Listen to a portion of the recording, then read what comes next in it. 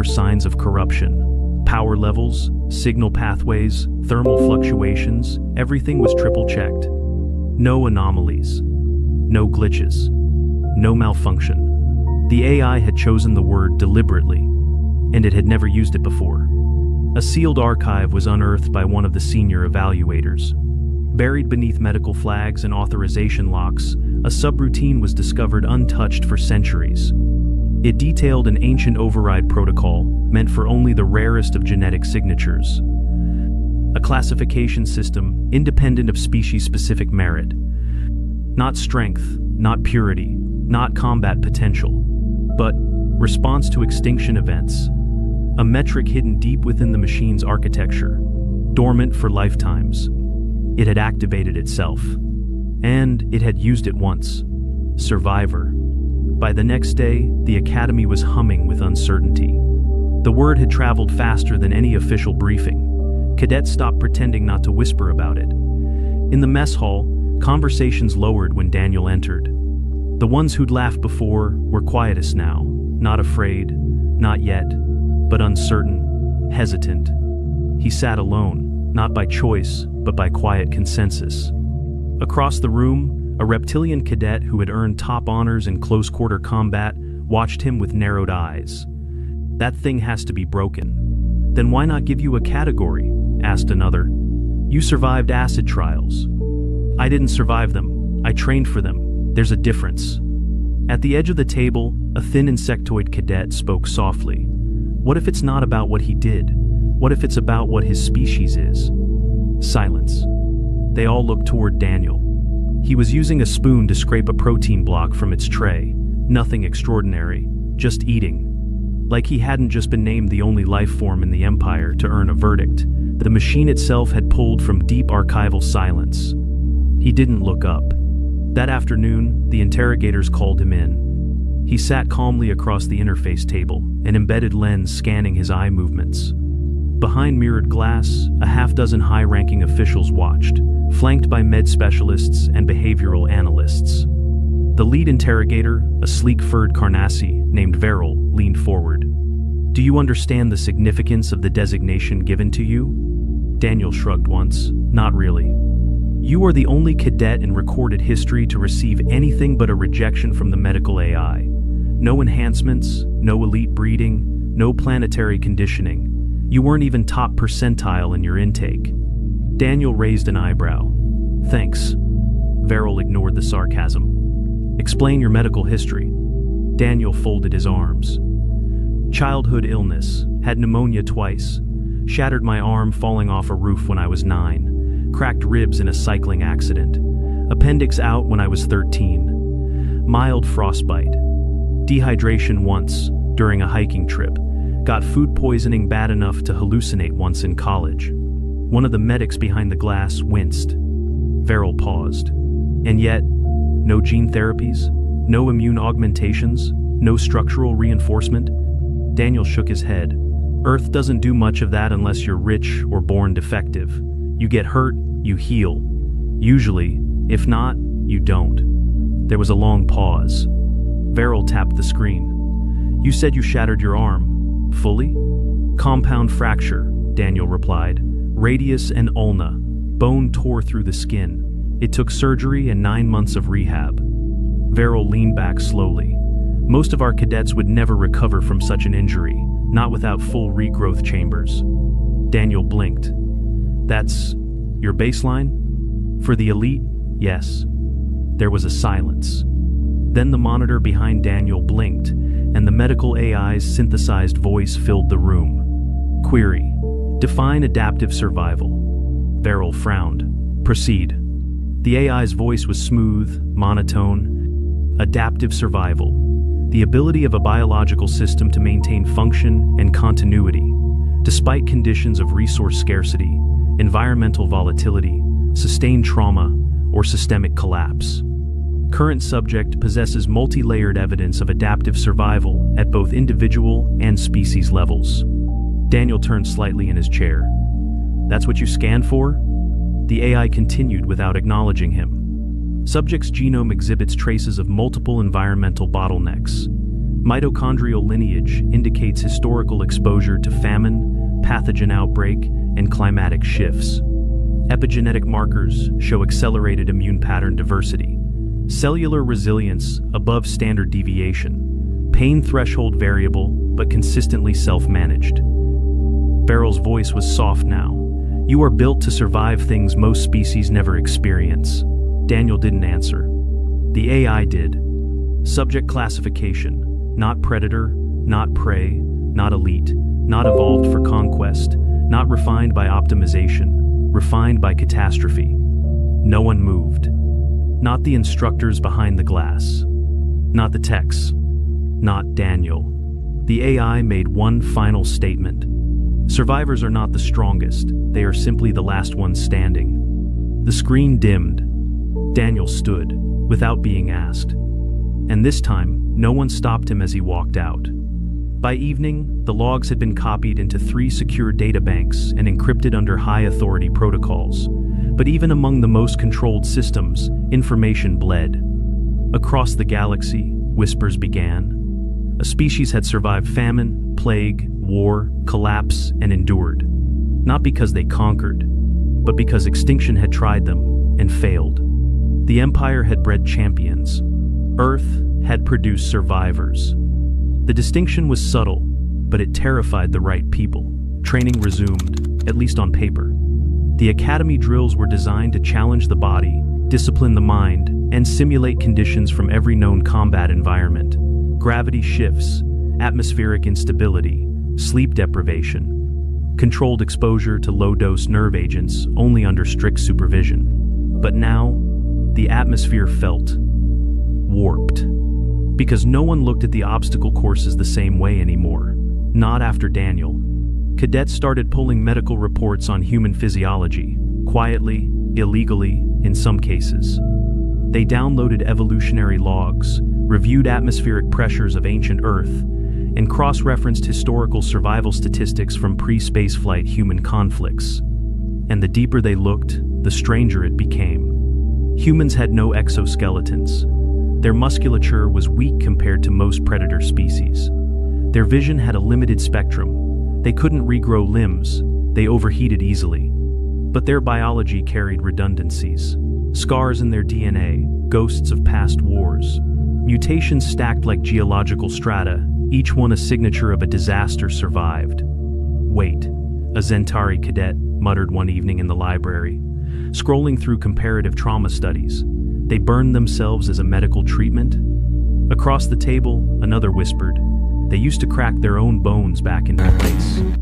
They used fermented poison as medicine. And they did all this without regeneration chambers. That last part landed like a dropped blade. Not adapted for perfection, adapted for recovery. The medical AI had already made its declaration, but now the cadets were beginning to understand the depth of what it meant. Daniel was pulled aside by one of the instructors midway through a heat-resistance drill. Instructor Malix, a rigid-limbed avian with precision in every syllable, held a tablet in one hand. Your thermal tolerance is 20 degrees lower than your squad mates, he said without preamble. I know, Daniel said. His undershirt was soaked in sweat, his lips were cracked. That's about right. You kept going. I could still move. Malix narrowed his eyes. That is not the standard metric we use here. Daniel coughed once. Yeah, well, Earth didn't have standards, just seasons. Malix didn't reply. He tapped something into the tablet, then looked up again. Why didn't you signal for medical? Didn't think I was done yet. Malix watched him another long moment, then said, Your species confuses resilience with stubbornness. Daniel wiped a hand across his face. Yeah, so does everyone else. Until one of us is the last one breathing. At the end of the month, the Academy conducted its endurance field trial, a 72-hour simulation in rotating environments with restricted supplies and unpredictable hazards. No lethal elements, but injuries were common, failures more so. Every cadet was assigned to a mixed species unit. Daniel was grouped with 2 Drex, a Zentari, and a hybrid from the Arska belt. The trial started with a simulated avalanche, then a sandstorm, then oxygen-thin air, then a blackout. By the second day, 2 cadets in his unit had dropped out due to hydration complications.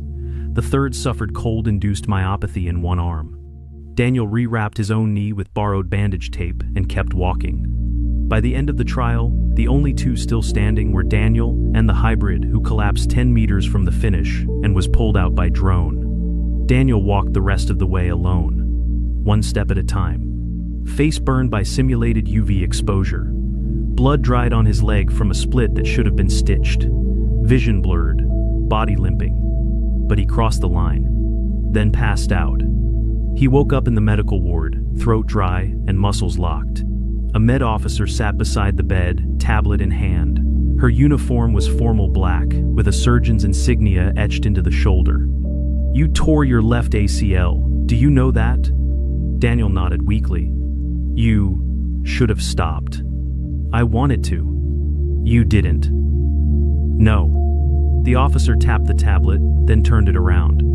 It displayed a graph his biometrics during the final hours of the trial. Spiking cortisol, collapsing glucose, degrading motor function. "You shouldn't have been able to walk." Daniel didn't look at the screen. She set the tablet down. "There's a word," she said quietly. "An old one from your planet. Hominin. Ancestors of humans. We studied their fossils." Daniel glanced at her.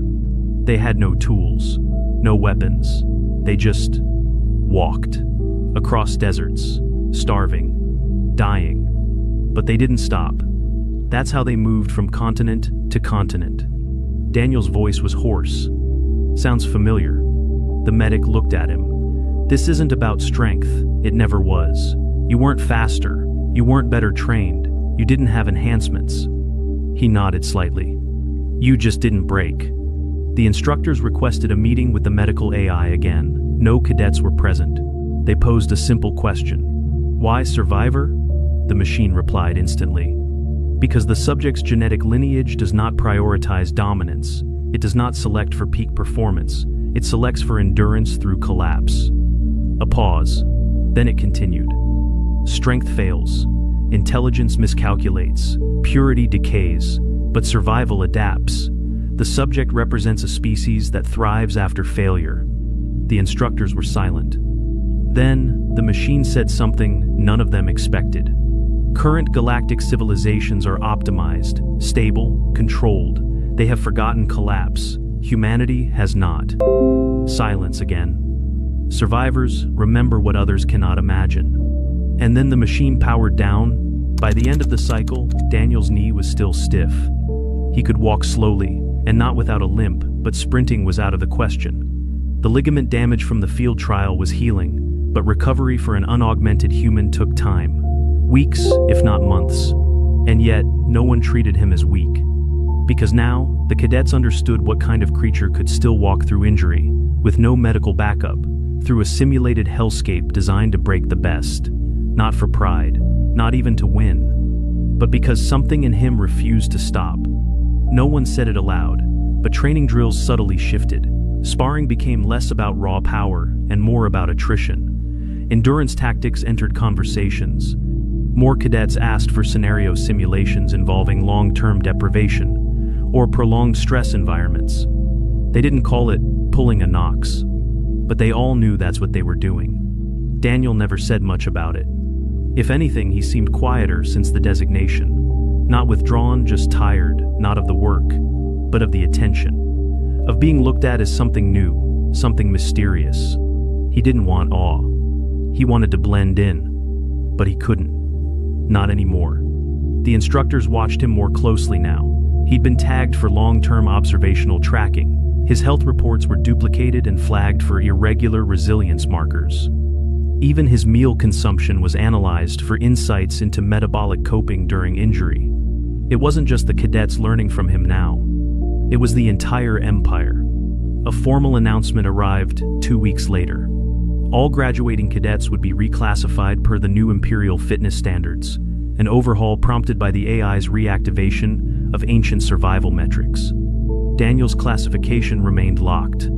It had not changed. Survivor. One word. It appeared again during the final ceremony. glowing above the hall where the Academy's highest-ranking officials gathered. The same display, same hue, same weight. The room was silent when his name was called. He stepped forward slowly, the slight limp still present, but steady. The pain had dulled, but not disappeared. Recovery was a long path. He'd accepted that. He always had. He received no medal, no award, just the record. That was enough. He returned to his place in line. No one else moved. After a long pause, the head administrator, Vice Marshal Ilor, a being of unnaturally long life and crystalline skin, stepped forward and addressed the assembly. "Cadets," he said, voice amplified through the chamber, "you have been trained to lead fleets, to administer planetary operations, to win battles before they begin." He looked across the room. "You were trained to prevail." He gestured behind him, toward the still glowing word. "But one of you has been identified not as a leader, not as a conqueror, not even as a weapon." He paused, but as a warning. Every gaze turned toward Daniel. Elor continued. "This title was not bestowed by choice. It was identified, extracted, from data too ancient for ceremony, and it tells us something we would do well to remember." He stepped forward, standing before Daniel now. "In peace, we honor strength.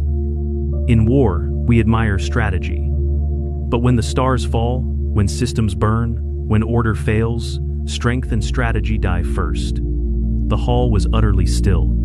Elor turned to face the crowd. "Survival is not glory, it is not cleanliness, it is not fair, it is the slow refusal to yield, even when the world ends around you." His voice dropped. "And in that moment, the survivor is the only thing that matters." There was no applause, no salute, just silence. Daniel didn't bow. He didn't raise his hand.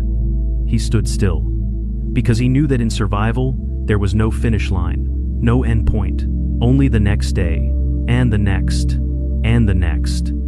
He left the academy the following week. Not escorted, not celebrated. Just walked to the transport dock, carrying his standard pack. He stopped once to adjust the strap where it irritated the still tender skin near his shoulder blade. From a balcony above, a small group of cadets watched him go. The reptilian who'd once mocked him didn't speak. The hybrid who had collapsed before the trial's finish exhaled and said, softly, "That wasn't a test for him." "No," said the Centauri beside him. "It was routine." On board the ship, Daniel took a window seat. As the engines warmed, a soft tone chimed in his console. A message. FR. Imperial Archive. Medical Division. 2. Daniel Knox. Subject. Final record. Biological designation. He opened it. It was short. Classification. Survivor. Designation. Locked. Survivors adapt. Survivors prevail. End of record. He closed the message. Outside, the stars began to blur. He leaned back, closed his eyes, and breathed. Back at the academy, the AI remained sealed in its chamber, inactive, waiting, until one day, months later, it scanned another, and the lights flickered. But the screen remained empty, because the verdict had already been written, once, perfectly, for the one who would not stop. The one who, when extinction looked him in the eye, simply kept walking. The survivor.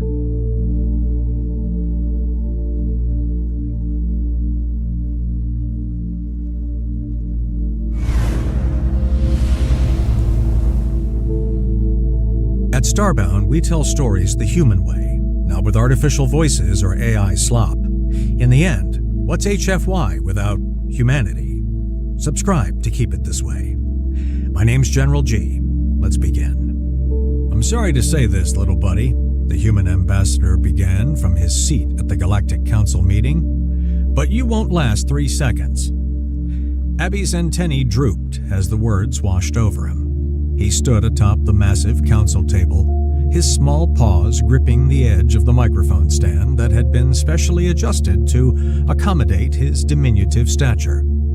The table stretched out around him like a vast plateau, and he could see the faces of dozens of species watching him from their seats in the amphitheater-style chamber.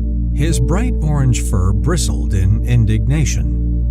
His big dark eyes watched as he processed what the human had just said, and the fluffy pom-poms at the tip of his antennae quivered as he tried to suppress his rage. Being forced to stand on the table just to be seen at all had been humiliating enough. The Sativ were new to the Galactic Council, and the negotiations to join had been a months-long ordeal of being spoken to in condescending tones and generally treated like adorable pets rather than sentient beings with their own culture and achievements. Abby and his people had collectively decided that enough was enough. The moment they were officially granted membership and given the floor to speak, they would declare war on the most powerful species in the chamber. It was a calculated move designed to earn respect through demonstration of courage and martial prowess. Abby had spent hours studying the dossiers of every species present. He'd memorized their military capabilities, their territories, their temperaments. And he'd made his choice: the humans. They were legendary warriors, survivors of a death world called Earth, masters of violence. They were the species that made the other species nervous. If the Sativ could challenge them and prove themselves worthy opponents, every other member of the council would have to take notice. So, Abby had stood there on the table, his tiny chest puffed out as far as his furball body would allow, and declared formal war on humanity. He used every traditional phrase from Sativ warrior culture, invoking the names of their ancient heroes and promising to descend upon Earth like a storm of claws and fury. He'd expected shock, perhaps even fear. What he got instead was this casual dismissal, this patronizing little buddy nonsense, and the assertion that his entire species wouldn't last 3 seconds against humanity. Worse than that, though, was the reaction from everyone else. Abby's large eyes scanned the chamber, taking in the spectacle of universal mockery. The Aquarians in their water-filled environmental suits were producing steams of bubbles, their translucent bodies rippling with what could only be laughter. The Avian Cree delegation was worse. Their high-pitched squeaking filled the air as their elaborate head crests stood fully erect, a sign of extreme amusement in their culture.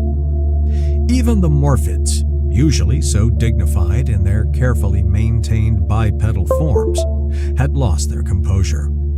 3 of them had literally melted into puddles of gelatinous goo on their seats, their bodies shaking with what Abby assumed was the blob equivalent of hysterical laughter. "You all laugh now," Abby declared, his voice amplified by the microphone but still higher pitched than he would have liked. "But in 2 days, the Sativ warrior fleet will descend upon Earth.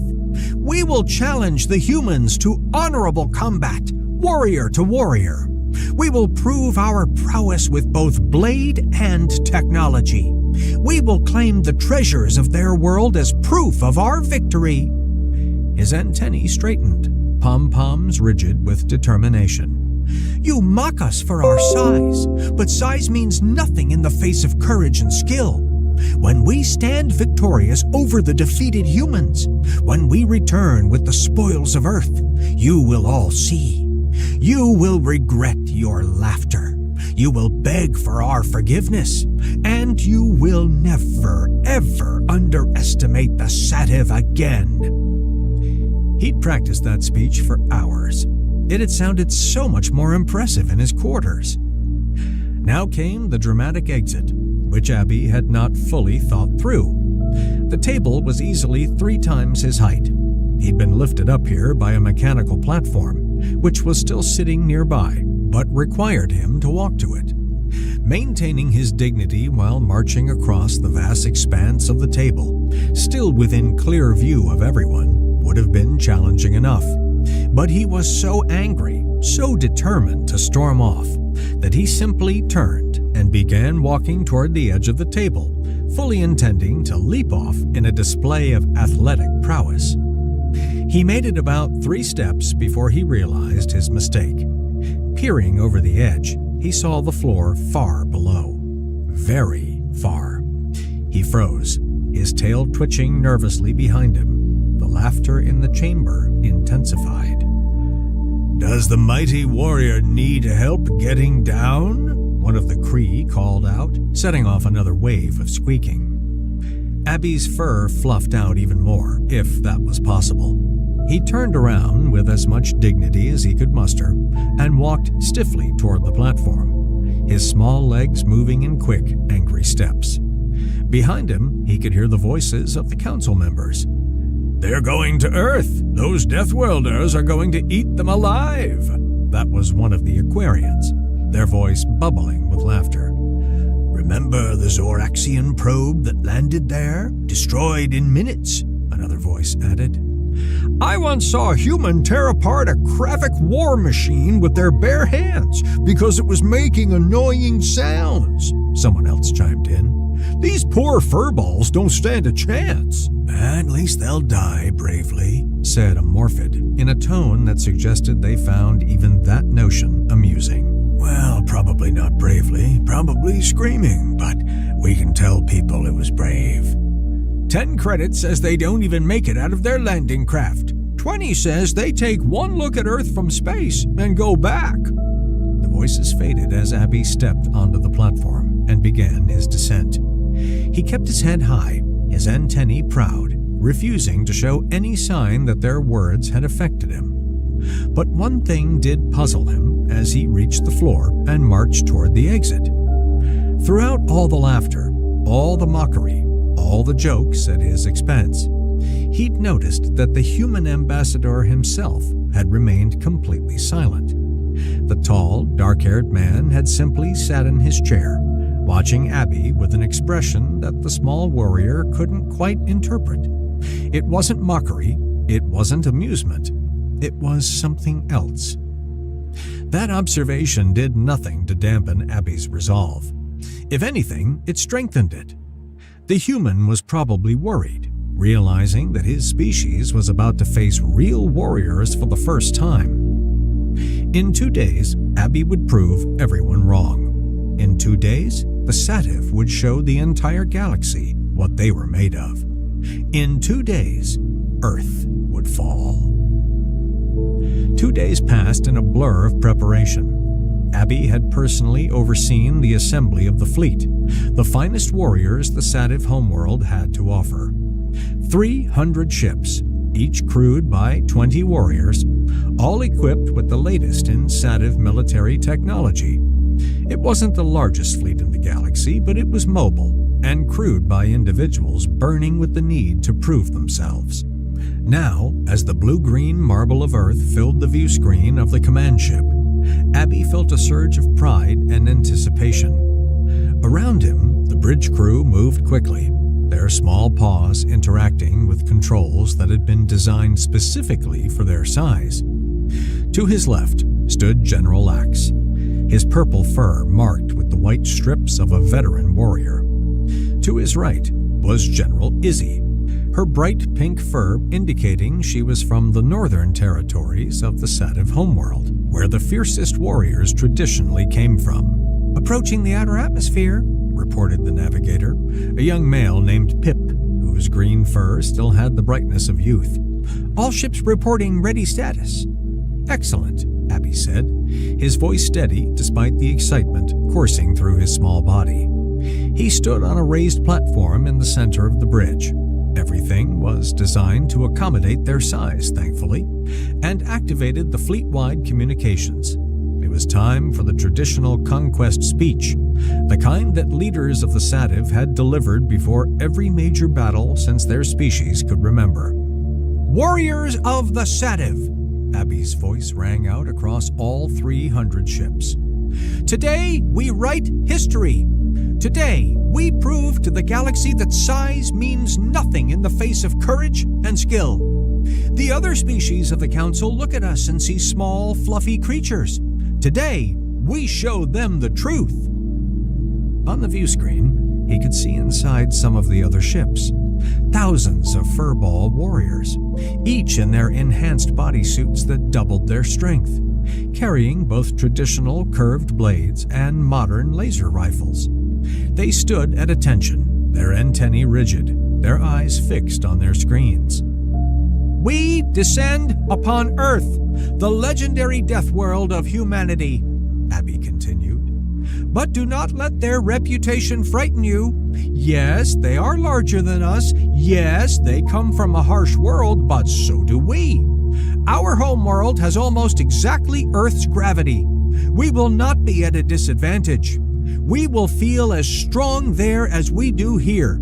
If anything, we have the advantage, for our technology is just as advanced as theirs, and our warriors are twice as determined."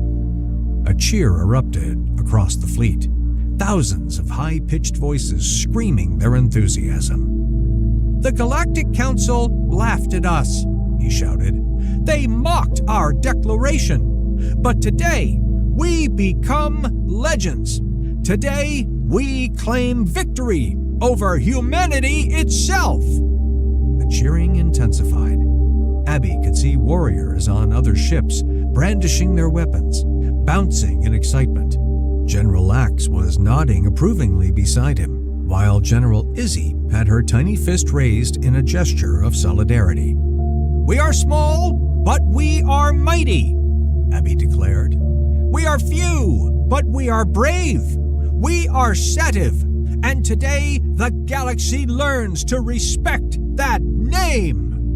The fleet erupted in war cries. Abby cut the transmission and turned to his generals, his chest heaving with emotion. Before he could speak, voices started coming through the comms from various ships. "Those council bastards won't be laughing after this," came the voice of Captain Zix from Ship 7. "I'm going to enjoy proving those pompous Aquarians wrong," added Commander Frill from Ship 19. "Bubbling at us like we're some kind of joke." A female voice cut through the chatter, coming from Ship 40. "Commander Abby, I have a question. What will we do with the humans after we defeat them?" Abby straightened, recognizing the voice of Captain Mira, one of his most respected warriors. "An excellent question, Captain. We will leave them be, of course." There was a moment of silence on the comms. "Leave them be, sir?" Mira asked, her tone confused. "Of course," Abby replied, as if it were obvious. "We're not monsters. We'll prove our superiority in combat, claim some of their treasures as proof of our victory, and then depart. They can keep their planet. We don't want the other species to think we're cruel conquerors. We're warriors seeking respect, not tyrants seeking domination." General Lax leaned closer, his voice low and concerned. "Commander, are you sure about that? I mean, what if the humans see our mercy as weakness? What if the Council thinks we went soft?" "Nonsense," Abby said firmly. "Showing restraint and honor will only increase the respect they have for us. We're not barbarians." General Izzy looked equally worried, her pink fur rippling with anxiety. "But, Commander, what if they refuse to tell the Council that we conquered Earth? What if they just say we landed, got scared, and left?" "They won't be able to say that," Abby assured her. "We have defeated them in combat. We have their treasures. The evidence will speak for itself." Both generals exchanged a glance that suggested they weren't entirely convinced, but they said nothing more. The fleet continued its descent, breaking through Earth's atmosphere. The ships were designed for smooth entry, and within minutes, they had a clear view of the surface below. "Scanning for optimal landing site," reported Pip from his navigation station. "Looking for an area that will demonstrate our power while allowing for proper challenge protocols." "What about there?" General Lax pointed to the main view screen, where a large green space was visible in the middle of what appeared to be a human settlement. "That open area in their settlement, it appears to be some kind of gathering space." "Running detailed scans," Pip said, interacting with the controls. After a moment, his ears flattened against his head.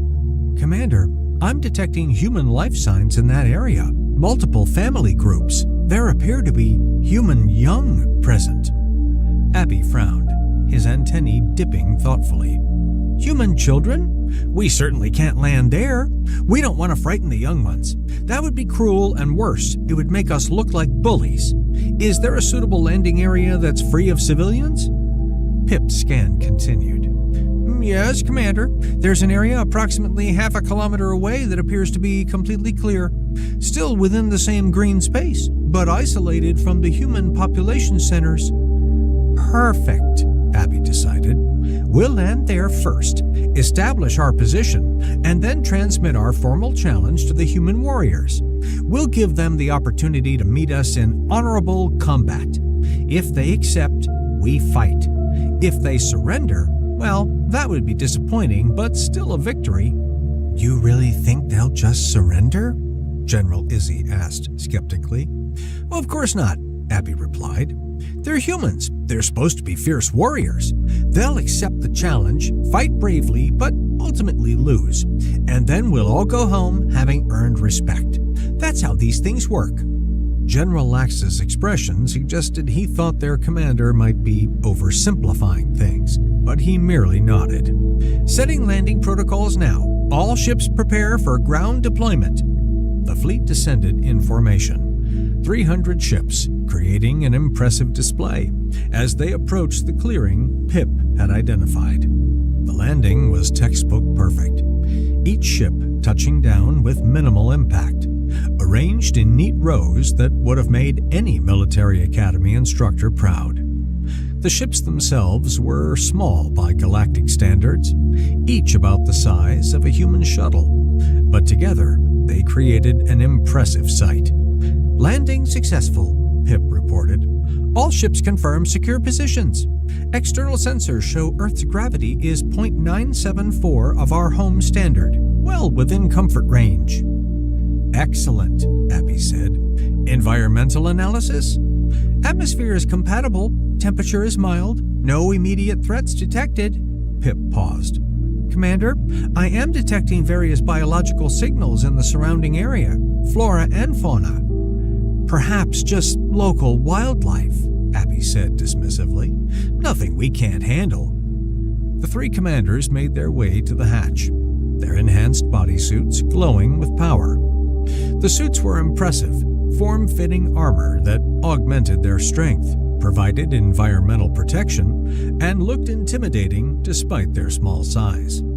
Each suit was decorated according to rank, with Abby's featuring golden trim and the crest of the Sativ Military Council. Open the latch, Abby commanded, his voice steady and fearless. The hatch cycled open with a hiss of equalizing pressure, and a ramp extended downward. Bright sunlight flooded the interior of the ship, and for a moment, Abby had to blink against the glare.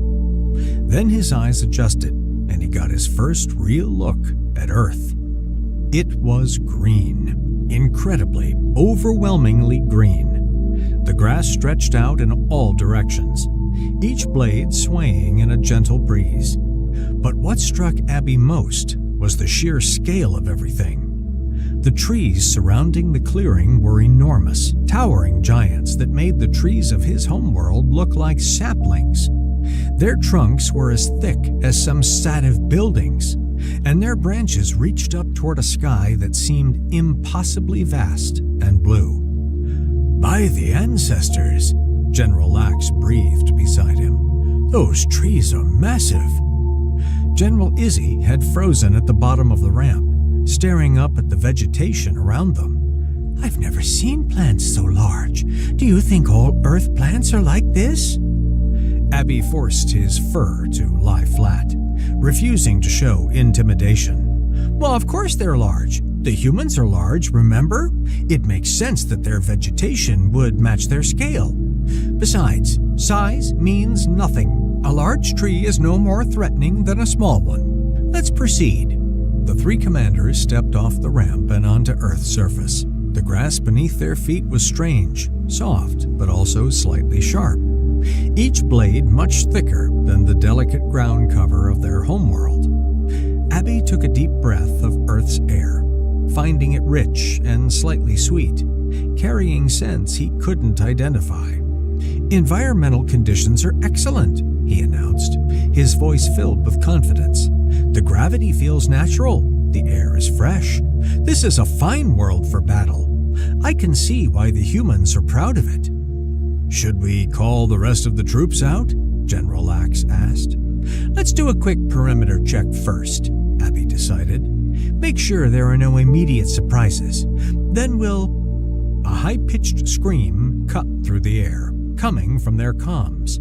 "Commander! Commander! I've been wounded!" All three commanders froze. Abby activated his comm link immediately. "Report! What's your status?" "It's Private Zim, sir, from Ship 12. The voice was panicked, speaking so quickly that the words ran together. "I stepped outside for preliminary recon like you ordered, and I cut my foot on this grass thing. It's sharp, sir. The grass is sharp. I'm bleeding. I need a medic." Abby closed his eyes and counted to 3, trying to maintain his composure. Behind him, he could hear General Izzy making a sound that might have been a suppressed laugh. "Private Zim," he said slowly and clearly, "you cut your foot on grass?" "It's really sharp grass, sir." "Send a medic to Ship 12, Abby ordered, then switched to a private channel with his generals. "What an idiot! Wounded by grass! And I'm supposed to lead these troops to victory?"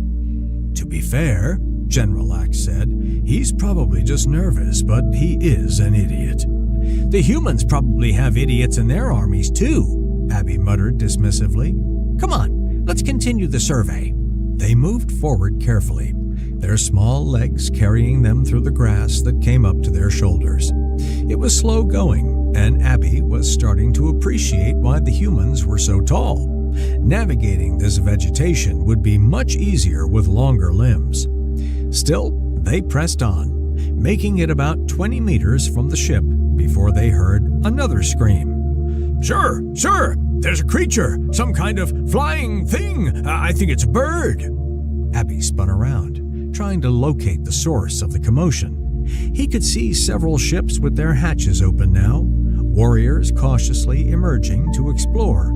One warrior, his yellow fur bright against the green grass, was pointing upward at something in the air. "It's small!" the warrior shouted. I'm going to investigate. Back home, all flying creatures are friendly. This is probably similar." "Wait!" Abby started to say, but he was too far away, and the warrior couldn't hear him. The warrior reached up toward the flying creature, which Abby could now see was fuzzy and striped with yellow and black. It was indeed quite small, hovering in the air near a tall flowering plant. The warrior's paw made contact with the creature. The creature's reaction was immediate and violent. It dove toward the warrior, and even from this distance, Abby could see the warrior jerk back, clutching his paw. Then the screaming really started. "It stabbed me! The bird stabbed me! It's still stabbing me! Why is it so angry?" The warrior was now running in circles, waving his paw in the air while the tiny creature pursued him with single-minded determination. Other warriors nearby were scattering, clearly unsure whether to help or flee. The scene would have been comical if it weren't so concerning. "That's not a bird," General Izzy observed. "Birds have feathers. That thing is... I don't know what that is." "It's hostile, whatever it is," General Lax added. "Should we open fire?" "On a creature that small?" Abby shook his head. "We'd look ridiculous. Send another medic, and someone tell that warrior to stop trying to make friends with Earth's wildlife until we know more about it." It took several minutes to resolve the situation. The creature, which Pip later identified from the database as something called a bee, eventually flew away, apparently satisfied with the punishment it had delivered. The wounded warrior was treated and sent back to his ship to recover, though his pride was probably more injured than his paw. "Note to all troops," Abby announced over the fleet-wide channel.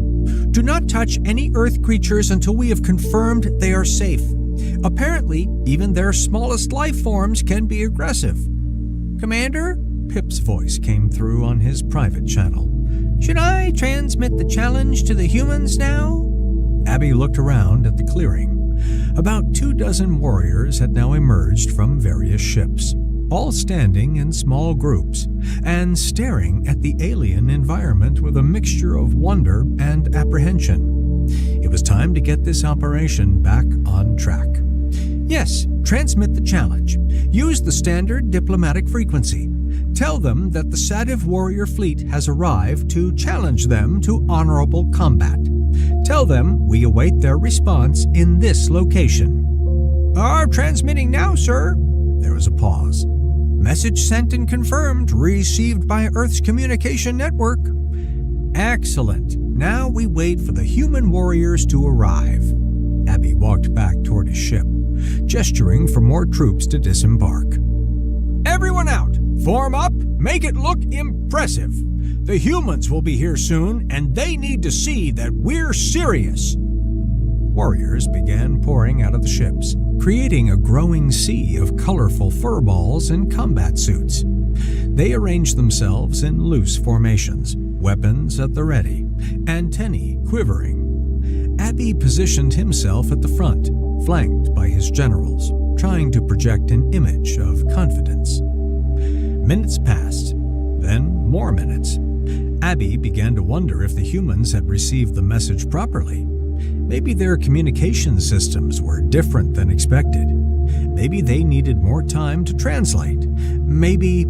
"Contact! Something's moving in the bushes!" The shout came from the left flank of the formation. Abby spun around, his paw going to his weapon. "Where? Show me!" "There, sir. In those bushes at the edge of the clearing. I saw something move. Something big." All eyes turned toward the indicated location. The bushes in question were dense and tall, providing excellent cover for whatever was behind them. Abby could see movement. Something was definitely there. His heart raced. This was it. The humans were trying to ambush them, using the terrain to their advantage. It was a clever tactic, one he could respect. "Warriors at the ready!" Abby commanded. "Prepare for contact! If they want to play games, we'll show them what Sativ warriors can do!" The bushes rustled more violently.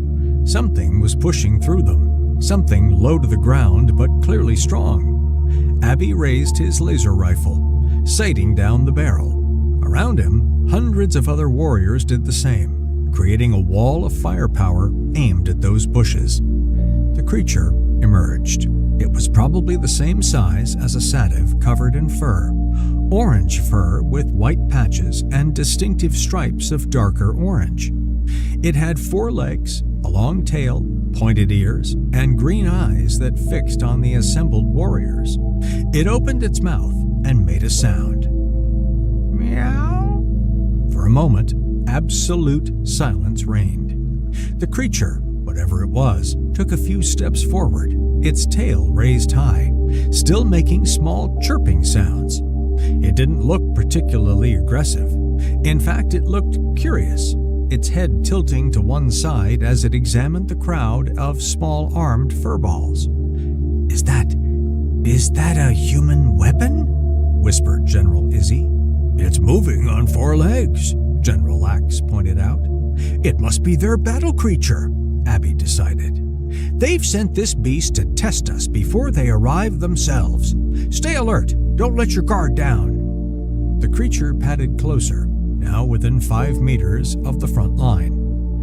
Several warriors backed up nervously. The creature sat down and began to clean its face with one paw, completely unconcerned with the weapons pointed in its direction. Should we fire, sir?" asked one of the nearby warriors. "Hold your fire," Abby commanded. "Let's see what it does." What it did was stand up, stretch extensively, and then walk directly toward the warriors. Specifically, it walked toward a warrior on the left flank, a young female named Kira, whose green fur was fluffed out in fear. "It's coming for me," Kira squeaked. "Whoa, what do I do?" Abby shouted, "Defend yourself!" Kira, more out of panic than any real tactical thinking, swung her rifle around and fired a shot. The laser bolt struck the creature on its side.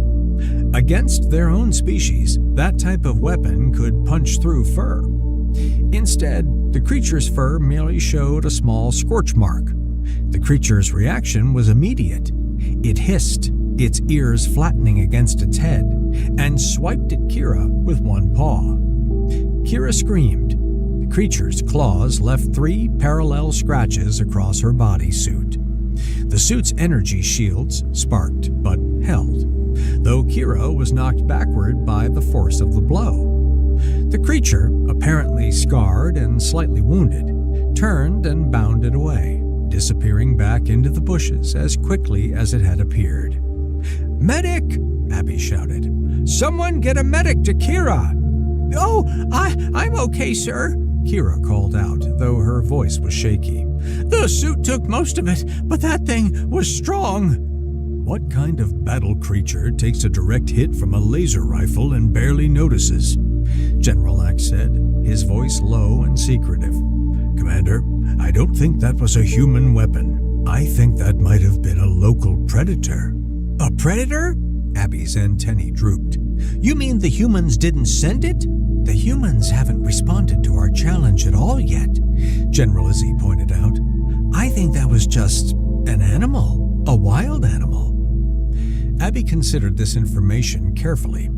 On one hand, it was concerning that a random Earth predator was that strong and aggressive.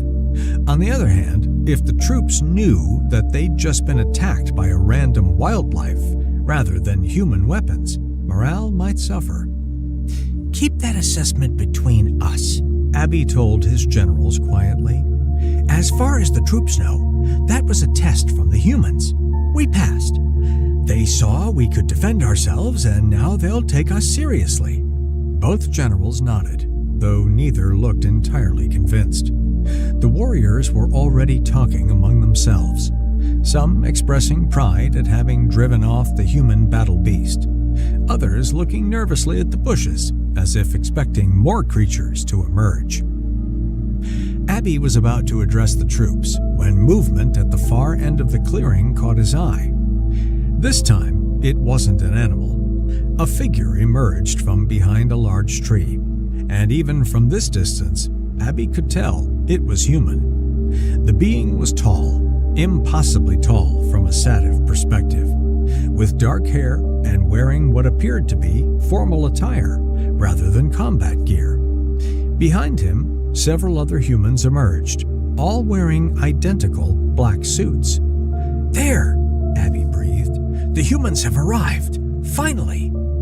The human raised his hand in what might have been a greeting or might have been a signal.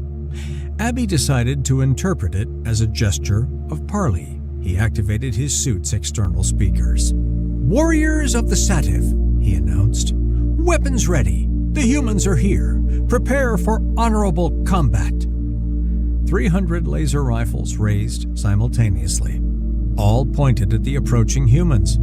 The humans kept walking, apparently unconcerned with the display of firepower. As they got closer, Abby recognized the one in front. It was the ambassador from the Galactic Council, the one who had said they wouldn't last 3 days. The human stopped about 10 meters away from the Sativ formation. He looked around at the assembled warriors, his expression unreadable. Then he sighed, running a hand through his hair. "Thanks for avoiding the children," the human said, his voice easily carrying across the clearing.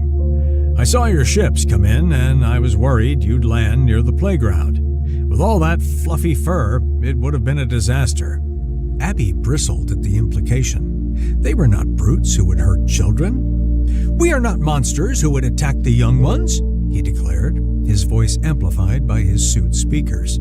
"We are warriors. We came here to fight human warriors in honorable combat. We seek to prove ourselves against the best you have to offer." He gestured dramatically with one small paw at the assembled troops behind him. "You claimed at the council meeting that we would not last 3 seconds on Earth. Well, we have been here for over an hour now. We have survived your harsh environment and even your predators. We are still standing, still ready to fight. Your words have been proven false." The humans exchanged glances. Abby interpreted their expressions as fear. Clearly, they were realizing they had underestimated the Sativ. The ambassador looked at one of his companions, then back at Abby, and his mouth tense in what might have been suppressed emotion. "I see," the ambassador said slowly. "You've survived for an hour. That's very impressive." "It is," Abby agreed. "And now we call upon you to fulfill the terms of our challenge. We face each other in battle, warrior to warrior. Get your weapons ready, humans, because we are about to engage in honorable warfare." He raised his own rifle dramatically. "The Sativ are ready. We follow the warrior path. We embrace glorious combat." Behind him, 300 warriors shouted their agreement, creating a cacophony of high-pitched war cries that echoed across the clearing. It was an impressive display, Abby thought. The humans had to be at least somewhat intimidated. The ambassador stood there for a long moment, just staring at them. Then he closed his eyes briefly, his shoulders slumping slightly. When he opened them again, he looked directly at Abby. "You know what?" the ambassador said. "You're right. You've proven yourselves. We surrender." The war cries stopped abruptly, replaced by confused silence. Abby's antennae drooped in bewilderment. Around him, he could hear warriors whispering to each other, equally confused. "You... what?" Abby managed to say. "We surrender," the ambassador repeated. "You win. You can tell the Galactic Council that you conquered Earth. Congratulations." Abby looked at his generals. General Lax looked baffled. General Izzy looked suspicious. Behind them, the army was dissolving into confusion, warriors looking at each other and trying to figure out what had just happened. "That's it?" Abby asked, his voice rising in pitch. "You're just gonna surrender? Just like that? No fight?" "You already proved yourselves," the ambassador said. "You made it here, survived Earth's environment. That's more than most species manage on their first visit. We're impressed. You win." Abby's mind raced. This wasn't how it was supposed to go. The whole point was to engage in combat, to demonstrate Sativ martial prowess, to earn respect through battle. A surrender without fighting proved nothing. In fact, it might make things worse. The council would just say the humans had humored them, that they'd never taken the threat seriously enough to actually fight back. "No!" Abby declared, his small paw pointing accusingly at the ambassador. "You don't get to escape that easily. We came here for honorable combat. We came here to prove ourselves. If we return with nothing but your words, no one will believe us. We need proof. We need to plunder something. Take some of your treasures back with us." The ambassador frowned, seeming genuinely confused by this demand. He scratched his head, looking at his companions as if seeking suggestions. They shrugged or shook their heads, equally at a loss. For several long seconds, the ambassador just stood there, thinking. Then his eyes widened, and his face lit up with what looked like sudden inspiration. "I know," he said, snapping his fingers. "I know exactly where to take you. There's a treasure box nearby, a place where humanity keeps one of our most valuable substances. It's something we cherish deeply, something we save up resources to obtain. If you plunder our food from there, everyone will have to believe you conquered us. Come on, I'll take you there right now." Abby considered this carefully. A treasure box containing humanity's most valuable food substance? That did sound impressive. And if the humans were willing to hand it over as proof of their defeat, well, that would certainly serve as evidence for the council. "Very well," Abby agreed. "Take us to this treasure box. We will claim its contents as proof of our victory." "Excellent," the ambassador said. and there was something in his smile that Abby couldn't quite interpret. "Oh, by the way, my name is George Hampton. I'm the human ambassador to the Galactic Council, but you probably knew that already." "I am Commander Abby of the Sativ Warrior Fleet," Abby replied formally. "These are Generals Lax and Izzy, and behind us are finest warriors." "Pleased to meet you all," George said, somehow managing to sound sincere. He gestured to his companions. "These are my security team. They're going to set up a perimeter while I take you to the treasure. Just make sure that none of your warriors accidentally hurt any civilians." Abby nodded approvingly. "A wise precaution. We wouldn't want any humans to stumble into our army and panic. They might get hurt trying to flee from our imposing presence." George's expression did something complicated, but he just nodded. "Exactly. That's exactly what I'm worried about. All right, follow me. It's not far." The men in black suits quickly moved into position around the clearing, creating a loose perimeter. Abby noticed that several of them were speaking into small devices and occasionally looking at the tree line with concerned expressions. Clearly, they were worried about Earth civilians seeing the Sativ army and being overwhelmed with fear. It made sense. The humans probably didn't want mass panic in their park. George led Abby, the two generals, and a contingent of about 50 warriors. Abby thought it was wise to leave the majority of the force with the ships.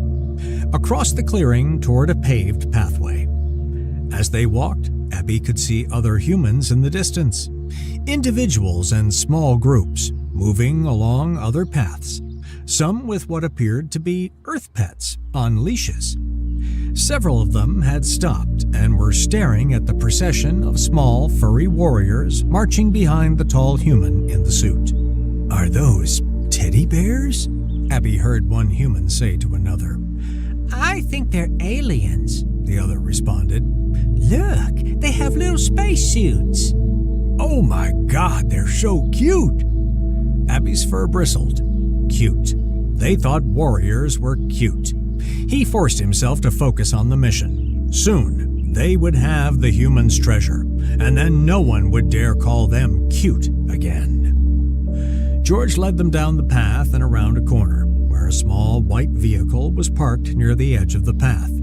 It was roughly rectangular, with bright colors painted on its side, and a window at one end. As they approached, Abby could see that the side of the vehicle bore images of frozen treats and cheerful text.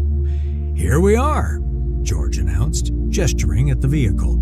"Humanity's treasure box." Abby looked at it skeptically. This is where you keep your most valuable food substance?" "Absolutely," George said with a straight face.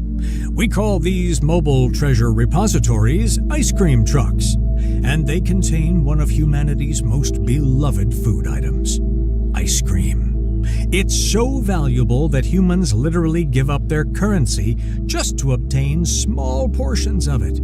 Children especially treasure it. They'll beg their parents for it, trade favors for it, do extra chores just to earn enough money to buy it. If that's not proof of value, I don't know what is." Abby exchanged glances with his generals. Ice cream. He'd never heard of it, but the way George described it, it did sound like something precious. And if human young ones craved it that intensely, it must be exceptional. "Very well," Abby said. "Show us this ice cream." George walked up to the window of the truck and spoke to the human inside, a woman with her hair pulled back in a colorful scarf. Abby couldn't hear the entire conversation, but he saw George hand over what looked like paper currency and gesture back at the small army of Sativ warriors waiting expectantly on the path. The woman's eyes went wide, and she leaned out of the window to get a better look. Her hand went to her mouth, and she made a high-pitched sound that Abby's translator interpreted as a squeal of delight. Then she started moving around inside the truck with great energy. "What's happening?" General Lax asked quietly. I think she's preparing the treasure for us, Abby replied. Look at how quickly she's moving. She must be honored to provide it to warriors. George returned to the group, carrying several large containers. All right, everyone, gather around. The treasure is served in individual portions, and it comes in different flavors, different tastes. I've got chocolate, vanilla, strawberry, mint chocolate chip, and cookie dough. I recommend trying a little of each to see what you prefer. The woman from the truck appeared with more containers. Her face split in an enormous smile. Oh my goodness, they're adorable! Look at their little suits and the pom-poms on their antennae. Oh, I want to take them all home. Abby ignored the adorable comment and watched as George began distributing small portions of the ice cream to each warrior. The substance was cold, surprisingly cold, and came in various colors. Abby accepted a portion of the chocolate variety, which was dark brown and emitted a pleasant aroma. Go ahead, George encouraged. Try it. Abby took a small taste with the tiny spoon George had provided. His eyes widened immediately.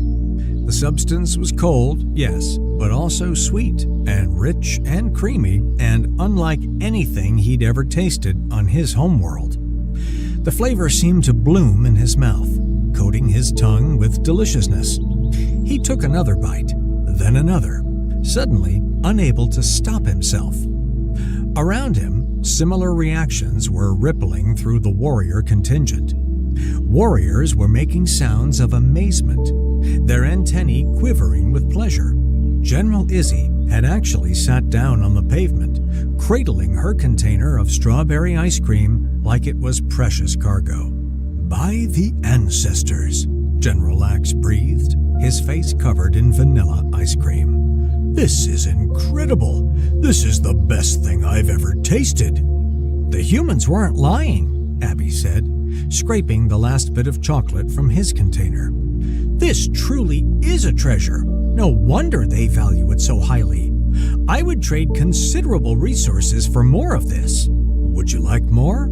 George asked, and there was something in his expression, a warmth perhaps, or maybe amusement, that made him look genuinely kind. I think I bought enough for everyone to have seconds.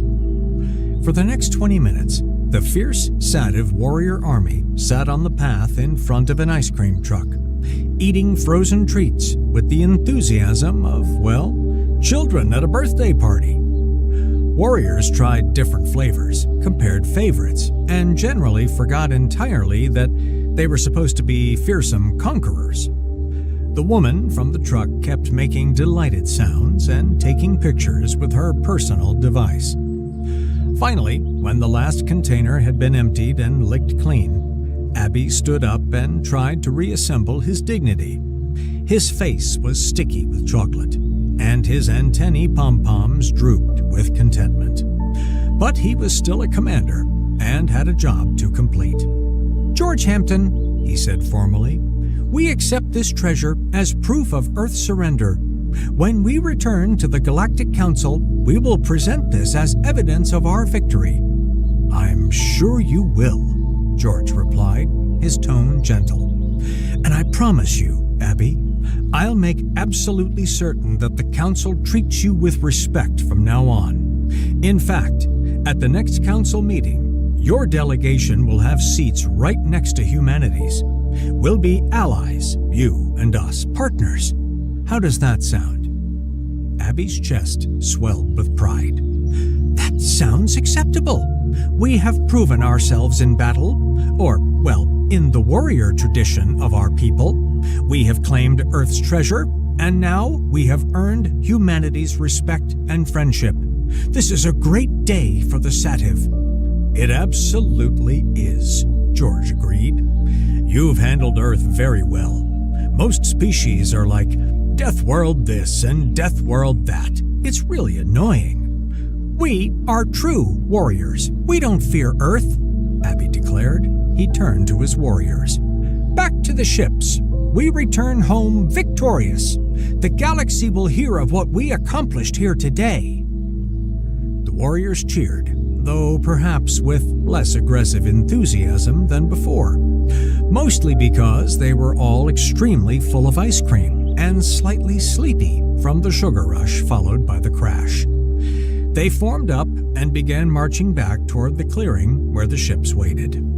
As they walked, George kept pace beside Abby. "You know," the ambassador said conversationally, "if you ever want to visit Earth again, just as friends this time, you'd be welcome. We could show you around properly. Museums, restaurants, beaches, all sorts of things. I think you'd enjoy it." "Perhaps we will," Abby said, feeling generous in victory. "Perhaps we will. After all, we're allies now. Allies visit each other." "That we are," George said with a smile. "That we are." When they reached the clearing, Abby found the rest of his army waiting, weapons still at the ready, looking somewhat confused about why their commander and the advance party all had sticky faces and blissful expressions. Abby quickly ordered everyone back into the ships, unwilling to explain the details until they were safely off-world. The loading proceeded quickly, and soon the entire fleet was preparing for departure. As Abby sat in his command chair on the bridge, watching Earth begin to recede on the view screen, General Lax approached him. "Commander," the general said quietly, "do you think we actually conquered Earth?" Abby considered the question carefully. They hadn't fought any battles, they hadn't defeated any warriors, but they had landed on a death world, survived for over an hour, driven off a predator, received Earth's surrender, and claimed a treasure that was clearly precious to humanity. By the technical definition of conquest, they had succeeded. "Yes," he said finally, "we conquered Earth, we proved ourselves, and more importantly, we gained humanity's respect and friendship. That's what matters." "And the ice cream?" "The ice cream was a bonus," Abby admitted. "I wonder if we can establish trade relations for it." On the view screen, Earth had become a blue marble again, beautiful and mysterious. Somewhere down there, George Hampton was probably filing a report about the day's events. Abby wondered what that report would say. What spin humanity would put on this strange encounter. But it didn't really matter. The Sativ had come to Earth as warriors seeking respect. They were leaving as allies of humanity with bellies full of ice cream and heads held high. In the grand scheme of things, that seemed like a pretty good outcome. "Set course for home," Abby commanded. "We have a council meeting to prepare for. This time, when we speak, they'll listen. They'll respect us.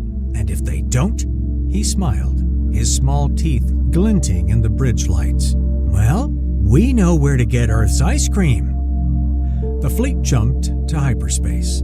300 ships filled with proud warriors who had, in their own minds at least, conquered humanity's homeworld.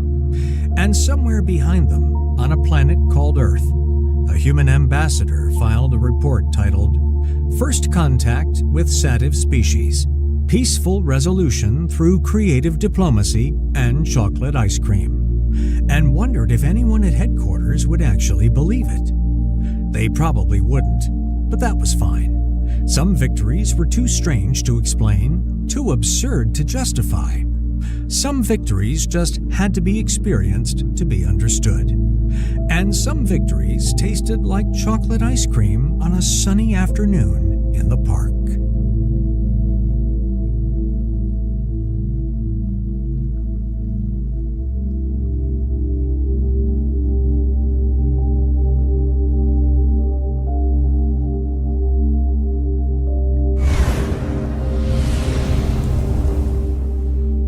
Hey, welcome to Starbound. I'm Daniel Pierce, and I'm going to be your narrator today. You know, nearly 500 supporters get early access to our stories. That's including Sunspire Academy and Frarian and Rimiki. If you'd like to unlock early access and support our new episodes and series, tap join below and become a Starbound member today. Now, let's get into today's story. Ambassador Jules Reagan hadn't slept in 42 hours, 17 minutes, and some number of seconds. She'd stopped counting. Galactic diplomacy with the Death World Alliance would do that to a person, especially when Earth's entire future hinged on not screwing up. So let me get this absolutely clear, Jules said, massaging her temples as she paced the antechamber of the Vox Ultima station. Earth's finest contribution to the galactic community, our grand gesture of peace, power, and cultural exchange, is a tabby cat named Princess... What was it again? Lieutenant Commander Zhao looked down at her datapad. Princess Starlight Murderpaws, the third. The third? Jules stopped pacing. The first two died of natural causes. Well, that's reassuring. Jules smoothed down her ceremonial diplomatic uniform. And the UN Security Council approved this? Unanimously, Zhao confirmed. After 17 rounds of voting and 4 fistfights. Jules stared at the ornate carrier case where 2 yellow eyes peered out lazily. And we're sure this isn't an elaborate prank, or mass psychosis, or some kind of collective death wish. The psych evaluations came back normal. Zhao paused. Well, normal for politicians. The intercom chirped with a sound like a dying bagpipe. The Death World Alliance used frequencies at the edge of human hearing range. Deliberately, Jules suspected. Earth Ambassador Jules Vega, your presence is required in the Grand Ceremonial Nexus. Bring your offering. Jules took a deep breath and picked up the carrier. From inside came a soft meow. If this gets us all killed, Jules whispered to the carrier, I'm not cleaning your litter box in the afterlife.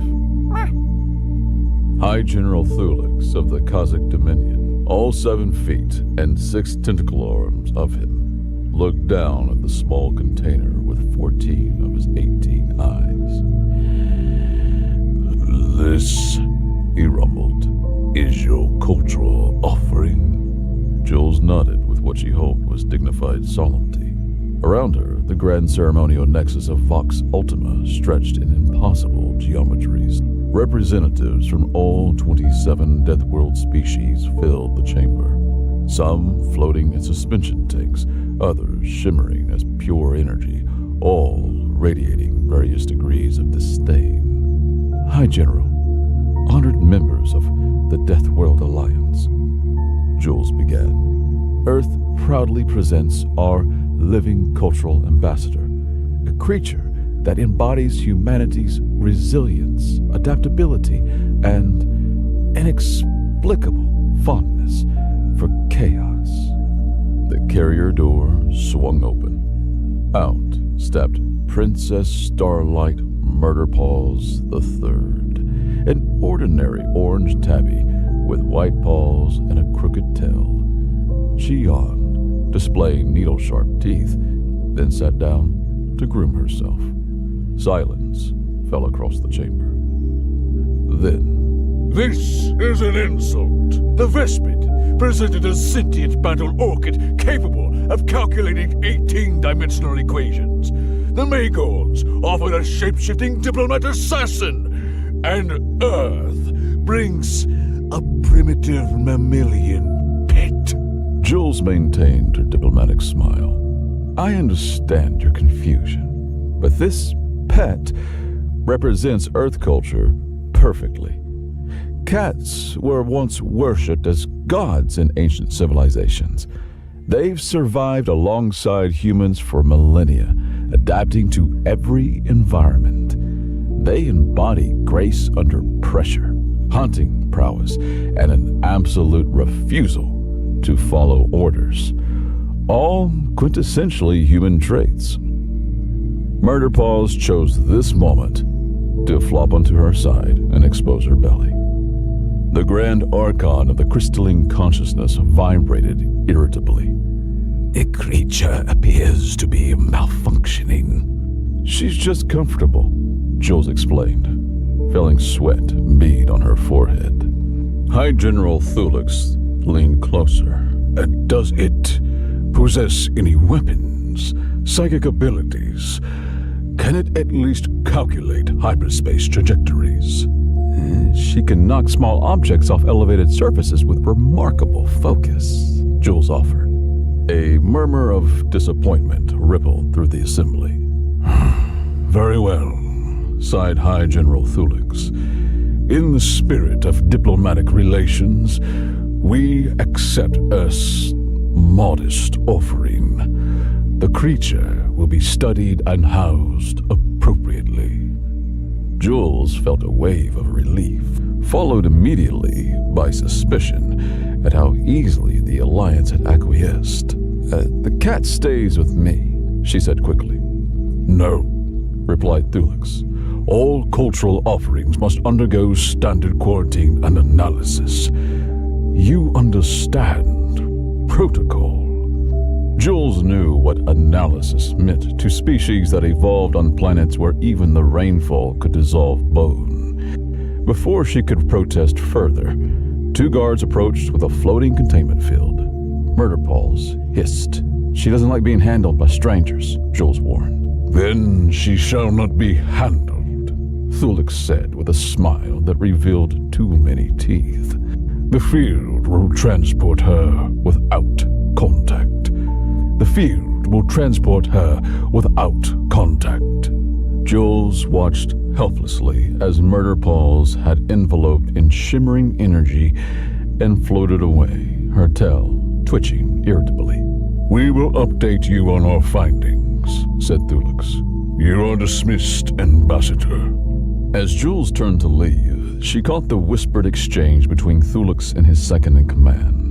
Begin full molecular deconstruction immediately, and after we learn its secrets, dispose of it and prepare sanctions against Earth for this mockery. Jules clenched her fist, but kept walking. This diplomatic mission had gone exactly as predicted, with a side trip through catastrophe. What she couldn't have predicted was just how literal that journey would become. Dr. Ezekiel of the Biomolecular Analysis Division considered himself a scientist of impeccable standards.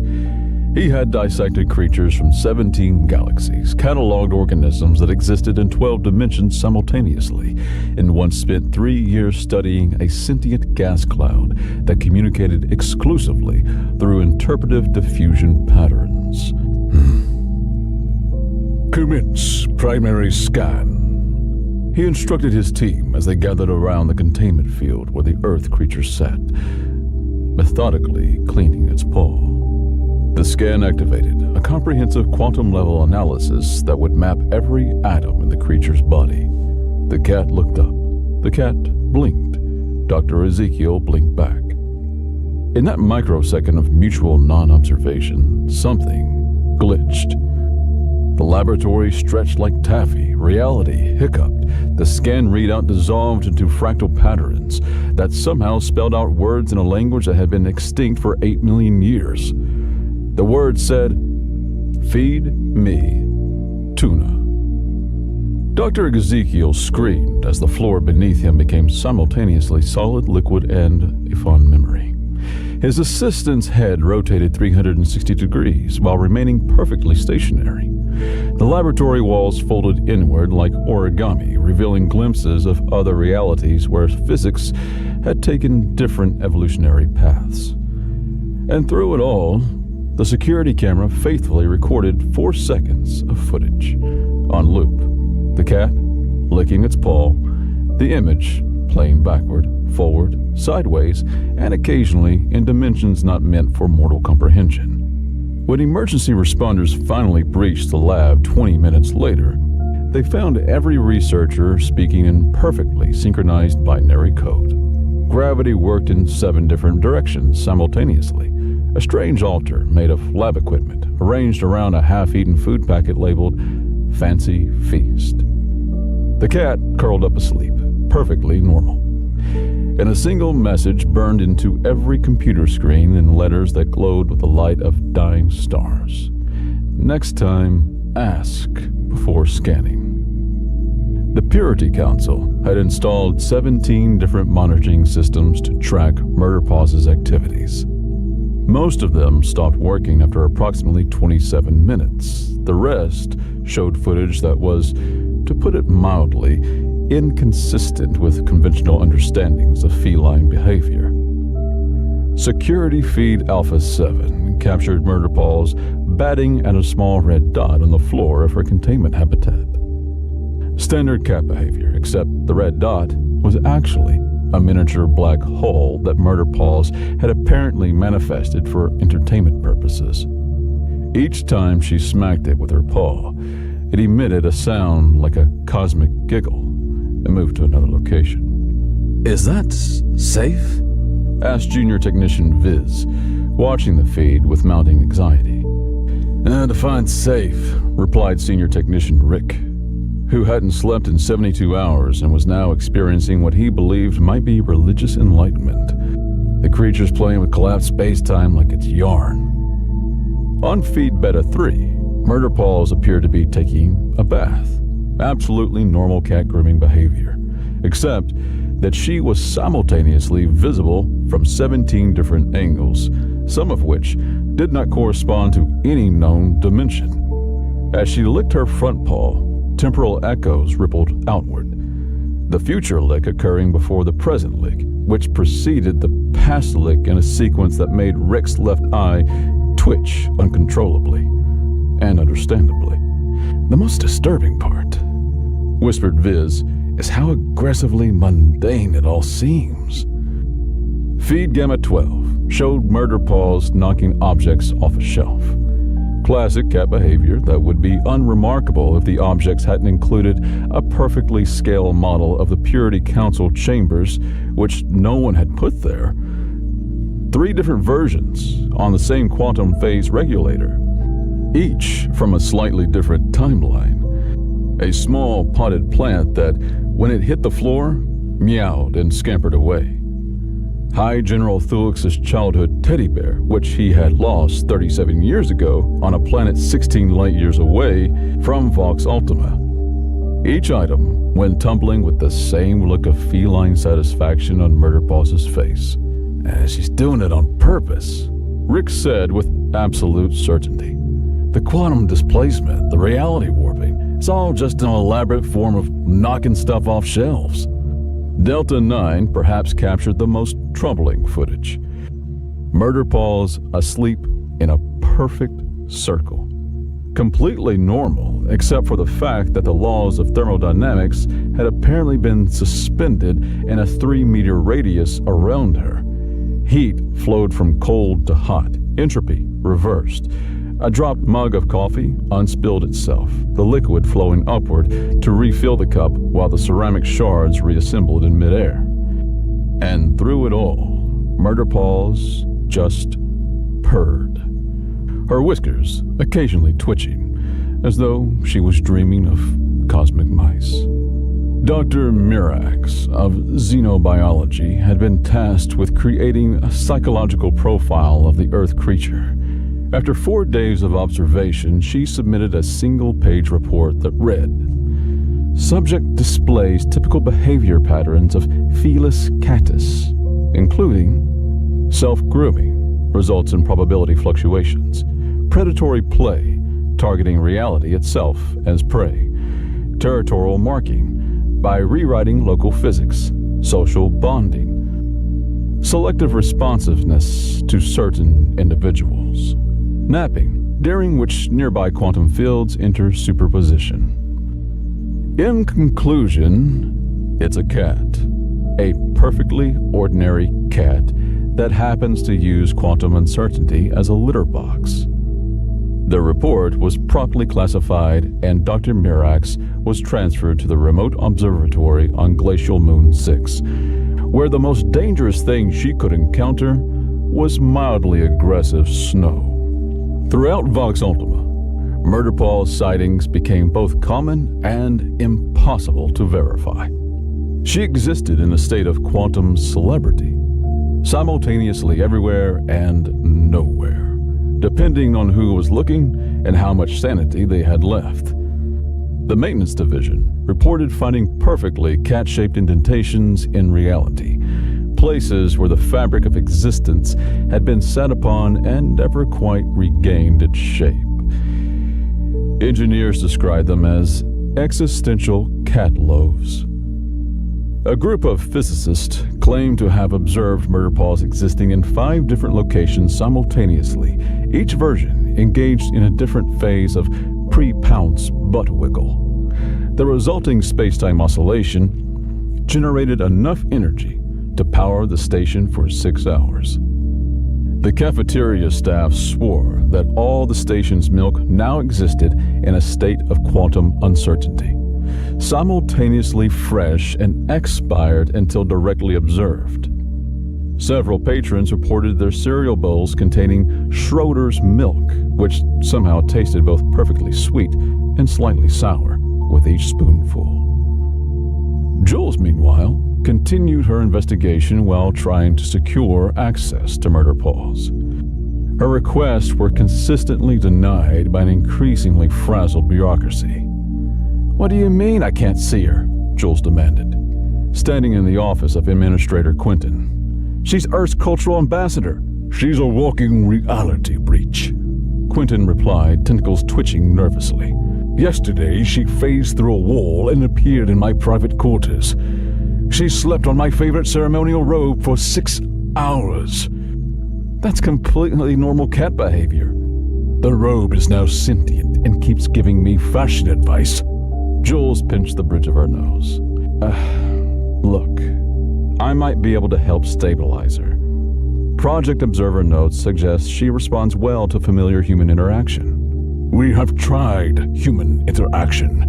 We had 3 human staff members attempt contact." "And?" Quentin's tentacles drooped. "2 of them now believe they've always been cats. The 3rd one can only speak in purrs." Before Jules could respond, alarms blared throughout the station. Red emergency lights bathed the office in an ominous glow. "Attention all personnel.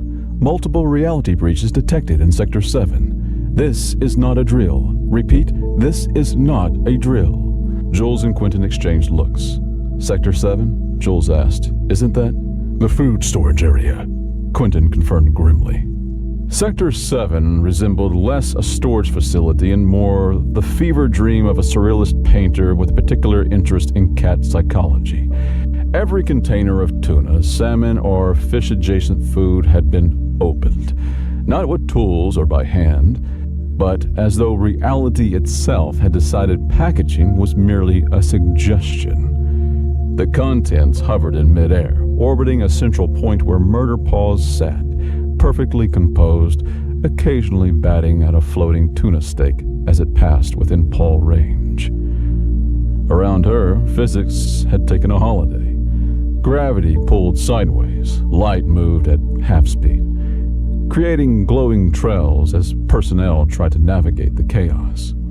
Sound arrived before it was made, resulting in answers preceding questions and screams happening before their causes. "How did she even get in here?" demanded Security Chief Damison. "This sector has 27 layers of security." "She's a cat," Jules replied simply. "Doors are merely suggestions." As they spoke, Murder Paws finished sampling her orbital buffet and apparently decided it was grooming time. She began licking her paw with focused dedication, completely ignoring the dozen-armed security personnel surrounding her. With each lick, reality rippled. Security Chief Damison briefly became his own childhood self, then elderly, then back to normal.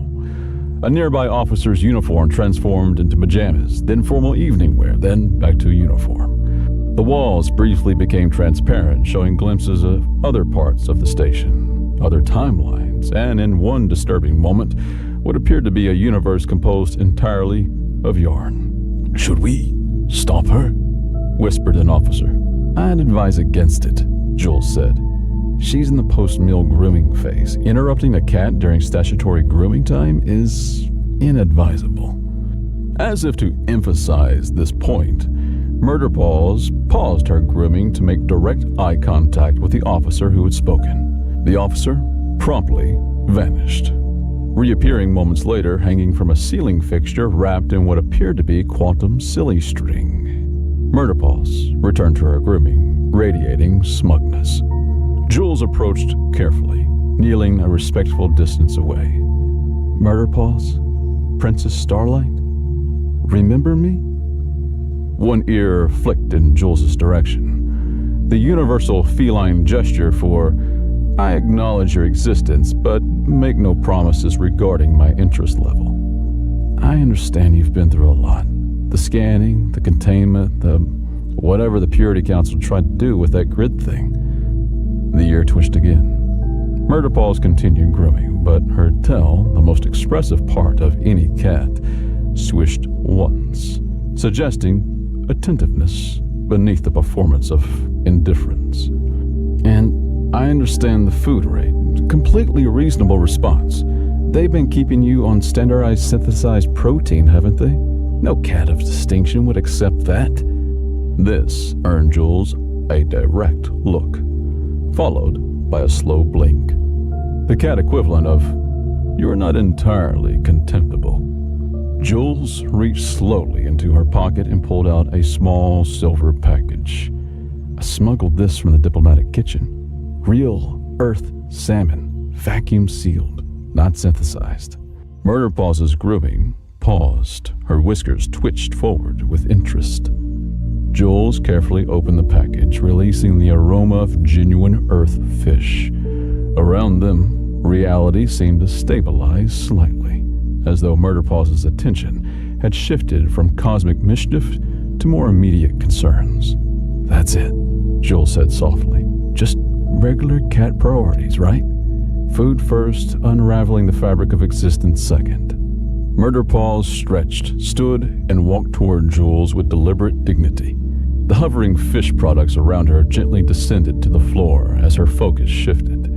She approached the salmon in Jules's hand, sniffed it thoroughly, then delicately took a bite. As she ate, the laws of physics gradually reasserted themselves. Gravity returned to its proper orientation, light and sound synchronized. The officer dangling from the ceiling fixture was gently lowered to the ground, the quantum silly string dissolving into ordinary particles. Security Chief Damison watched in astonishment. It's calming down. She, Jules corrected, is enjoying her meal. Like anyone else on this station, she just wants decent food, comfortable surroundings, and not to be treated like a lab experiment. Murderpaws finished the salmon, then proceeded to groom her whiskers, this time without causing reality fluctuations. When she was done, she looked up at Jules, blinked slowly again, then did something unexpected. She climbed onto her lap and began kneading her uniform with prickly paws. The assembled security team collectively held their breath. "What's it doing now?" whispered Damison. "Making biscuits." Jules replied with a small smile. "It's a sign of contentment, completely normal cat behavior."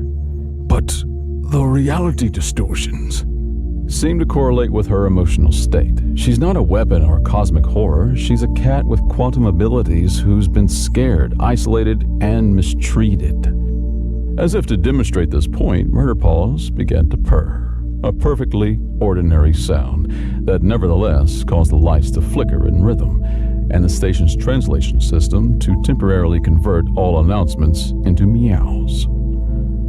"See," Jules said, "practically normal." That afternoon, the Purity Council convened in an emergency session with Jules and representatives from the Neutral Bureau. Murderpaws attended as well, curled up on a cushion that Jules had insisted upon, occasionally grooming or shifting positions with feline disinterest in the proceedings. "The creature is a threat to station security," insisted Counselor Fesh. "It can walk through walls." "So can anyone with a phase shifter," Jules pointed out. "It can manipulate reality." "So can your recreational virtual reality chambers." "It turned my ceremonial headdress into a ball of yarn during yesterday's processional." To this, Jules had no rebuttal. She glanced at Murderpaws, who was studiously cleansing her hind leg, the picture of innocence.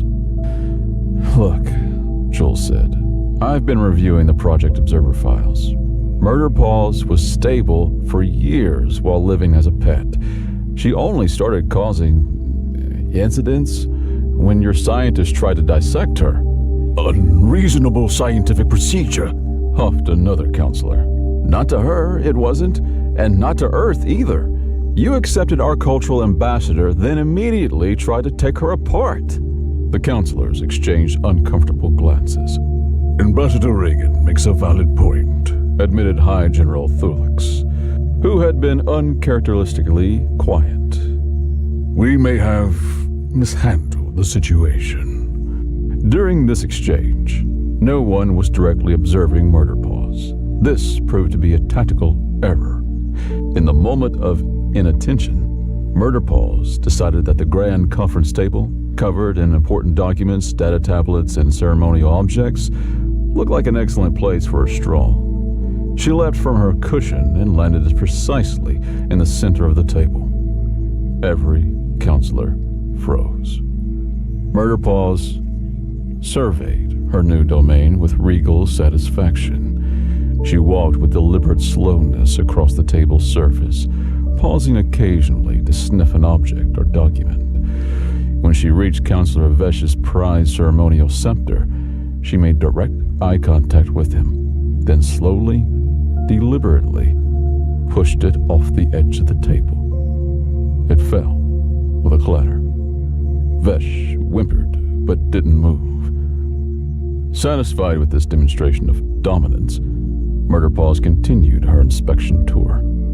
She approached a data tablet displaying classified security protocols, sat down directly on it, and began grooming as though it were the most comfortable spot in the galaxy. Your cultural ambassador, Thulix said dryly to Jules, is sitting on our defense strategies. Yes, Jules replied. Standard cat procedure. If it's important to you, she must sit on it. It's a sign of respect, really.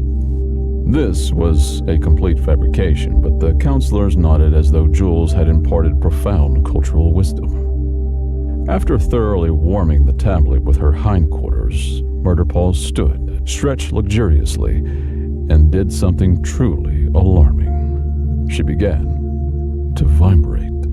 Not metaphorically, but literally. Her outline blurred as she purred at a frequency that caused small objects to levitate and the air to shimmer with probability distortions. What's happening? Vesh asked in panic. Is it preparing an attack? No, Jules said, trying to keep her voice calm. She's just happy. That's happiness? Demanded another counselor. For a quantum cat? Yeah. The vibrating intensified, reality hiccuped. For approximately 2.7 seconds, everyone in the room experienced themselves as someone else.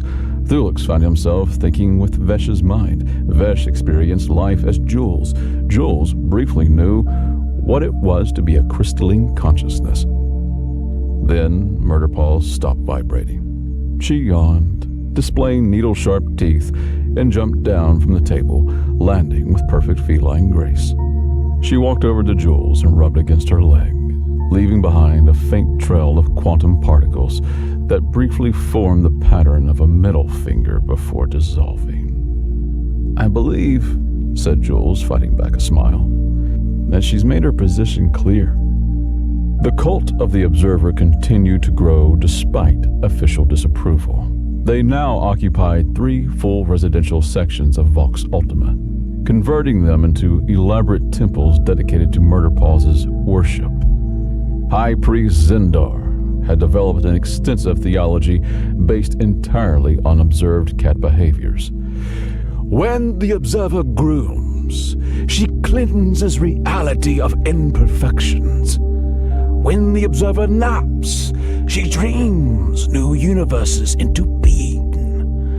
When the Observer knocks objects off elevated surfaces, she teaches us the impermanence of material attachments. when the observer suddenly accelerates at 3 times normal speed for no apparent reason, she demonstrates the fundamental unpredictability of existence. The cult members had taken to wearing headbands with small artificial cat ears and painting whiskers on their faces, regardless of whether their species naturally had faces. They practiced sacred behaviors, including spontaneous sprinting, knocking things over while maintaining eye contact, demanding food and then walking away from it. And the most sacred ritual of all, the Great Ignoring, in which they collectively pretended not to notice someone desperately trying to get their attention. What made the cult particularly troubling to station authorities was their worship seemed to produce tangible results. Offerings left at Murder Paws' shrines disappeared, even from sealed chambers. Cultists who performed the sacred nap reported prophetic dreams often involving fish. The most disturbing of all, security cameras occasionally captured glimpses of Murder Paws attending their ceremonies, despite her being under constant observation elsewhere. Jules learned of this during a brief with Security Chief Damison, who showed her footage of Murder Paws simultaneously napping in her habitat and sitting on a cult altar receiving offerings of synthetic tuna. How is this possible? Damison demanded. We have her under constant surveillance. Jules studied the footage. Project Observer notes mentioned something about this. They called it quantum bilocation. When she's particularly relaxed, parts of her consciousness can project elsewhere. So, which is the real cat? Both. Neither. It's quantum. Damison's facial appendages twitched in frustration. That's not an answer. Welcome to cat ownership, Jules replied. Nothing is ever straightforward. Later that day, Jules was permitted a supervised visit to Murder Paws' habitat, a concession granted after she pointed out that keeping Earth's ambassador from Earth's cultural offering constituted a diplomatic incident. The habitat was impressive. A spacious chamber equipped with climbing structures, various toys, comfortable resting spots, and monitoring equipment disguised as decorative elements. The Neutral Bureau had evidently consulted Earth databases on optimal feline environments and spared no expense. Murder Paws was curled up on a heated cushion when Jules entered. She opened one eye, assessed them, and then closed it again. Jules sat cross-legged on the floor nearby, knowing better than to approach directly. Nice place they've given you. Better than my quarters, actually. Murder Paws' tail twitched once. I've been trying to explain to them that you're not a weapon or cosmic horror, just a cat with extras. The other eye opened. Murder Paws gave Jules a look that somehow managed to convey both, "You understand nothing of my true nature," and "Is that a treat in your pocket?" I've been reading the complete Project Observer files, Jules continued. You know, the lab where you were modified? Both eyes are open now, attentive. They never actually completed the procedure on you. According to the records, the quantum enhancement failed. They were going to terminate you, but an intern named Kylie smuggled you out. At the name Kylie, Murder Paws' ears perked forward. She stretched and sat up, suddenly focused on Jules with unsettling intensity. You remember her, don't you? She took you home, gave you a ridiculous name, probably let you sleep on her pillow, and fed you under the table. Murder Paws stood and walked toward Jules, her movements deliberately casual yet purposeful. When she reached Jules, she sniffed her hand and did something unexpected. She placed one paw directly on Jules's knee and stared into her eyes. In that moment of connection, Jules felt something. Not words, not images, but impressions. Warmth, safety, comfort. A small apartment filled with sunlight, gentle hands offering treats, a soft voice saying, "Princess Starlight Murder Paws, you are the most ridiculous cat in the universe, and I love you for it." Then something darker, confusion, fear, strange people in uniforms, a carrier, unfamiliar smells, the terror of scanning chamber, the rage of violation. The contact broke as Murder Paws removed her paw and sat down, resuming her grooming as though nothing had happened. Jules blinked, disoriented. "Did you just share memories with me?" Murder Paws continued grooming, offering no acknowledgement. "You miss her, Kylie. You miss your person." A pause in the grooming, a single, slow blink. "I can't bring her back, but I can try to make sure you're treated better. Not as a weapon or experiment, as a cat. A very special cat, but still a cat." Murder Paws finished grooming, stood, turned 3 times in a circle, then curled up, not on her heated cushion, but against Jules's leg. A small, ordinary gesture of trust that felt more significant than all the reality distortions combined. As Murder Paws began to purr, Jules noticed something strange. For the first time since arriving on Vox Ultima, the purr was just a purr. No quantum fluctuations, no reality hiccups, no probability waves, just the simple rhythmic sound of a contented cat. Then Murder Paws' eyes drifted closed, and she fell asleep, her small body warm against Jules's leg.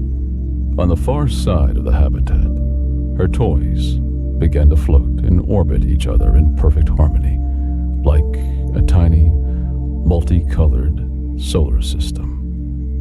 Jules smiled. "Almost normal," she whispered. "We're getting there." It was, of course, too much to hope that the moment of peace would last. The next morning, alarms blared throughout Vox Ultima. Jules was summoned to an emergency meeting of the Alliance High Command, where they found chaos in progress.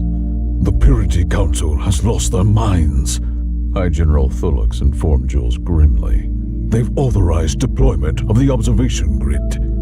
Jules felt her blood run cold. "The what?" "A theoretical weapon designed to collapse quantum uncertainty fields. Never been field tested. Potentially catastrophic side effects. They plan to use it on your cat." That's insane. Where are they now? Containment Section Alpha. They've already begun the setup. Jules was running before Thulux finished speaking, dashing through corridors toward Murder Paws' habitat, cursing the bureaucratic stupidity that had led to this moment. Behind them, reality was already beginning to fray at the edges. The corridors stretched and contracted like breathing lungs. Gravity fluctuated with each step. The station's AI announced in 17 simultaneous voices, "Warning, reality coherence at 62% and falling. Please avoid thinking about paradoxes." Through it all, Jules ran, hoping she wasn't too late to prevent the Purity Council from making the worst mistake in the history of interspecies relations, trying to force a quantum cat into a single state of being. Because if there was one thing no power in the universe could make a cat do, it was behave according to someone else's rules. Jules burst into the containment area just as the observation grid powered up. The massive apparatus surrounded Murder Paws' habitat, a gleaming technological cage of sensors, emitters, and the probability compressors designed to force quantum uncertainty into a single stable state. It was the kind of device that would make the Schrödinger wake up screaming. "Stop this immediately!" Jules shouted, shoving past 2 Vespid guards. "You're making a catastrophic mistake!" High General Thulux turned 14 of his 18 eyes, narrowing simultaneously. Ambassador Reagan, this is a restricted operation. Your presence is unauthorized and unwelcome. So is the potential destruction of a reality as we know it, Jules countered, eyeing the grid. The machine was never meant to be used on conscious beings. The Earth creature has compromised station security, disrupted Alliance protocols, and turned Counselor Vesh's personal chef into a potted fern. The fern makes better soufflés, muttered a nearby technician before being silenced by a glare. In the center of the grid, Murder Paws sat calmly, grooming her tail, seemingly oblivious to the existential threat surrounding her. But Jules noticed the subtle twitching of her whiskers, a telltale sign of feline awareness. General, listen to me, Jules pleaded. Project Observer was shut down because they couldn't control the quantum effects. Forcing Murder Paws into a single state won't work. It'll just trigger a massive probability cascade. Our scientists disagree, Thulix replied, gesturing to a team of nervous-looking researchers who were notably standing behind radiation shields. Your scientists haven't spent the last 10,000 years living with cats, Jules snapped. We have. Thulix paused, all 18 eyes blinking in sequence. Explain. Jules took a deep breath. Humans have coexisted with domestic cats for millennia. We didn't just tame them. We formed a partnership. One where they choose to be with us while maintaining their independence. Relevance? Thulix prompted. Cats domesticated themselves, General. They chose humans because it benefited them. They entered our homes on their terms. For 10,000 years, we've been in a relationship with creatures that are simultaneously pets and wild, dependent and autonomous, loving and aloof. A fascinating anthropological footnote, but... It's not a footnote. Jules stepped closer, lowering her voice. Don't you see? We're the only species in the Alliance with experience handling creatures that exist in paradoxical states. Cats have always been quantum beings. Murder Paws just makes it obvious. From within the grid, Murder Paws yawned. The action briefly caused gravity to invert in a 3-meter radius around her. Thulix's tentacles twisted nervously. The grid activates in 60 seconds. Stand back, Ambassador. Jules changed tactics. Your best xenobiologist and quantum physicist are baffled by her. But do you know who isn't? Cat owners, regular humans who understand that you don't control cats. You build relationships with them. A soft snort came from a junior technician. Relationship with a pet? That's primitive sentimentality. Jules fixed them with a level stare. That primitive sentimentality is exactly why Earth has never experienced a reality breach from our quantum cats. We don't try to control them. We respect their independence. The good owners do anyway. Thulix hesitated, his uppermost eye swiveling toward Murder Paws, who had begun delicately cleaning between her toes with extraordinary focus. 30 seconds to grid activation, announced an automated voice. Jules played her final card. General, let me talk to her, person to cat, the way humans have been doing since before we had written language. Talk to it? To her, as a being worthy of respect. Something shifted in Thulix's posture. A subtle release of tension that Jules recognized from countless diplomatic negotiations as the moment when certainty began to crack. 20 seconds. If I fail, Jules promised, you can activate your grid. But if 10,000 years of human-feline diplomacy works, we might save your station and give the Alliance something valuable in return. Which is? Jules smiled. A new way of thinking about consciousness itself. Thulix stared at Jules for an impregnated moment, then raised a tentacle. Pause countdown. Give the human 5 minutes. The technicians exchanged nervous glances, but complied. Jules approached the grid's containment field. There was an access port, designed for inserting testing equipment, not humans, but it would have to do. They squeezed through, ignoring the warning shouts from the technicians. Inside, the habitat had been stripped of its comforts. No cushions, no toys, or climbing structures remained. Just sterile surfaces and monitoring equipment. In the center sat Murder Paws, looking somehow smaller and more ordinary than Jules remembered. Jules knelt a respectful distance away. "Hey there, princess." One ear flicked. "Sorry about all this. Bureaucracy moves slowly, even when reality is unraveling." Jules settled cross-legged on the floor. "They're afraid of you." Murder Paws blinked slowly, radiating smug satisfaction. "Can't really blame them. You've been causing quite the cosmic ruckus." Outside the grid, the Alliance personnel watched in baffled silence as Jules appeared to have a casual conversation with a small mammal. "I've been thinking about Kylie," Jules continued softly. "About why you were stable with her. It wasn't just affection, was it? It was recognition. She saw you not as a weapon or an experiment or even a regular cat. She saw you as you." Murder Paws' ears perked forward. Her tail ceased its irritated twitching. "These people," Jules gestured toward the watching scientist, "they've been trying to measure you, categorize you, force you into their understanding of reality.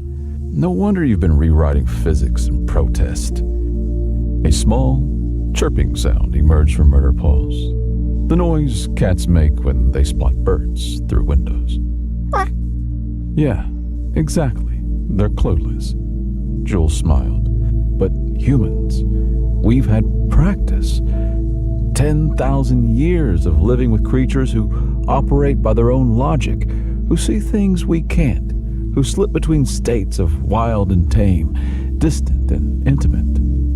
Murder Paws stood, stretched in that perfect feline arch, and took a deliberate step towards Jules. Outside, several scientists gasped. The monitoring equipment displayed rapidly changing readings, quantum fluctuations increasing but somehow harmonizing. Another step closer. Around Murder Paws, reality rippled like heat waves, but the distortions were smoothing out, becoming rhythmic, almost musical. In ancient Egypt, cats were worshipped as gods. In the Middle Ages, they were feared as demons. In modern times, they're Instagram celebrities and beloved companions. Jules laughed softly. Maybe humans are the only species in the galaxy weird enough to look at creatures that defy categorization and say, "Meh, perfect. Would you like some tuna?" Murder Paws was close enough now that Jules could feel the strange quantum warmth radiating from her small body. The heat of probability itself, of multiple states of existence overlapping. "I can't offer you what Kylie did. I can't take you back to that apartment with the sunny windowsills. But I can offer you a partnership where you're neither controlled nor feared." Thulix's voice came through the communication system. 2 minutes remaining, Ambassador. Jules ignored him, maintaining eye contact with Murder Paws. "What do you say, Princess? Humans and cats against the cosmos? Like it's been for thousands of years?" Murder Paws tilted her head, studying Jules with eyes that reflected starlight that wasn't there. Then, with deliberate dignity, she closed the final distance and placed one paw directly on Jules's outstretched hand. The contact point glowed, not with light, but with possibility. Reality shuddered, flexed, and then settled. Ambassador, Called a technician. the quantum readings they're harmonizing. Jules didn't respond. They were there experiencing something extraordinary. Through the point of contact with Murder Paws, Jules wasn't just feeling the cat's paw. They were experiencing fragments of feline consciousness itself, not in words or even coherent images, but in sensations. The exhilaration of existing in multiple states simultaneously. The freedom of walking between dimensions as easily as walking between rooms. The profound annoyance. The freedom of walking between dimensions as easily as walking between rooms. The profound annoyance at having one's quantum nature poked and prodded by beings who couldn't comprehend it. And underneath it all, a deep, vibrating purr of recognition. Yes, human. I choose you, as we have always chosen your kind, not as masters, but as worthy companions in the face of cosmic indifference. Murder Paws removed her paw, and with a deliberate casualness unique to cats who have just done something momentous, climbed into Jules's lap, turned 3 times, and settled down, and began to purr. The purr resonated at exactly the frequency needed to stabilize local quantum fields. The grid's readings showed reality waves smoothing out, probability collapsing not into a single rigid state, but into a harmonious wave pattern, structured enough for stability, flexible enough to breathe. What's happening? Demanded Thulix through the speaker. Jules smiled down at Murder Paws, who had closed her eyes in contentment. 10,000 years of human-feline diplomacy, General. She's chosen to cooperate. The aftermath involved several days of intensive negotiations, during which Jules discovered that having a quantum cat purring in your lap gives you a distinct advantage in diplomatic standoffs. The Alliance scientists were baffled by the readings from the grid incident. According to their models, Murder Paws had voluntarily constrained her quantum nature, not abandoned it, but channeled it into a stable resonance pattern that didn't disrupt conventional reality. But why? Asked Dr. Nizstif, the newly appointed head of xenobiology. Dr. Mirax having been quietly reinstated after her accurate assessment proved correct. Why would a being with near infinite quantum potential choose limitation?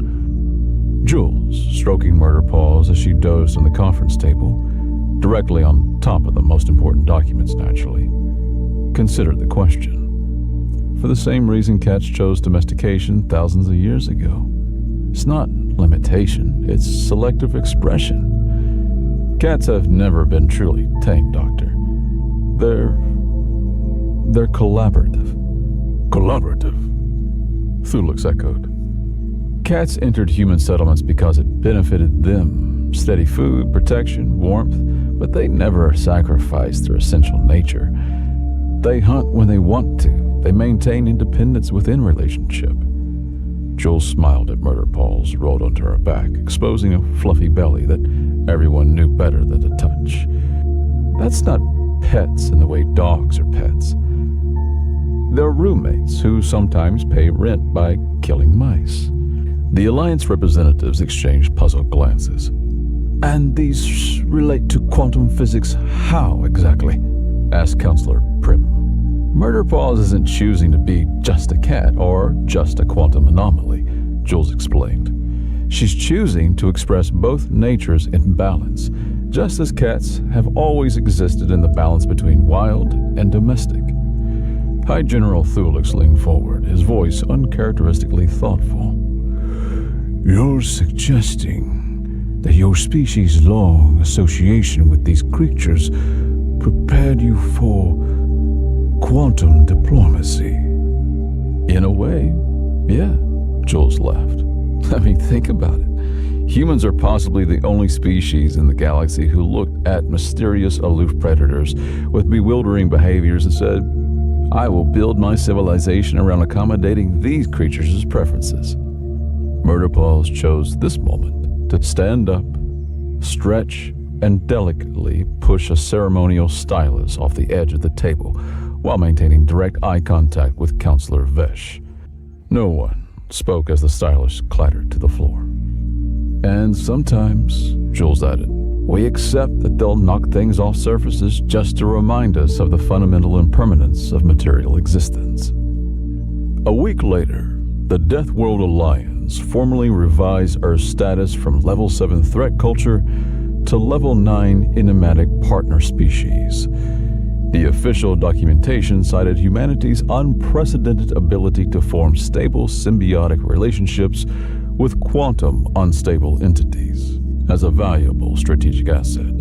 Translation: no one else in the galaxy had figured out how to get along with cats. The cult of the Observer was not disbanded, but instead officially recognized as a cultural appreciation society. With strictly regulated activities, they were allowed to continue their worship provided they completed sensitivity training and stopped attempting to sacrifice space station equipment. The Purity Council's influence waned considerably after the grid incident. It's difficult to maintain an aura of superior control when your solution almost destroyed reality while a human with a bag of treats achieved harmony. The Neutral Bureau produced 17 new forms for quantum feline incident reports and considered this their greatest achievement. And Murder Paws received a formal designation as Quantum Diplomatic Liaison, complete with an official Alliance collar tag that she immediately batted under a console, never to be seen again. They're building us a lunar compound, Jules told Murder Paws as they packed for the journey back to the Sol system. Private quarters for you, with Earth standard gravity, real sunbeams, and actual mice from time to time. Murder Paws curled on Jules's pillow, flicked an ear in acknowledgement. The Alliance is sending a delegation to learn more about Earth's quantum being integration protocols, Jules smiled. They're going to be very disappointed when they discover it's mostly provide food and respect their personal space. In the corner of the room, Murder Paws' toys rose a few centimeters off the floor and began orbiting each other lazily. A small display of quantum satisfaction. You know, Jules said, sitting beside the cat, I've been wondering. The Project Observer files said the quantum enhancement procedure failed, that you were scheduled for termination before Kylie rescued you. Murder Paws began grooming her paw, radiating studied disinterest. So either the files are wrong, or Jules hesitated. Or you were like this all along. Maybe all cats are a little bit quantum. Maybe that's why ancient cultures worshipped you. Why you've always seemed to see things humans can't. The grooming paused. Murder Paws gave Jules a slow, deliberate blink, the feline equivalent of a kiss. Is that why your kind chose us all those millennia ago? Did you recognize something in humans, some willingness to accept paradox, to embrace the mysterious without controlling it? Murder Paws resumed grooming, but a soft purr began to vibrate from her small body. Around them, reality gently rippled like water disturbed by a pebble. But instead of chaos, the distortions formed patterns, beautiful, coherent waves of possibility. Jules laughed softly. I'll take that as privileged information. 6 months later, the lunar compound was complete, a state-of-the-art diplomatic facility with one wing specifically designed for quantum feline habitation. Jules had been promoted to Earth's galactic representative, with a substantial salary increase and diplomatic authority that made the UN Security Council slightly nervous. Murder Paws had settled into lunar life with typical feline adaptability. The lower gravity suited her. Jumps that would be impressive on Earth became gloriously ridiculous on the moon, much to her evident satisfaction. Her quantum disturbances had stabilized into a regular pattern. Minor reality fluctuations during play, occasional probability ripples during naps, and the odd temporal hiccup when startled.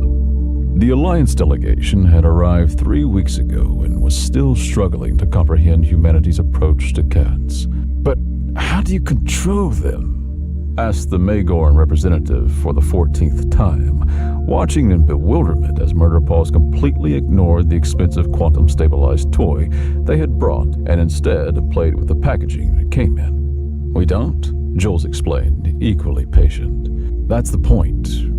We provide certain things they want. They provide certain things we want. Neither side dominates. But they're not sentient by Alliance standards, protested the Vespid diplomat. Their brains are too small for complex cognition. Jules glanced at Murder Paws, who had abandoned the packaging and was now staring intently at a blank section of the wall, or perhaps at something moving between dimensions that only she could perceive. Perhaps your definition of sentience is too narrow, Jules suggested. Cats experience the world differently than we do. They perceive things we can't. Maybe consciousness isn't just about logic and language. Maybe it's also about experiencing reality in ways beyond our comprehension. The crystalline consciousness representative vibrated thoughtfully. The human has a point. Our definitions of sentience are based on mind patterns similar to our own. We may be overlooking entire categories of awareness. This philosophical discussion was interrupted when Murder Paws suddenly rocketed across the room at improbable speed, skidded onto the smooth floor, crashed into a potted plant, and sat down to groom as though this had been her intention all along. Was that a quantum event? Asked the Magord anxiously, checking readings on a monitoring device. No, Jules laughed. That was just a cat being a cat. It's what we call zoomies.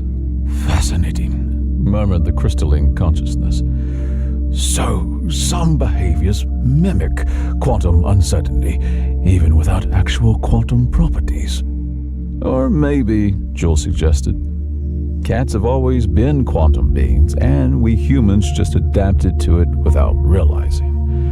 Maybe that's humanity's greatest strength, our ability to form relationships with the inexplicable. That night, as the Earth hung blue and beautiful in the lunar sky, Jules sat in the observation dome with Murder Paws curled on her lap. The cat was purring contentedly, her small body warm and solid and somehow simultaneously ordinary and miraculous. You know, Jules said softly, before all this, I never had a pet. My diplomatic career kept me too busy, too mobile. Murder Paws' ear twitched, but her eyes remained closed. I never understood the appeal, why humans throughout history have shared their homes, their food, their lives with animals that don't share our language or thoughts. The purring deepened. But I get it now. The connection to something outside our human experience. Something that reminds us the universe is bigger and stranger than we can comprehend. I get it. Murder Paws stretched, yawned, and then settled back down, her paws tucked neatly beneath her body. The Alliance thinks Earth has some secret quantum technology or special scientific understanding. They don't get that our secret is 10,000 years of learning to respect beings that don't think like us. As Jules spoke, She absently stroked by Murderpaw's ears, that perfect spot that all cat owners throughout human history have discovered. Murderpaws began to purr louder, and as she did, the observation dome seemed to expand, not physically, but perceptually. For a brief, breathtaking moment, Jules could see beyond the visible spectrum, beyond three-dimensional space. They saw Earth not just as a planet, but as a nexus of possibility. Billions of conscious minds creating and shaping reality through perception and belief.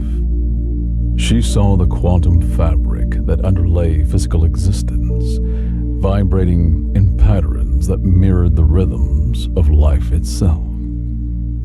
And most extraordinarily, she saw cats, millions of them, scattered across the planet below, each one a small anchor point in the quantum field, each purr a stabilizing resonance that helped reality maintain coherence. Then Murderpaws shifted position, and the vision faded. Jules blinked, disoriented but filled with a profound sense of wonder. "Did you just show me something?" she whispered. Murderpaws opened one eye, regarding Jules with an expression that somehow conveyed both, "I have no idea what you're talking about," and "You're welcome." Then she stretched, stood up, and deliberately pressed her forehead against Jules's chin, a gesture of feline affection that transcended species, planets, and apparently quantum states. As she settled back onto Jules's lap, Jules smiled, understanding the beautiful improbability of consciousness in an infinite universe. "Love you too, you quantum catastrophe." Murderpaws purred, and the sound carried them both into dreams of infinite possibilities. A sound that resonated not just in the room, but across dimensions. A vibration that spoke of the strange, beautiful harmony between humans and cats that had endured for millennia and would continue among the stars.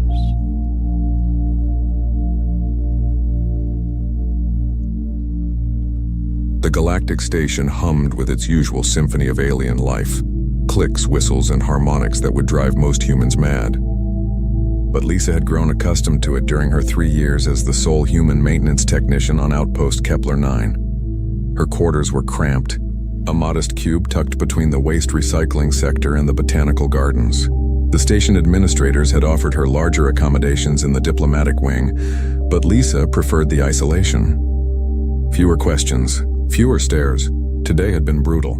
12 hours crawling through ventilation shafts, repairing oxidation damage that the station's Velkari engineers couldn't reach with their bulky exoskeletons. Her muscles ached, her coveralls were stained with coolant, and her stomach growled with a ferocity that echoed through her small habitat. She pulled out her precious cargo, ingredients smuggled aboard over months of supply runs. Real garlic, actual butter, fresh basil from the hydroponics bay where she'd secretly planted earth seeds. The station's protein dispensers provided nutritionally complete sustenance, but they couldn't replicate the soul-satisfying comfort of real cooking. Lisa set her portable heating element to medium and began her ritual. Olive oil shimmered in the pan. Garlic sizzled, releasing its unmistakable aroma. She added cherry tomatoes, watching them blister and burst. Fresh pasta, painstakingly made by hand last weekend, went into boiling water. The scent bloomed through her quarters, earthy and rich and utterly, perfectly human. She didn't notice her door's proximity sensor activating. The first she knew of her visitors was a soft, chittering sound. Lisa turned to find 3 Quarksian cubs pressed against her doorway, their crystalline eyes wide, their fur-covered snouts twitching frantically. The species stood barely 3 feet tall, with 6 limbs and bodies covered in dense silvery fur that shifted colors with their emotions. Currently, all 3 glowed a curious amber. "Oh, hello?" Lisa said, startled. She recognized them from the station's residential sector. Carxians were a species in recovery, their homeworld still rebuilding after a devastating plague. These cubs and their family were refugees, granted sanctuary aboard Kepler 9. The smallest one, Rex, she remembered his name from station logs, stepped forward. In his 4 upper limbs he clutched a bowl, not a standard-issue station bowl, but something clearly homemade, carved from compressed plant fibers and decorated with careful, childish etchings. "Please," Rex said in halting universal standard. His translator implant struggled with the language, designed for adult Carxian physiology. "Food? Smells like..."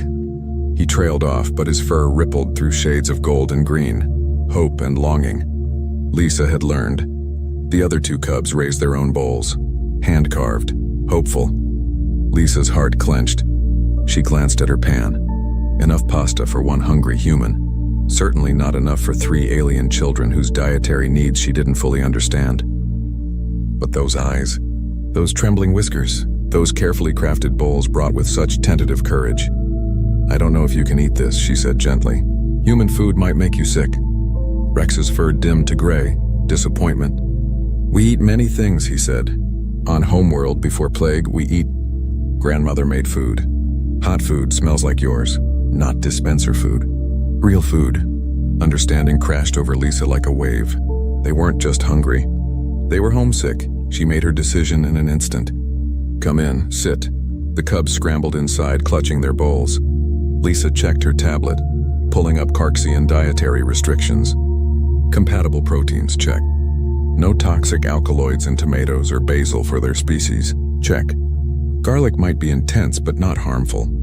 She portioned out her dinner into their 3 bowls, then the remaining into her own. What was meant to be a generous meal became 4 modest servings. She added a sprinkle of the precious Parmesan she'd been hoarding, then drizzled each bowl with herb-infused olive oil. The cubs stared at their portions with reverence. "Blow on it," Lisa demonstrated. "It's hot." They mimicked her, their small breaths creating ripples across the pasta. Rex took the first careful bite. His fur exploded into brilliant gold, then shifted rapidly through every color Lisa had ever seen. Joy, surprise, nostalgia, gratitude, all cascading across his small body like living art. The other cubs dove in, the small quarters filled with chittering appreciation and the comfortable sounds of eating. Lisa took her own bite, savoring the taste but finding more satisfaction in watching her unexpected guests. "Your grandmother?" Lisa asked Rex between bites. "What did she make?" Rex's translator struggled, but his gestures were universal. Stirring, seasoning, serving with love. "Warm grain," he managed, "from our fields. With," he gestured at the tomatoes, "sweet pods from vine." She sang while cooking. "Made food, special, made it love." "Yeah," Lisa whispered. "Food can be love." They ate in comfortable silence. When the bowls were empty, the cubs cleaned them with their dexterous tongues, then clutched them close again. "Thank you, Lisa Human," Rex said formally. His fur settled into a deep, peaceful blue. Was not just food. Was memory. Was home. After they left, Lisa sat in her quiet quarters, her own stomach only half full but her chest somehow warm and full simultaneously. Her tablet pinged, a message in the station's common channel. Then another. Then 5 more. Cubs from other species. Adolescent Velkari. Even a juvenile Methrix, a species she'd never seen interact with others. All asking the same thing. Could the human cook again?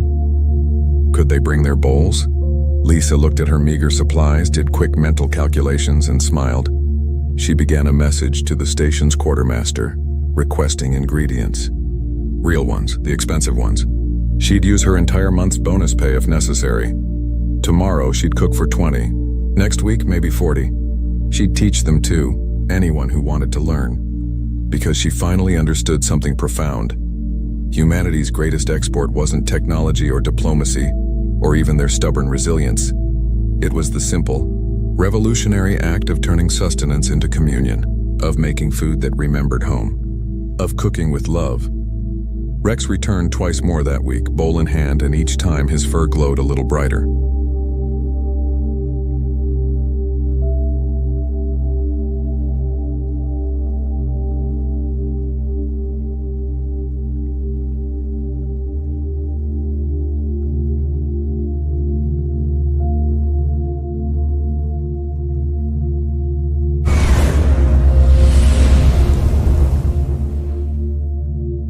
Welcome to Starbound's second channel. My name is Aurum, I'll be your narrator today. But before we get into today's story, please check below to see if you've subscribed to the channel. It's 100% free and just allows our stories to pop up on your feed more often. Through the neural interface of his ship, Paco felt every shard of ice floating past Pluto's dark surface. His consciousness extended through the vessel's sensor array, giving him a perfect spherical awareness that no physical eyes could match. Where a window would have been pointlessly limiting, the interface let him experience space in its true vastness. Every radiation wave and magnetic field as clear as color. The ship itself was small, barely larger than the transport pods used by the Karanok for short-range flights. Its silver-white hull curved in organic shapes that mimicked the flowing architecture of his people, though now its once pristine surface bore the scars of his long journey. No external lights marred its surface. They weren't needed when the pilot could feel every micrometeorite impact and temperature variation through the direct neural connection. Paco himself sat suspended in the ship's central chamber, his slender frame floating in the suspension gel that protected him during high-G maneuvers. His pale blue skin, evolved for the dim light of his homeworld's binary stars, seemed almost luminescent in the soft glow of the life support systems. His two slender arms drifted with the gentle currents of the gel, each ending in delicate fingers adapted for precision work. Unlike the massive, fur-covered Karanok who had enslaved his people, Cenarians had evolved for perception and agility rather than brute strength. The first signs of humanity's presence appeared in his sensor feed, ancient mining operations on Pluto's surface that put the finest Cenarian engineering to shame. Geometric patterns stretched across the dwarf planet's icy plains, their purpose unclear but their coordination undeniable. Paco recorded everything, each detail feeding into his ship's memory through the neural link, though the effort made his head throb. The interface wasn't meant for such extended use, but he couldn't risk missing anything that might help save his people. As he crossed Neptune's orbit, more evidence accumulated. Automated drones, so advanced they nearly escaped his notice, maintained vast arrays of scientific equipment in the ice giant's upper atmosphere. They ignored his presence completely, focused on tasks whose purpose he couldn't begin to guess. Around Uranus, he found similar machines, their movements suggesting they'd been performing their duties without interruption for centuries. Saturn's rings held structures that defied his understanding. Gossamer thin sheets of material that seemed to harvest energy from the planet's magnetic field. They stretched for thousands of kilometers, yet had less mass than a single Cenarian vessel. Jupiter's massive radiation belts contained networks of satellites that appeared to be conducting experiments on a planetary scale. The Mars colonies struck him the hardest. Here, at last, were clear signs of habitation, or rather, abandonment. Vast cities stood empty under the red sky, their architecture unlike anything in his species' database. They showed no signs of warfare or disaster. They had simply been left behind, preserved like museum pieces by automated systems that continued their work for centuries, if not millennia. Hope began to fade in Paco's heart. He'd crossed half the galaxy chasing stories of humanity's power and benevolence, tales of a species that stood above all others, yet used their might to protect the weak. Every spacefaring race knew the legends, how humans had ended wars between elder species, uplifted young civilizations, and maintained a peace that spanned thousands of light years. But where were they now when his people needed them most? Earth appeared in his sensor range, a blue jewel that stopped his hearts entirely. The cradle of humanity gleamed with pristine beauty, its atmosphere clearer than any inhabited world he'd ever seen. But as his ship drew closer, despair replaced his awe. No orbital stations cluttered the space around the planet. No ships moved between Earth and its moon. The only artificial structures he could detect were weather control satellites and what appeared to be wildlife monitoring systems.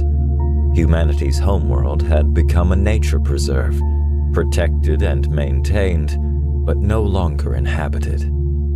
Paco's despair transmitted through the neural interface, causing his ship to drift slightly off course.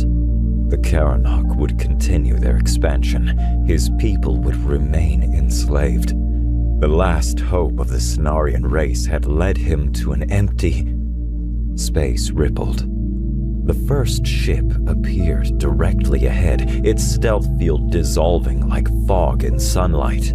Another materialized to his right, then his left, then above, below, behind. Within seconds, thousands of vessels surrounded him, their weapon signatures lighting up his sensor feed like a stellar nursery. "You have entered protected space." The voice bypassed his ship's communication array, speaking directly into his mind through the neural interface. "I am Sigma. Identify yourself and state your purpose, or you will be eliminated."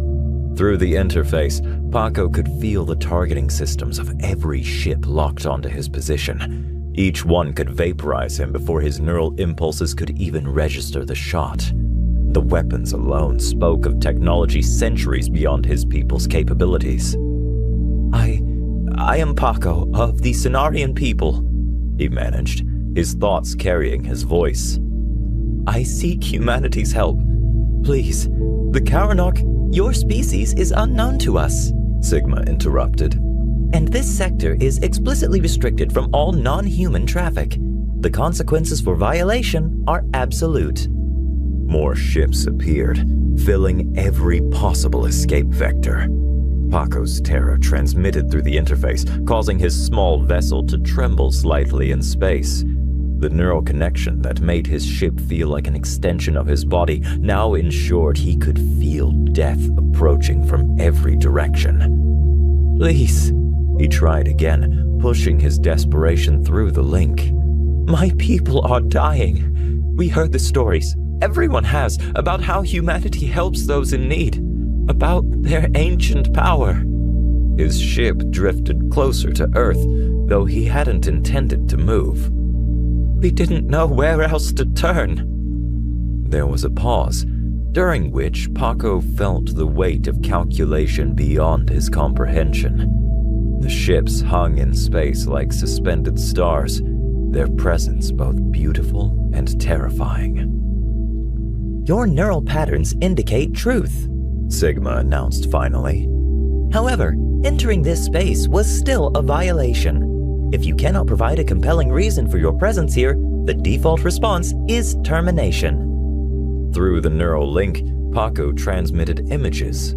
Massive, brown-furred Karanok warriors, twice the size of his people. Plasma weapons that cut through their best defenses like paper. Orbital bombardments that turned cities to glass. His homeworld conquered. Millions dead or enslaved. "The stories say humanity protects the weak. At least their homeworlds," he said softly. "That they're the apex predators of the galaxy, but they use their power to help others. Please, are they still here? Can they still help us?" Another pause, longer this time. The weapons remained locked on him, but Paco sensed a shift in Sigma's attention. The AI was processing something vast, consulting protocols or databases beyond Paco's understanding. "Your reason is noted," Sigma said finally, "and your neural patterns continue to read as truthful. However, you misunderstand the situation. Earth is not humanity's current residence. It is a preserve, protected in perpetuity as the cradle of their species. Paco's heart nearly stopped. Then, they're gone? Extinct? The response came with what felt almost like amusement. No, humanity is very much alive. They simply no longer require physical planets for habitation. A new sensation filtered through the neural link. Curiosity, perhaps? Would you like to meet them? The question hung in space like a lifeline.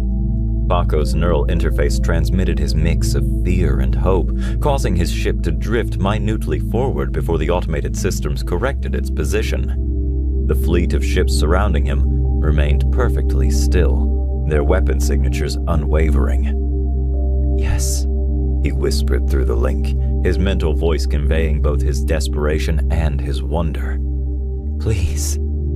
The vast consciousness that was Sigma seemed to expand through the neural interface, its presence filling Paco's awareness like an ocean compared to his small pond. The sensation wasn't invasive. Rather, it felt like being granted access to a greater space, as though a door had opened to a room he hadn't known existed. Your ship's neural interface is primitive, Sigma observed, but compatible enough for basic communication. I will assign a subconsciousness to guide you. Maintain your current position. The weapon lock from the surrounding ships disappeared, though they remained in formation. Through his sensor array, Paco watched as they began to shift, creating a corridor in space that pointed away from Earth. A new presence touched his mind, gentler than Sigma's vast awareness. The promised subconsciousness, he realized. This way, it guided, and Paco felt his ship respond almost without his input.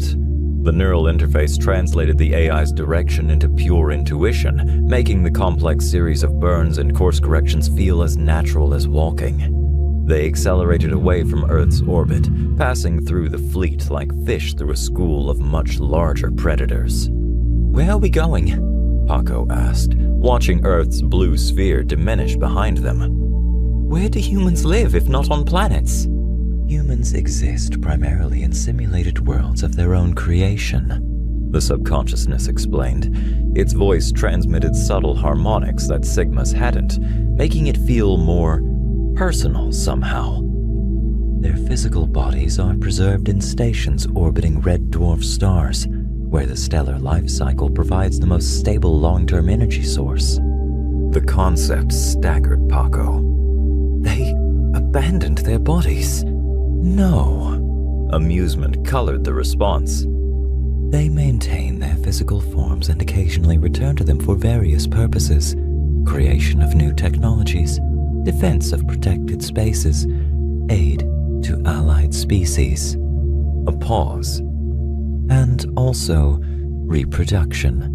Humans prefer to raise their young in the real world, though they have long since mastered virtualization of consciousness and artificial gestation. They were accelerating faster now, far faster than Paco's ship should have been capable of. Through the neural interface, he sensed subtle modifications being made to his vessel systems, optimizing them beyond their design specifications. The stars began to shift as they achieved velocities that would have been suicidal without the AI's guidance. Why maintain physical bodies at all? Paco asked, fascinated despite his underlying fear and urgency. If their simulated worlds are so perfect, humans believe that maintaining connection to their physical origins is crucial to maintaining their humanity, the subconsciousness replied. They don't want to lose their connection to biological life and believe they cannot truly understand or protect it without remaining part of it themselves.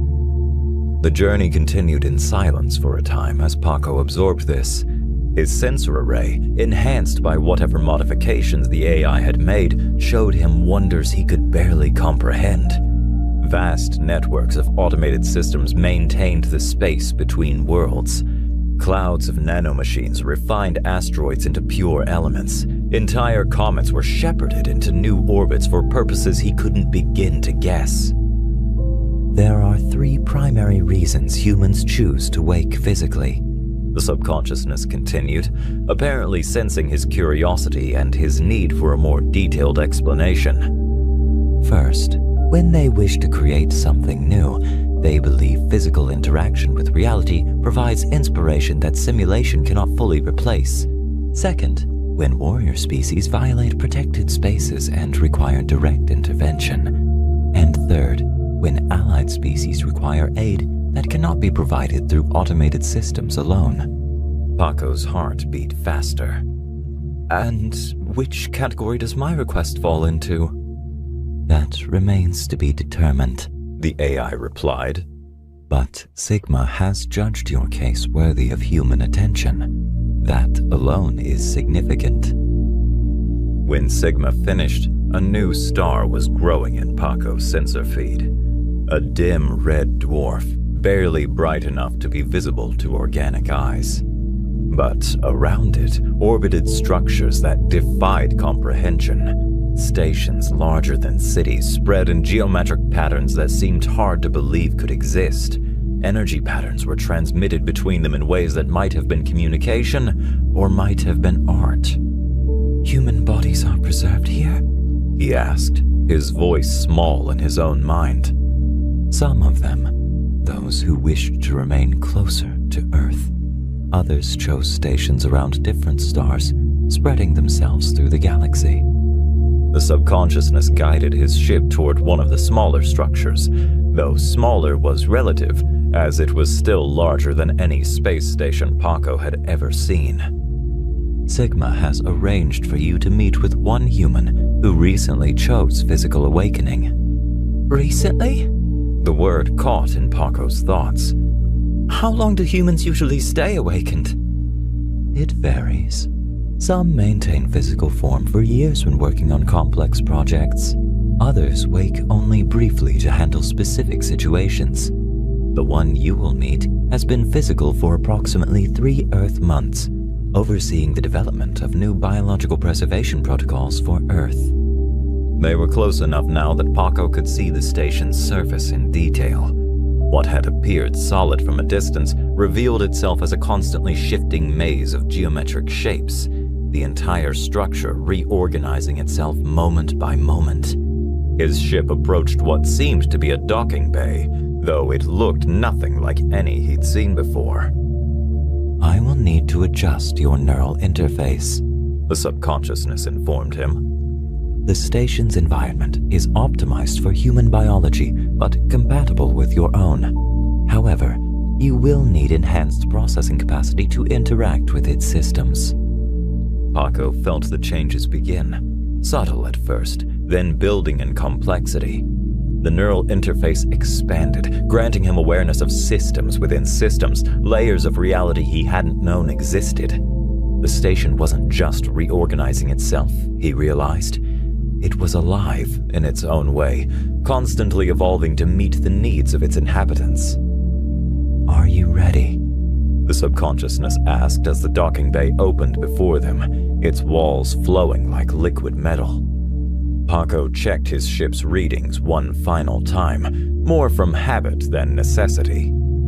Yes, he said, and felt the truth of it in his mind. I am ready to meet a human. As he conveyed those words, the docking bay swallowed Paco's ship like a living thing, its walls flowing around the vessel in patterns that seemed to defy physics. Through his enhanced neural interface, he could sense layer upon layer of security systems scanning every part of his ship's structure. The station's awareness felt different from both Sigma and the subconsciousness. Less personal, more architectural, as though the entire structure was a single vast machine dedicated to maintaining optimal conditions for its inhabitants. Your vessel will be held in suspension, the subconsciousness informed him as the liquid metal walls completed their embrace of his ship. You may disconnect from the neural interface. The station will provide direct environmental support. Disconnecting felt like losing a sense he'd always had. The suspension gel drained from his chamber, leaving him feeling vulnerable and small. Without the interface, he was just himself again. A slender, blue-skinned being far from home. about to meet a creature out of legend. The walls of his ship dissolved, or perhaps folded away. His perception couldn't quite parse the geometry of it. He found himself standing in a corridor that seemed to breathe, its surfaces moving with subtle patterns that might have been art or might have been information. The air was perfect, neither warm nor cool, with just the right mixture of gases for his biology. A humanoid figure waited at the end of the corridor. At first, Paco thought it must be another AI construct, its silver-white surface reflecting the corridor's patterns. But as he approached, he realized it was a robot, its form clearly designed to approximate human proportions while remaining obviously artificial. "I am Sigma's physical avatar," the robot said, its voice matching the vast presence he'd first encountered near Earth. "I will guide you to the meeting chamber. The human you will meet is called Matthew." Paco followed the avatar, trying not to stare at everything at once. The corridor opened into larger spaces, each more incredible than the last. In one chamber, he saw what appeared to be artificial wombs, each containing a developing human child. In another, complex machinery wove what might have been new bodies, though the purpose of the process wasn't clear to his understanding. "As I said before, humans prefer to raise their children physically," Sigma explained, noticing his attention.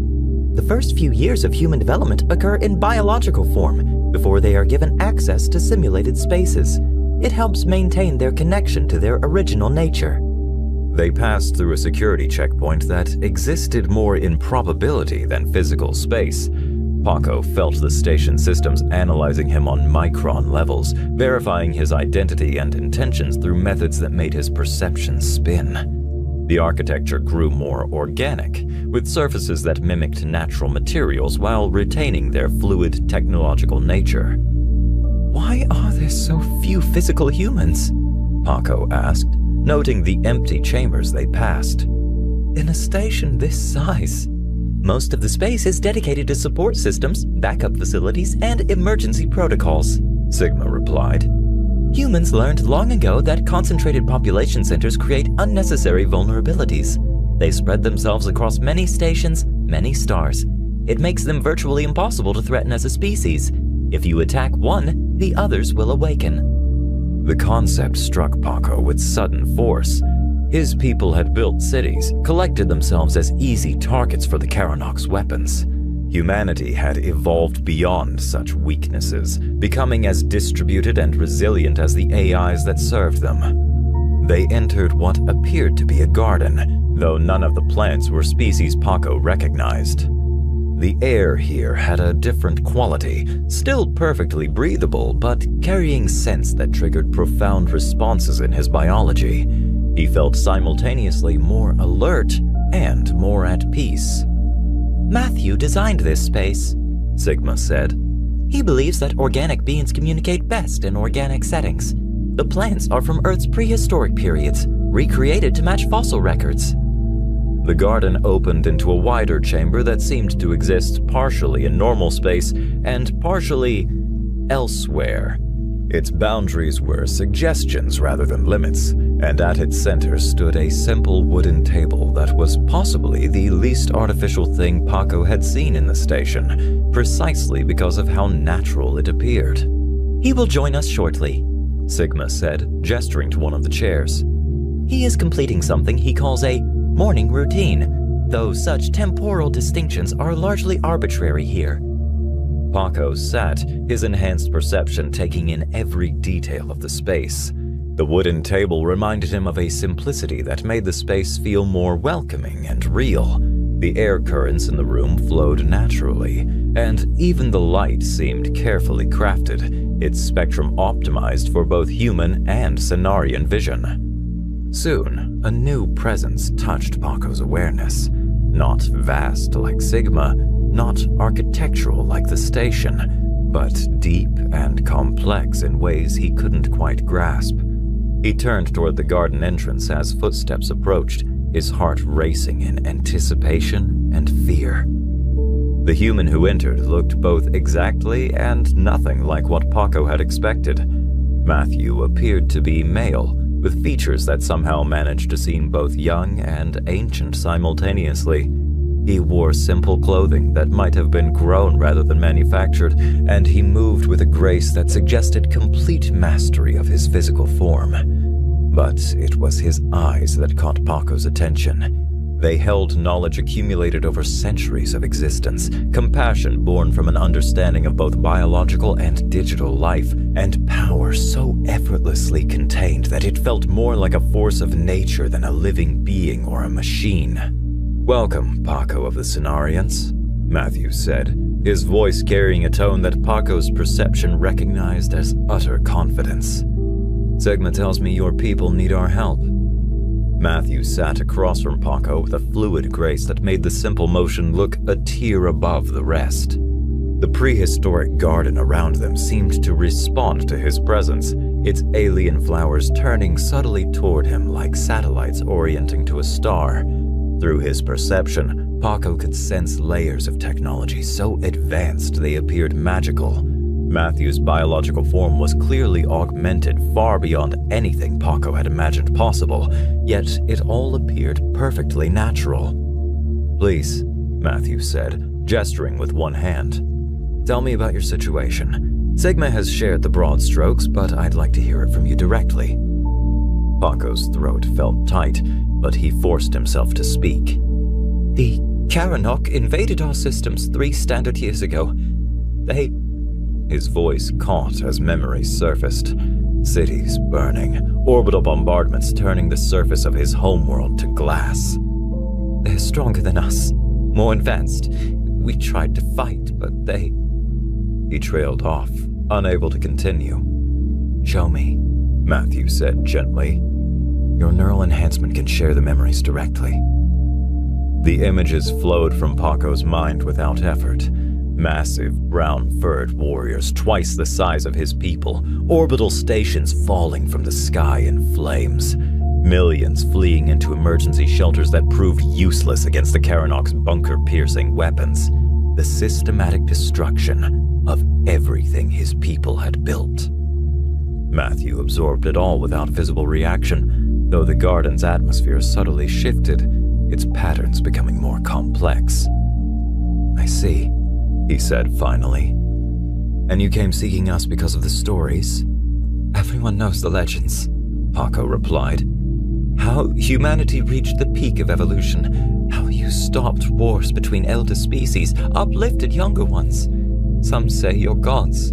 Others say you're the universe's immune system, defending life itself." He looked down at his hands. "We didn't know where else to turn." "We're not gods," Matthew said, amusement coloring his voice. "We simply reached our potential earlier than most species, and learned some hard lessons about power along the way." He stood, moving to a point where the garden's boundaries seemed to fold into higher dimensions. "Walk with me?" Paco followed, noticing how the station's architecture flowed around them, creating paths moment by moment. "Are you an admiral?" he asked. "A military leader?" Matthew laughed, a warm, genuine sound. "I've been an admiral, yes, thousands of years ago. I've been many things. Right now, I'm simply Matthew, and I'm happy to help." He turned to face Paco directly. "We'll free your homeworld, of course. The only question is how to do it most effectively." The casual certainty in his voice made Paco's heart skip. Just like that? You'll help us?" "Of course." Matthew's expression grew serious. "The Karanok have violated several principles we work to maintain, using overwhelming force against a weaker species. We don't interfere in wars, but homeworld invasions are not allowed by our laws." His eyes seemed to look through multiple dimensions at once.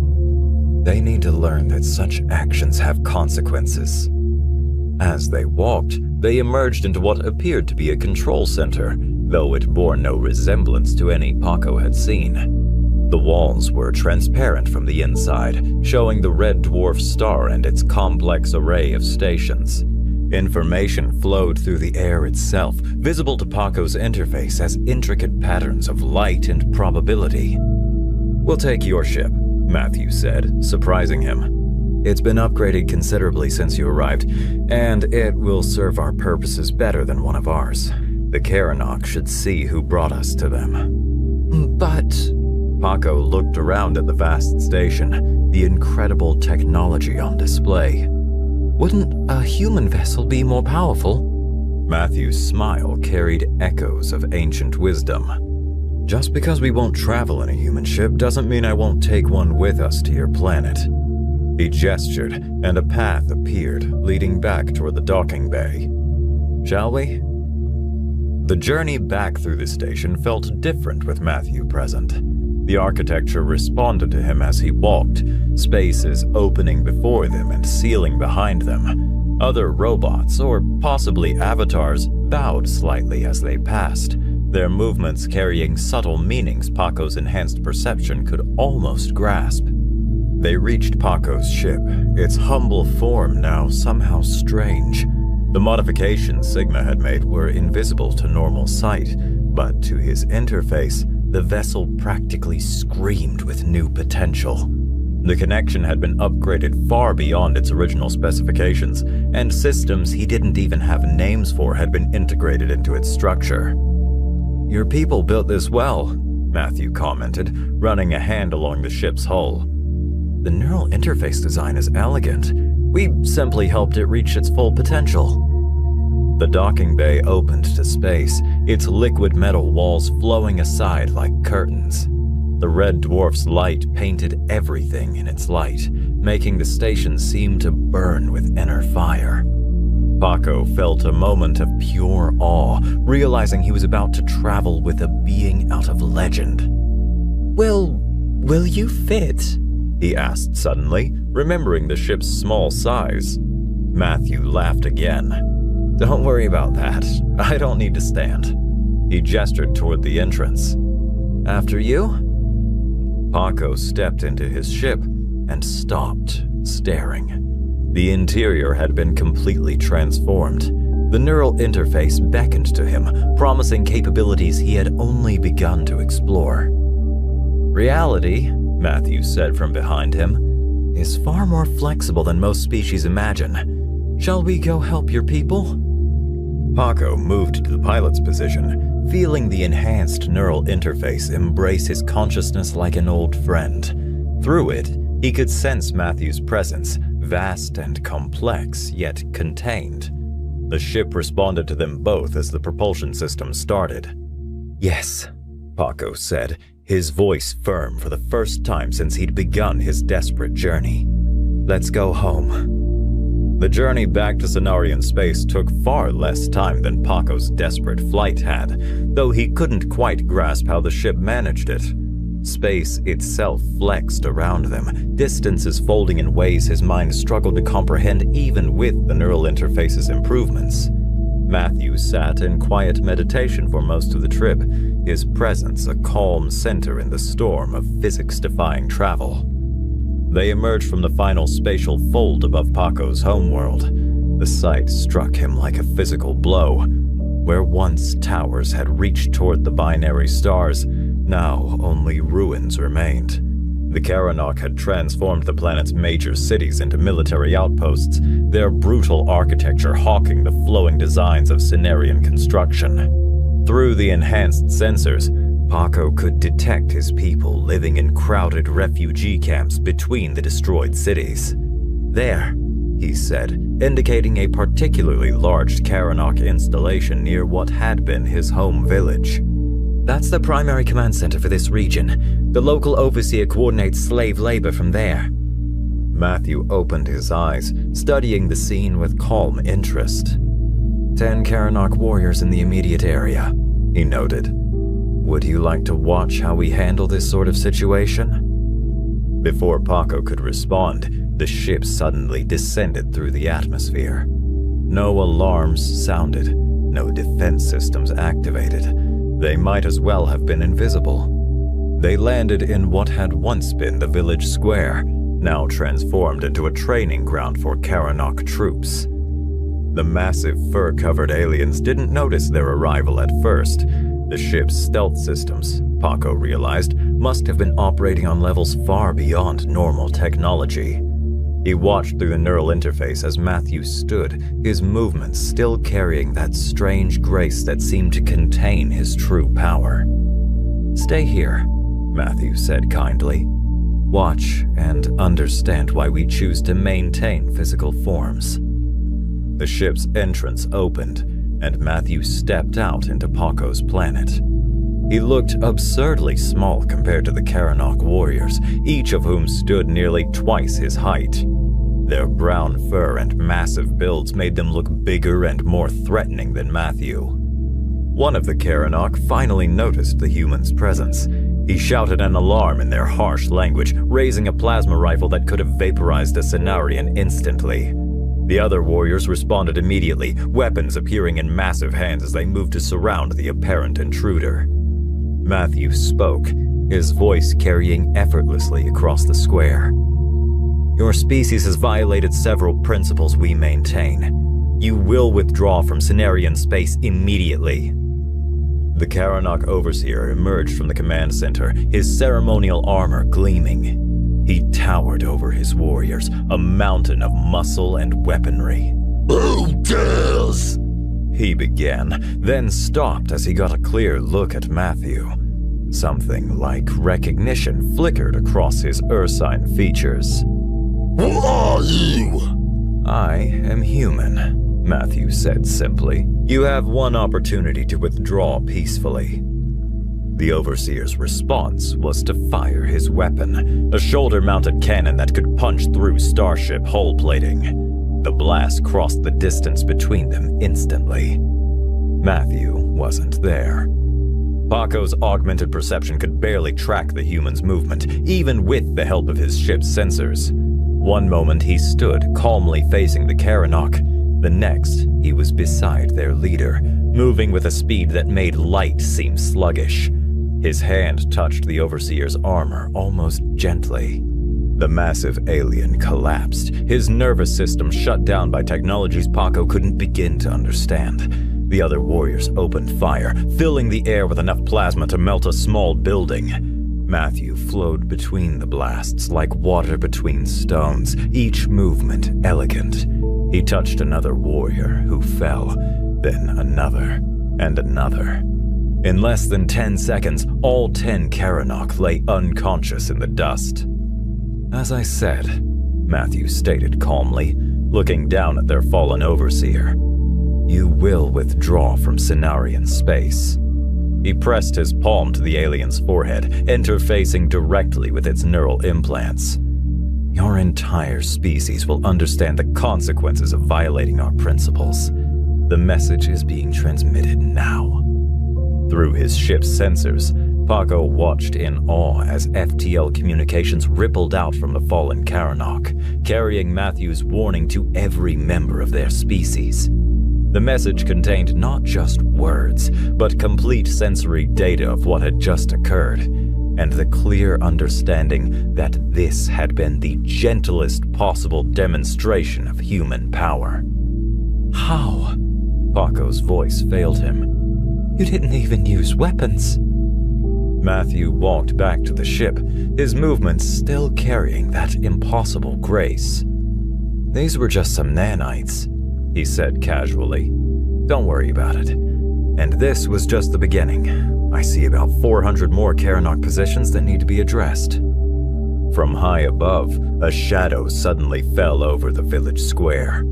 Paco's ship detected something massive decloaking in orbit, a ship so large it turned day to night with its presence. More shapes began appearing in the sky, smaller but still impressive. Thousands of autonomous drones and combat platforms, their designs unlike anything Paco had ever seen. Matthew smiled slightly at Paco's awe. "I didn't even need to use the automated forces or drones for this small group, but for a full planetary liberation?" He gestured at the gathering armada above. "We should probably make use of all our tools." The next 5 hours passed in a blur as Paco witnessed a display of overwhelming force. Matthew coordinated the fleet with casual gestures, each movement triggering cascades of military action across the planet. Karanok strongholds faced simultaneous assault from forces that ignored their best defenses. Orbital platforms that had bombarded Cenarian cities were disabled by drones that seemed to materialize inside their shield perimeters. Ground forces found their weapons transformed into inert metal by clouds of nanites. Through it all, Matthew maintained that same impossible calm, as though he were conducting a simple cleaning job rather than the liberation of an entire species. "Your people can begin returning to their homes," he told Paco as another Karanok fortress surrendered. "The nanites are already beginning reconstruction of damaged infrastructure."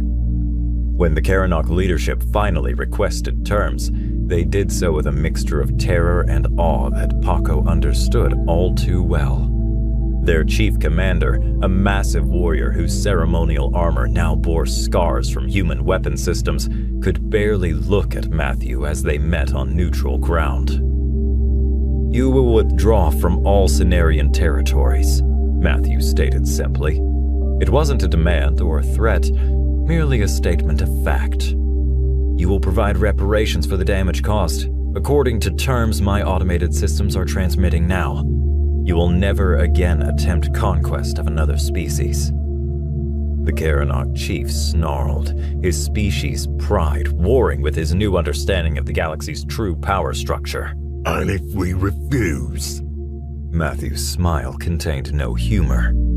"Then I stop holding back.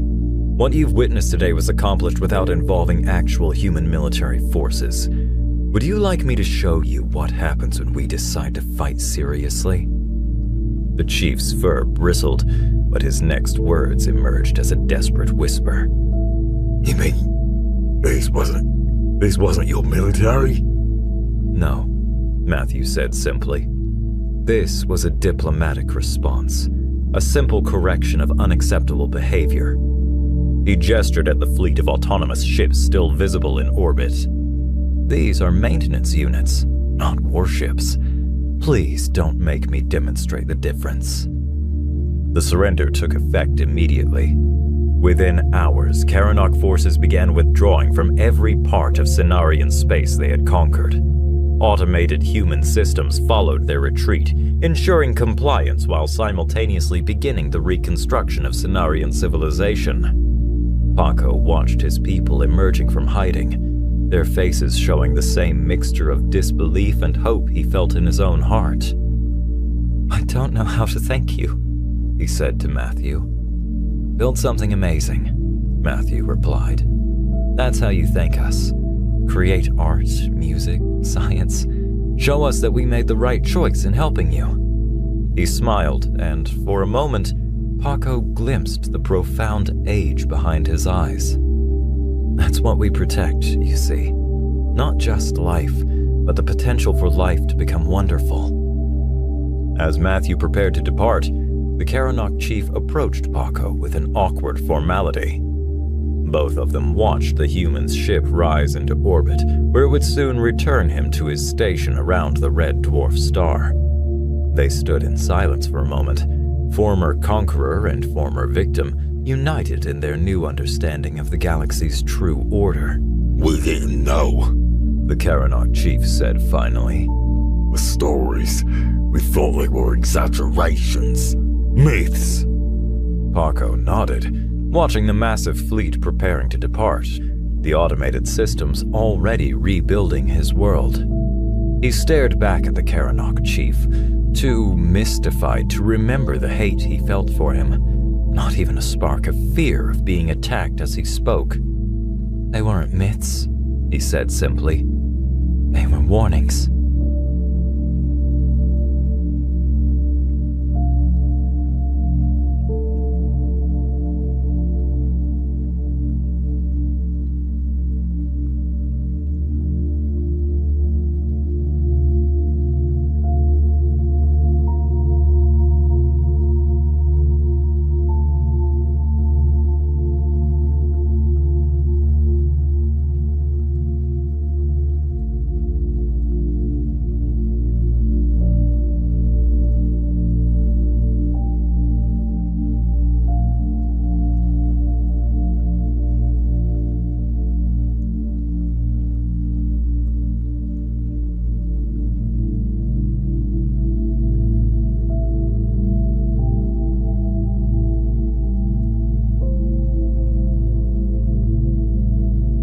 Kieran Thorne didn't expect to start an interstellar incident during his first week at the Galactic Cultural Exchange University, but then again, he hadn't expected the university's cafeteria to serve something that looked like violet mashed potatoes and hissed when poked either. He stood in the middle of the common room of Dorm Unit 12, clutching a wriggling carrier in his arms, while a dozen alien eyes, some stalked, some faceted, some surprisingly human, stared at him in absolute horror. From within the carrier, a low growl emerged.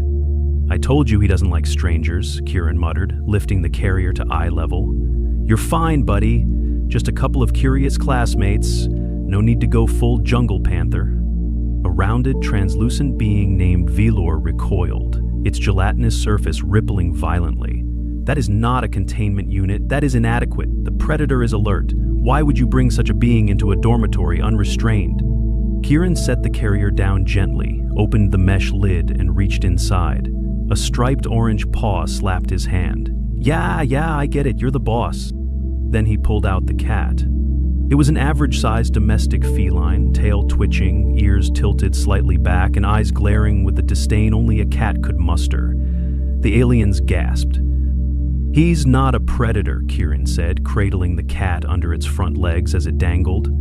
"This is Diesel. He is a house cat. He sleeps on my bed." Silence. Then panic. A tall, insectile being named Herox flared its winged limbs and backed into a wall. "You allow that? That? Apex carnivore to share your resting space? That creature is designed to silence prey without warning. It has retractable claws and forward-facing eyes. It is a hunter." "He purrs when you scratch under his chin," Kieran replied. "He also refuses to eat anything that isn't shaped like a fish or chicken nugget." A flat-bodied creature named Skeen unrolled from the ceiling duct and dropped onto the floor with a wet slop. "You sleep near it voluntarily? While unconscious? You surrender your vulnerability to a predator?" He curls up behind my knees. It's nice, warm. Herox's exoskeleton audibly creaked.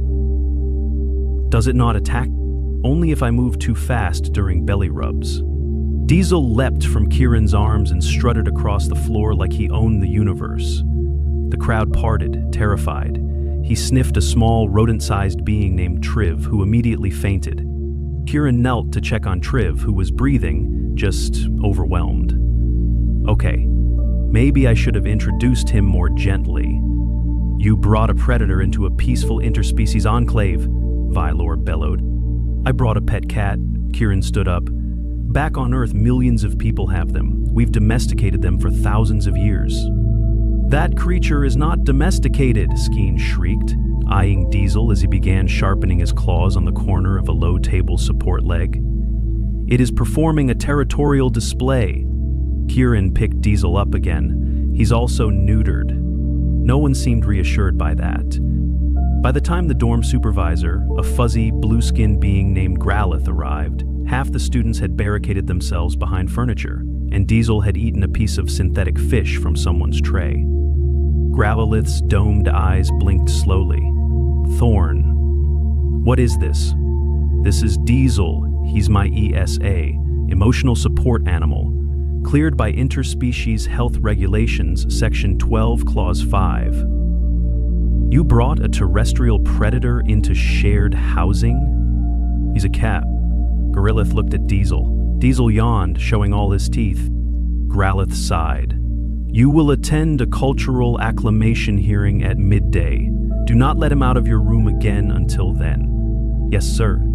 Diesel flicked his tail in what Kieran assumed was a gesture of smug victory. Back in his quarters, Kieran set Diesel on the bed and slumped into the desk chair. Diesel immediately curled into a loaf beside his pillow and began grooming his paw with complete indifference to the diplomatic chaos he'd caused. "You know," Kieran said, looking over, "we're not making a great first impression." Diesel sneezed. The hearing was held in a circular room with hovering platforms for various species. Kieran sat alone at the center, Diesel in his carrier beneath the table. A panel of 5 faculty members representing different species presided. Growlith opened the proceedings. Kieran Thorne, you are requested to justify the presence of a biological predator from Earth in a shared living space with prey-identified species. Kieran stood. Respectfully, Diesel is not a threat. He's been raised in a domestic environment since he was a kitten. He doesn't hunt, he naps, he eats, he ignores me unless it's feeding time. A being with a long neck and delicate fins named Professor Miel leaned forward. Is it not true that domestic cats retain all instinctual predatory behaviors? In theory, sure, Kieran said. But so do humans, and we've managed to get along with over 600 species on this campus. Your species is not the concern, said a deep-voiced, rock-skinned being named Aurochs. You are an apex predator. You understand the codes of dominance and control. Prey species do not. I can keep Diesel contained, Kieran offered, but isolating him constantly would affect his well-being. He's used to companionship. He sleeps on my bed. That did it. The room erupted. He shares your nesting platform? You allow nightly proximity to a fanged carnivore? Miel tapped a fin on the console. Order, order! Kieran waited until the noise died. Look, I get it. You're not used to this. But humans have lived with cats for thousands of years. They've been part of our civilizations, our homes, our lives. He's not a weapon. He's my friend. He's helped me through things. He hesitated, then added, I lost someone. Diesel was there. He slept next to me when I couldn't sleep. He woke me up when I forgot to eat. He kept me alive. So yeah, I let him sleep on my bed. I need him. There was silence. Then a small voice from the back, May I see him? It was Triv, the fainting, rodent-like student, now standing with a tremble. Kieran looked to the panel. Gralith nodded. He knelt and opened the carrier. Diesel blinked lazily and stepped out, tail up. Kieran kept a hand on his back. Triv approached, slowly. Diesel sniffed the air, then sat, beginning to groom a hind leg. Triv inched closer, then stopped. May I touch him? You can try, but he's picky. Triv extended a tiny paw. Diesel stared at it for a long moment, then leaned forward and licked it once. Triv made a squeaking noise and dropped to sit cross-legged on the floor, stunned. Diesel climbed into his lap. The room gasped. Kieran smiled. Told you, he's not so bad. Professor Miel leaned back. Perhaps a monitored integration trial is acceptable. Gralith nodded. Agreed. Kieran Thorne, Diesel's access to common spaces will be restricted to designated hours and under supervision. Do you accept these terms? Yes, sir. Then this matter is provisionally resolved. As Kieran carried Diesel back to his room, Triv followed him, still wide-eyed. Does he do that often? Choose people? Sometimes. When he likes someone. I have never been liked by a predator before. Kieran laughed. Welcome to Earth culture. That night, Diesel curled up behind Kieran's knees as usual. Kieran stared up at the ceiling, wondering how many more surprises this place had in store. But for now, Diesel was purring, and the galaxy hadn't exploded. Yet, the next morning, Kieran woke up to find Diesel standing on his chest, staring directly into his face, like a disapproving landlord. You need something? Kieran croaked, voice hoarse from sleep. The Diesel blinked once, tail flicking. Then he stepped off slowly and stalked to the door, pausing beside his food bowl with the silent weight of royal expectation. Kieran groaned, swung his legs over the side of the bed and limped toward the nutrition unit. His left ankle gave a tiny pop, probably from the weird way he'd slept, half curled to avoid kicking Diesel. He dropped a pouch of rehydrated chicken blend into the dispenser. You know, I could have gone to any university. Earth has entire planet-side academies, but no, I picked the one with 17 species and not a single cat lover. Diesel didn't respond, already chewing with the enthusiasm of a creature who believed every meal might be the last. By third bell, Kieran arrived at his comparative biology lab and immediately realized something was off. The classroom, normally a hum of clicking mandibles, fluttering tendrils, and low-frequency chittering, had gone silent when he entered. All heads turned toward him. A bipedal student with a semi-translucent thorax and iridescent eyes stepped forward. "I have a question," she said, her voice harmonizing across two tones. "Is it true that your companion can survive terminal falls?" Kieran squinted. "You mean Diesel?" "Yes, it was relayed to me that he can descend from elevated structures multiple times his own height without structural compromise." "Cats have a righting reflex," he said. "They twist mid-air to land on their feet. Doesn't mean they're invincible. Why?" "I may have misunderstood the boundaries of terrestrial physics," she admitted. "I attempted to replicate the maneuver with my nesting sibling. The results were unfavorable." An awkward pause. "You threw your sibling off something?" "From a ventilation duct. He is still recovering." Before Kieran could respond, Professor Ngitha entered, her carapace glinting under the overhead lights. She gestured for the students to take their seats with a wave of her clawed digits. Kieran sat near the back. He noticed Triv already there, seated on a foam perch adapted for his species, eyes locked onto Kieran like he was about to reveal a sacred scroll.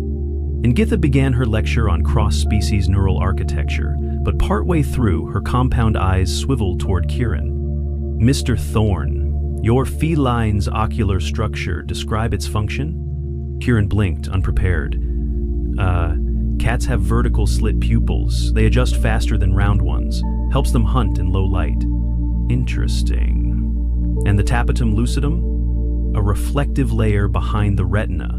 It bounces light back through the photoreceptors, gives them better night vision, makes their eyes glow in the dark." A clicking sound spread through the students. "He carries biological night vision," murmured a student with spiraled antennae. "Would he be capable of stealth termination in low-visibility environments?" asked another with layered scales. "No," Kieran said. "He's terrified of ceiling fans." Ngitha tilted her head. "Yet he is a predator. He mostly attacks my socks." After class, Triv followed Kieran down the corridor. His tiny legs moved quickly to keep pace. "I have questions," he said. "Of course you do. May I observe Diesel's feeding behavior?" "You mean watch him eat?" "Yes, and perhaps his grooming rituals. I've begun a thesis." Kieran sighed. "Fine. But if he scratches you, I'm not writing the incident report." That afternoon, Triv arrived at Kieran's room carrying a small tablet and a container of something that smelled like steamed mushrooms. He perched on the edge of the desk while Diesel lay sprawled across the pillow, completely uninterested in company. Triv began taking notes. "He appears to be in torpor," he said. "He's napping." "Does he do this frequently?" "Yes." "And then what happens?" "Then he wakes up. Sometimes he attacks my feet." Triv recorded this with alarming seriousness. Fascinating. Diesel opened one eye, tracked Triv for a few seconds, then yawned, and resumed his nap. Triv crept closer and extended a tentative paw toward Diesel's tail. "I wouldn't." Diesel's paw shot out and batted Triv's wrist gently, claws sheathed. Triv fell backward off the desk in surprise. Kieran leaned over. "You okay?" "I believe I have been accepted into his social circle." "Sure, let's go with that." By the evening cycle, a soft chime on Kieran's door signaled another visitor. He opened it to find Skeen, the flat-bodied student who had previously tried to hide in the ceiling duct. "I have brought tribute," Skeen announced, holding out a small sachet of dried fish flakes. "It is my attempt at reconciliation." "You want to feed him?" "I wish to observe. From a safe distance. Through a barrier, perhaps." Kieran took the sachet and stepped aside. Diesel was now perched on the windowsill, watching light patterns ripple across the dome shielding. Skeen flattened himself against the far wall, pseudopods tucked close. "Does he know I am here?" "Probably. He just doesn't care." Kieran poured the flakes into a dish and set it near the bed. Diesel patted over, gave it a cursory sniff, then began eating. Skeen stared. There is no ritual, no pack hierarchy, no display of dominance. He just eats. I don't understand. Such a creature would rule my homeworld. Diesel rules this room, Kieran admitted. I just pay rent. An hour later, a fourth-year student named Ulan arrived. He was tall, plant-based, and emitted a faint, minty aroma. Without greeting, he stepped inside, holding a spherical device. I heard your feline can detect seismic activity before it registers on standard sensors. Kieran stared. Where are you all hearing this stuff? There is a student forum. His reputation is growing. Some believe he is an oracle. He knocked a water glass off my nightstand. That's it. May I test his response to harmonic tremors? Diesel, now lounging belly up on the rug, sneezed. Ulan activated the device. It emitted a low pulse. Diesel rolled over and stared at it, unimpressed. Then he stood, walked over, and sat directly on top of it. Ulan looked stunned. He is suppressing the anomaly. No, he just likes warm things. I must reevaluate my entire thesis. By nightfall, Kieran had fielded 4 more visitors and was seriously considering putting up a sign. Diesel had received offerings of synthetic feathers, a laser pointer shaped like a beetle, and a miniature hammock that he immediately rejected. Triv remained, now curled up on a folded towel near the base of the bed, scribbling notes with a stylus. You know this is weird, right? Kieran said, brushing his teeth. Extremely. Okay, as long as we agree. Diesel jumped onto the bed and began kneading the blanket. Triv watched closely. What is this behavior? It's called making biscuits. He's constructing food? No, he's just being a cat. I don't understand him. Neither do I. Kieran turned off the light. Diesel settled behind his knees. From the towel, Triv whispered, "Do you think he would allow me to sleep closer?" "You can try." There was a pause. Then the quiet sound of paws padding across the floor. Diesel sniffed Triv once, then climbed onto his back and curled there like a scarf. Triv didn't move. "I am honored beyond comprehension," he whispered. Kieran smiled in the dark. Welcome to the pride. The next cycle began with a floor-wide alert. Kieran had just finished a protein bar shaped like a hexagonal prism and was brushing crumbs off his shirt when a pulsing green notification blinked across his room's wall display. He tapped it with a grimace, half expecting another diplomatic inquiry about Diesel's aura of menace. Instead, it was a hygiene breach report. Unit 12's ventilation system had registered organic particulate anomalies, traced to a specific room. His. He turned. Diesel was mid-roll on the carpet, flinging tufts of fur into the air like a snow globe in a centrifuge. Oh, come on. Within 15 minutes, a sanitation drone hovered outside his door, accompanied by a staff member from facilities, a pale, amphibious creature with translucent skin and no discernible neck. I'm required to verify the domestic contamination, the staffer said, peering past Kieran. Kieran stepped aside, gesturing at Diesel, who had now perched atop the desk and was licking one leg while shedding fur at a visible rate. I offered to vacuum. The shedding exceeds acceptable density coefficients for shared atmospheric systems, the staffer replied. This unit is now flagged for mandatory particulate suppression. So what, you're gonna seal it? We will install a microfiltration barrier around the perimeter. You may enter and exit. The feline may not. Diesel sneezed, leapt from the desk, and batted at the hovering drone with one paw. The staffer recoiled. It recognizes electronic devices as prey? No, he just hates buzzing. We will return with containment mesh. The drone beeped twice and zipped away. Kieran closed the door behind them and turned to Diesel, who now occupied the center of his pillow like a smug monument. Well, you've been officially declared a biohazard. Congratulations. Diesel rolled onto his back and stretched. By late midday, the mesh had been installed, a faintly shimmering field across his doorway that filtered air and particles but posed no resistance to solid matter. Diesel, apparently unbothered, tested it once with a paw and then ignored it entirely. Triv arrived not long after, holding a stack of data slates and a small container of dried fruit. They've assigned a secondary air processor to this unit, he said, setting his things down. Your cat is now responsible for a 10% increase in our energy allocation. He's never satisfied unless he's changing global infrastructure. Triv set down the fruit. I brought this for you. I wasn't sure if humans snack during stress-induced containment events. They do, thanks. Triv hesitated. I also wanted to ask you something. May I collect a fur sample? Kieran raised an eyebrow. For what? There's a theory circulating that Diesel's fur contains allergenic compounds, potent enough to disable a Varnathi's respiratory node. Kieran sighed. You're going to find out it's just dander. Still, for science. Fine, use the brush. Triv retrieved the soft-bristled grooming tool from the shelf with reverence, then approached Diesel cautiously.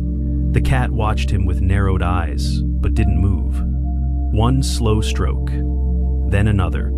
Triv's ears twitched. It's softer than I expected. Don't tell him that, he'll get arrogant. The grooming continued for several minutes, during which Diesel began purring loudly enough to vibrate the desk. I think he's bonding with you, Kieran said. Triv looked up. How will I know if I'm accepted as kin? If he kneads your stomach like dough or brings you an insect, you're in. Triv tilted his head. That is a gift exchange ritual? More or less. There was a sudden knock.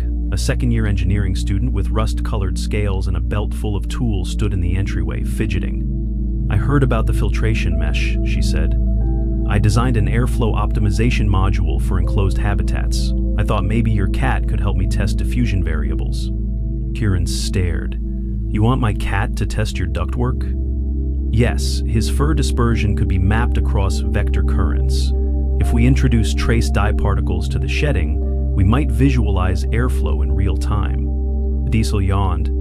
Fine, Kieran said, but he's not going into any ducts. An hour later, Diesel sat beneath a ventilation intake while the student released a harmless vapor laced with color-reactive particles. As Diesel groomed himself and casually shed, the room's air currents lit up in soft blue swirls, tracing eddies and turbulence patterns. The student gasped. I've never seen such a naturally ideal particulate source. Kieran folded his arms. He's not a machine. No, she said, he's a miracle. Diesel sneezed again. By dusk, the novelty had reached campus security. A large armored being with a single optical sensor and a badge reading Director of Safety arrived at Kieran's door.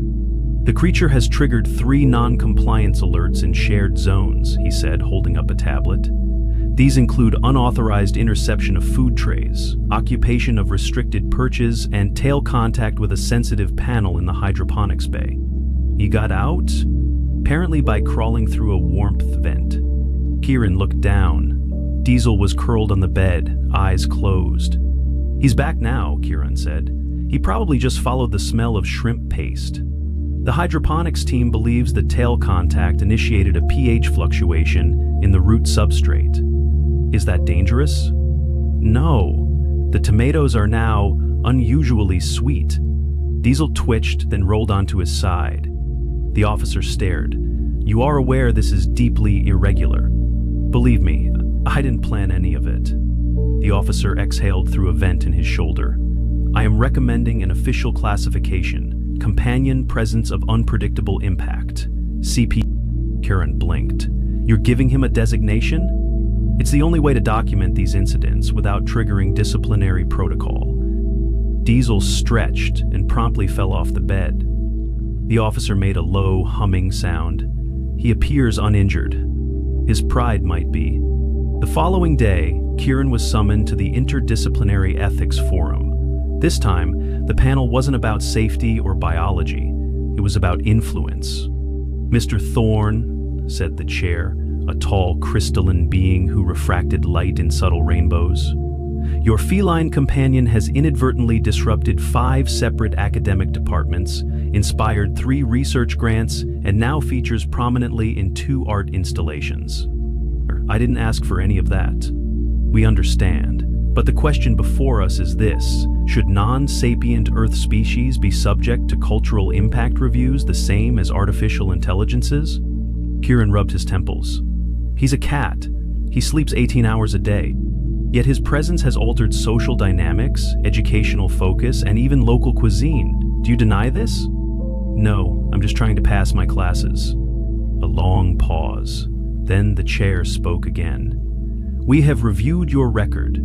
You're a solid student. You've submitted all forms on time, and, remarkably, your companion meets all health and safety requirements, despite his behavior. So, we will not require his removal. However, you may be approached by students and faculty for observational access. You may decline at will. Thank you. And as a final note, the University Cafe has requested your permission to name a beverage after him. Kieran blinked. What kind of beverage? A warm infusion with milk foam and cinnamon? They're calling it the Diesel Curl. Kieran laughed. Sure, just don't tell him. It'll go to his head. Later that evening, Kieran sat on the bed, watching Diesel chase a holographic red dot projected by Triv's new toy. The little rodent-like student was giggling softly, and Diesel, despite his usual aloofness, seemed to be enjoying himself. You know, Triv said, I still don't fully understand how humans live with predators, but I think I'm starting to understand why. Kieran leaned back against the wall. It's not about logic, it's about trust. You share a space with something that could theoretically hurt you, but it doesn't. It chooses not to, and in return, you give it a home. Mutual vulnerability. Exactly. Diesel pounced, missed the dot, and sprawled across the floor with a grunt. Triv laughed again. He's not very coordinated. No, but he's family. Diesel blinked up at them, tail swishing. Triv picked up his tablet. I'm going to write a paper called Domesticated Apex, Functional Paradox in Human-Animal Bonds. Good luck explaining that to your advisor. I'll just show them a picture. Kieran reached over and scratched Diesel behind the ears. For once, Diesel didn't swat him. Everything was, improbably, exactly as it should be.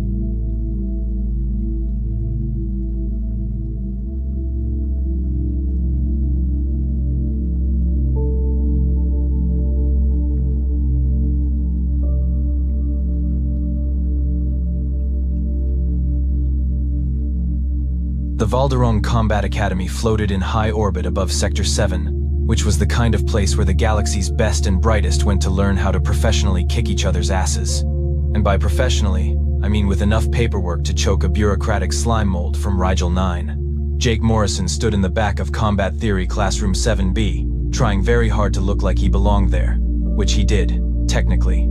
He'd passed all the entrance exams, survived the physical trials, and only caused 3 diplomatic incidents during orientation. That had to be some kind of human record, honestly. The other students called him Loophole. Not because he was small, though at 5'9" he was definitely on the compact side compared to most alien warriors. No, they called him Loophole because Jake had a very special talent, finding the exact letter of the law and then dancing the Macarena all over its spirit. Commander Threll stood at the front of the classroom, all 7 feet of rigid Krillian disapproval. He had 4 arms, which meant he could simultaneously hold a datapad, point at a hologram, gesture dramatically, and still have one hand free to massage the bridge of his nose when Jake asked questions. That 4th hand got a lot of exercise.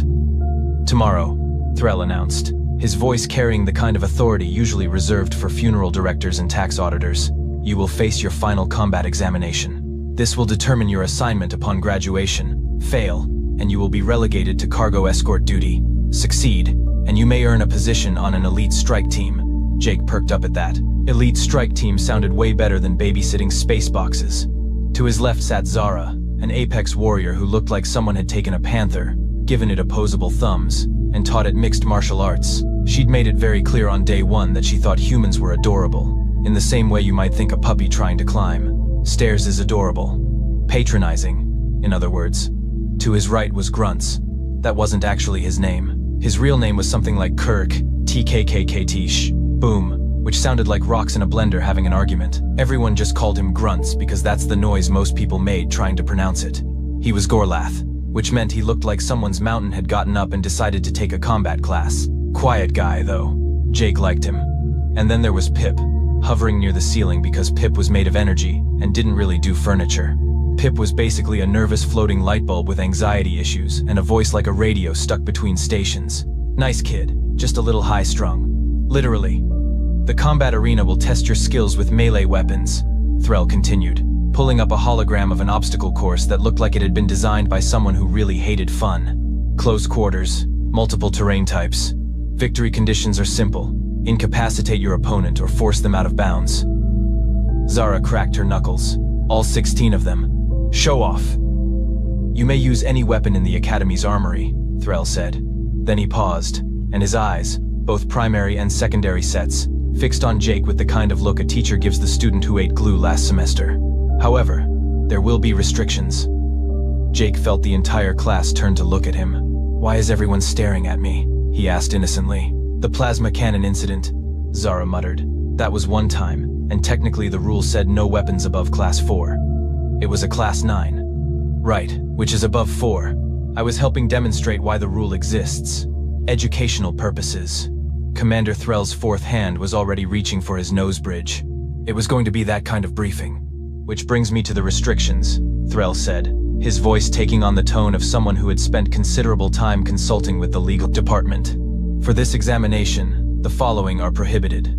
Plasma weapons of any class, energy-based projectile systems, railguns, photon accelerators, particle beam weapons, and molecular disruptors. The alien students nodded. This was standard stuff. Without ranged weapons, the exam would come down to skill with vibroblades, energy staffs, and good old-fashioned physical combat enhanced by whatever personal shielding and armor systems they could manage. Jake's hand went up. Threll closed all 4 eyes briefly, which in Krillian body language meant something between a sigh and a prayer for patience. Yes, Morrison. Just to clarify, sir. When you say energy-based projectiles, do you mean anything that uses energy to propel the projectile? Or specifically projectiles that are themselves made of energy? Both. Right. And railguns use electromagnetic acceleration. Got it. What about weapons that use compressed gas? Also prohibited. Okay, so chemical propellants are out too, obviously. Correct. What about spring-loaded mechanisms? Zara leaned over. Why would you use springs when we have gravitic accelerators? Just exploring my options, Jake said, pulling out his datapad and starting to sketch something. So, to be absolutely clear, Commander, the rule is specifically about modern projectile weapon systems. Things that use chemical reactions, electromagnetic fields, or energy to launch a projectile at high velocity. Threll's expression suggested he knew he was being led somewhere but couldn't quite see the trap yet. That is an accurate summary. Yes. And the definition of projectile we're using here is any object launched at an opponent from a distance using one of those prohibited propulsion methods. Morrison, where exactly are you going with this? Jake looked up from his sketch with a smile that would have made a used car salesman proud. Oh, nowhere specific, sir. Just want to make sure I understand the rules completely. Wouldn't want any confusion during the exam. Pip flickered nervously overhead. Oh no, he has that look again. What look? Grunts rumbled, his voice like an avalanche in slow motion. The look he gets before he technically doesn't break any rules while absolutely breaking every rule, Pip said. Jake continued, still sketching. So, just to triple check my understanding, we can't use anything that launches a projectile through chemical propulsion, which would be like the old human firearms. Can't use electromagnetic acceleration. Can't use energy-based systems. Can't use compressed gas. Your summary remains accurate, Threll said slowly. But theoretically, if someone found a way to launch a projectile that didn't use any of those methods, that would be acceptable within the parameters of the examination. The classroom went very quiet. Zara stared at Jake. What other methods are there? That's literally every projectile system technology has developed. Well, Jake said, still not looking up from his increasingly detailed sketch. That depends on your definition of technology. Threll walked over to Jake's desk and looked at the drawing. It showed what appeared to be some kind of wooden contraption with a string and a trigger mechanism. It looked disturbingly simple, disturbingly primitive, and disturbingly like it fell into absolutely none of the prohibited categories. Morrison, Threll said quietly. What is that? Just an idea I'm working on, sir. Nothing that violates any of the stated rules. Jake looked up with eyes full of innocence that fooled absolutely no one. Unless you'd like to add any additional restrictions before tomorrow's exam? Commander Threll stood there for a long moment, his 4 hands clenching and unclenching. He was clearly running through the rules in his head, trying to find something, anything, that would stop whatever chaos Jake was planning. No biological weapons, he finally said. No chemical agents, no explosives. Wouldn't dream of it, sir. And Morrison? Threll leaned down, all 4 eyes fixed on the human. Whatever you're planning, it had better be good. Because if you embarrass yourself with some primitive human nonsense, cargo escort duty will be the least of your concerns. Jake's grin widened. Oh, Commander, I promise you, it's going to be historically accurate. The Academy's workshop at 2200 hours was supposed to be empty. Instead, it echoed with the sound of wood being sanded and Jake humming something that sounded like it came from a medieval tavern. Which, to be fair, it did. He'd requisitioned materials from the historical archives. Ash wood for the stock and prod, steel cable for the string, because he wasn't a purist when it came to tensile strength. And good old-fashioned metal for the bolts, machined to specifications that would have made a 14th century Fletcher weep with joy. The crossbow was taking shape beautifully. You cannot be serious. Jake didn't look up. He'd recognize Zara's condescending tone anywhere. Serious as a heart attack, which is what you're going to have when you see this thing in action. She prowled into the workshop, moving with that liquid grace that made her species such effective predators. Morrison, that is a stick with a string on it. Technically, it's a precision tension-based mechanical projectile system that predates chemical propulsion by about 400 years. Jake held up the stock, examining the curve. Also, it's beautiful. Look at that craftsmanship. It's wood. It's ash wood, carefully selected for its flexibility and strength. The Mongols conquered half of Asia with these. Well, with regular bows, but the principle is the same. He set down the stock and started working on the trigger mechanism. See, the beautiful thing about a crossbow is that it stores all its energy mechanically. You crank it back, and all that potential energy just sits there, waiting.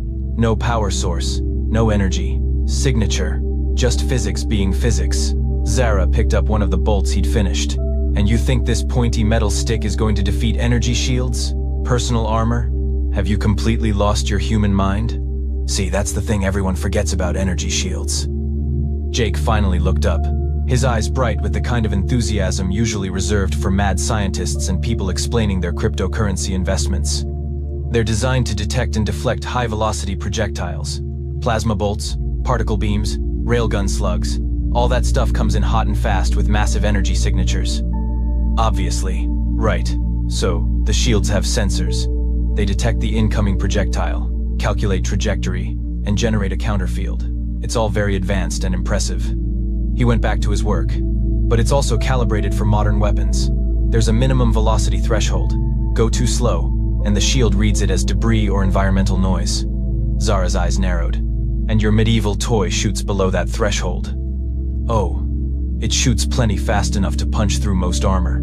Just not fast enough to trigger shields designed for plasma bolts. Jake grinned. It's like having a security system that only detects cars, and I'm showing up on a horse. That is the most ridiculous thing I've ever heard. And yet, completely within the rules. A rumbling sound announced Gruntz's arrival. The massive Gorlath had to duck through the doorway, and even then he barely fit. He moved over to the workbench with surprising delicacy for someone made of ambulatory geology. "May I?" he asked, gesturing to the crossbow. "Be my guest." Gruntz picked up the weapon carefully, turning it over in his hands. His species had been spacefaring for 3,000 years, but there was something in his expression that suggested appreciation for simpler times. The mechanism is elegant. Direct conversion of muscle power to projectile force through mechanical advantage. Exactly, Jake beamed. No electronics to jam, no power cell to drain. Just you, the weapon, and basic Newtonian physics. It is also, Gruntz continued, extremely limited in rate of fire. Once you shoot, you must reload. In close combat, that delay could be fatal. Which is why I'm also bringing a backup knife. I'm not an idiot, Zara snorted. Debatable. Pip materialized nearby, flickering anxiously. Jake, do you actually know how to use that thing? Like, have you practiced? Pip, buddy, let me tell you a story. Jake set down his tools and leaned back. My grandfather was what humans call a history nerd. Spent every summer at Renaissance fairs, medieval combat demonstrations, the whole deal. Started teaching me archery when I was 8. Crossbows when I was 12. He picked up the crossbow, sighting down its length. Gramps used to say that modern warriors forget the old ways at their peril. He called it the art of technical compliance. Find what works, even if it's not fashionable anymore. Your grandfather sounds weird, Pip said. He was the best. He's also the reason I know that a crossbow bolt travels at about 300 feet per second, fast enough to be lethal. slow enough to be invisible to modern sensors. Jake started attaching the string. Plus, there's a psychological factor. Nobody expects medieval weapons in a space combat academy. Surprise is half the battle. Zara crossed her arms. You're going to embarrass yourself. Maybe. Or maybe everyone's so used to fighting with technology that they've forgotten how to fight against simplicity. He cranked back the string, testing the tension. The crossbow locked with a satisfying click. Besides, what's the worst that happens? I lose and get cargo duty? I was probably getting that anyway. You could get hurt, Pip said quietly. Jake's expression softened. Pip, I appreciate the concern, but I've thought this through. I've run the numbers. I've practiced. He loaded a bolt. And, more importantly, I've read the rulebook 17 times. Commander Threll said no modern projectile weapons. This baby is from the year 1000 AD. Doesn't get less modern than that. Grunts set down the crossbow carefully. I look forward to seeing this weapon in action. Win or lose, it will be educational. That's the spirit, Grunts. As the alien students left, Zara paused at the door. Morrison, when you lose tomorrow, try not to cry. It's undignified. When I win tomorrow, try to look surprised. It'll make my victory speech more satisfying. She left, shaking her head. Jake turned back to his crossbow, running his hand along the wood. Okay, Gramps, he muttered. Let's show them why the old ways still work. From down the hallway came the sound of Commander Threll's voice, reviewing the rules one more time with the legal department. Jake could hear the frustration in his tone. Tomorrow was going to be fun. The combat arena looked like someone had taken a military obstacle course, a parkour gym, and a gladiator pit, then smashed them together with complete disregard for safety regulations. Multi-level platforms connected by narrow bridges, scattered cover ranging from energy barriers to good old-fashioned concrete blocks. And in the center, an open space where most of the actual fighting would happen. The stands were packed. Combat finals always drew a crowd, mostly students hoping to see someone get spectacularly wrecked. There was also a distinct possibility they were here to see Jake fail with his primitive human nonsense. He was okay with that. Expectations were just opportunities for dramatic irony. Commander Threll stood in the center ring, all four arms crossed. Welcome to the final combat examination. The rules are simple. Incapacitate your opponent or force them out of bounds. Lethal force is prohibited, obviously. Medical teams are standing by. His eyes swept the arena. Let us begin. The first match was Zara versus Grunts, and it was exactly the kind of high-tech beatdown everyone expected. Zara moved like liquid death, her twin vibroblades humming with molecular disruption fields. Grunts relied on his species' natural density and a massive energy hammer that could probably crack a tank. The fight was beautiful in its own way. Zara's energy shield flickered and flashed as she deflected blows that would have liquefied a normal person. Grunts' armor plating absorbed strikes that would have bisected most species. It was technology versus biology, speed versus strength, and it ended with Grunts landing a hit that sent Zara sliding out of bounds. The crowd went wild. Grunts helped Zara up with one massive hand, and she nodded respect. That was class right there. 3 more matches followed. Each one a showcase of advanced weapons technology that made modern Earth militaries look like they were still throwing rocks, molecular blades that could cut through anything, energy staffs that delivered enough voltage to power a small city, personal shield generators that cost more than Jake's entire education. Then came the announcement everyone had been waiting for. Morrison, Jake, versus Skriex of Velstar. Jake walked into the arena carrying his crossbow and a quiver of 20 bolts. He looked like he'd time-traveled from a medieval battlefield, which was basically accurate. The crossbow was polished wood and gleaming metal, absolutely zero electronics anywhere on it. The crowd's reaction was immediate. Laughter rippled through the stands. Skriex emerged from the opposite entrance, and Jake had to admit, the guy looked impressive. 4 arms, each holding a curved blade that shimmered with some kind of molecular edge. His personal shield generator was top of the line, probably military grade. The Velstari were known for being assassins and ambush predators. This was not going to be easy. Skriex took one look at Jake's crossbow and actually laughed. It was a chittering, clicking sound that definitely meant the alien. Equivalent of, "You have got to be kidding me. A bow?" Skriex called across the arena. "Human, I almost feel bad about this. It's a crossbow, actually. There's a difference." Jake loaded a bolt with practiced ease. "But don't worry, I'll explain it to you, slowly." Using small words, Commander Threll raised one hand. "Combatants ready?" Jake brought the crossbow up to his shoulder. The weight was familiar, comfortable. He could hear his grandfather's voice in his head. "Breathe. Aim. Squeeze. The old ways still work, kiddo. Begin! Screeks activated his shield and charged. The energy barrier around him shimmered blue-white, a pocket of force that could stop plasma bolts and deflect particle beams. He moved fast, 4 blades ready to turn Jake into human confetti. Jake didn't move. He just aimed. The crossbow bolt left the weapon with a soft thwip sound, almost polite compared to the crack of energy weapons. It flew straight and true, a simple piece of metal and wood following a ballistic arc that would have made Newton proud. And it went straight through Screeks' shield like the barrier wasn't even there. The crowd went silent. Screeks' confident charge became a stumbling stop as the bolt punched into his shoulder armor. The armor held, barely, but the impact spun him sideways. His expression shifted from confidence to confusion in real time. "What? How did you? That's impossible!" Screeks sputtered. Jake was already cranking back the string for another shot.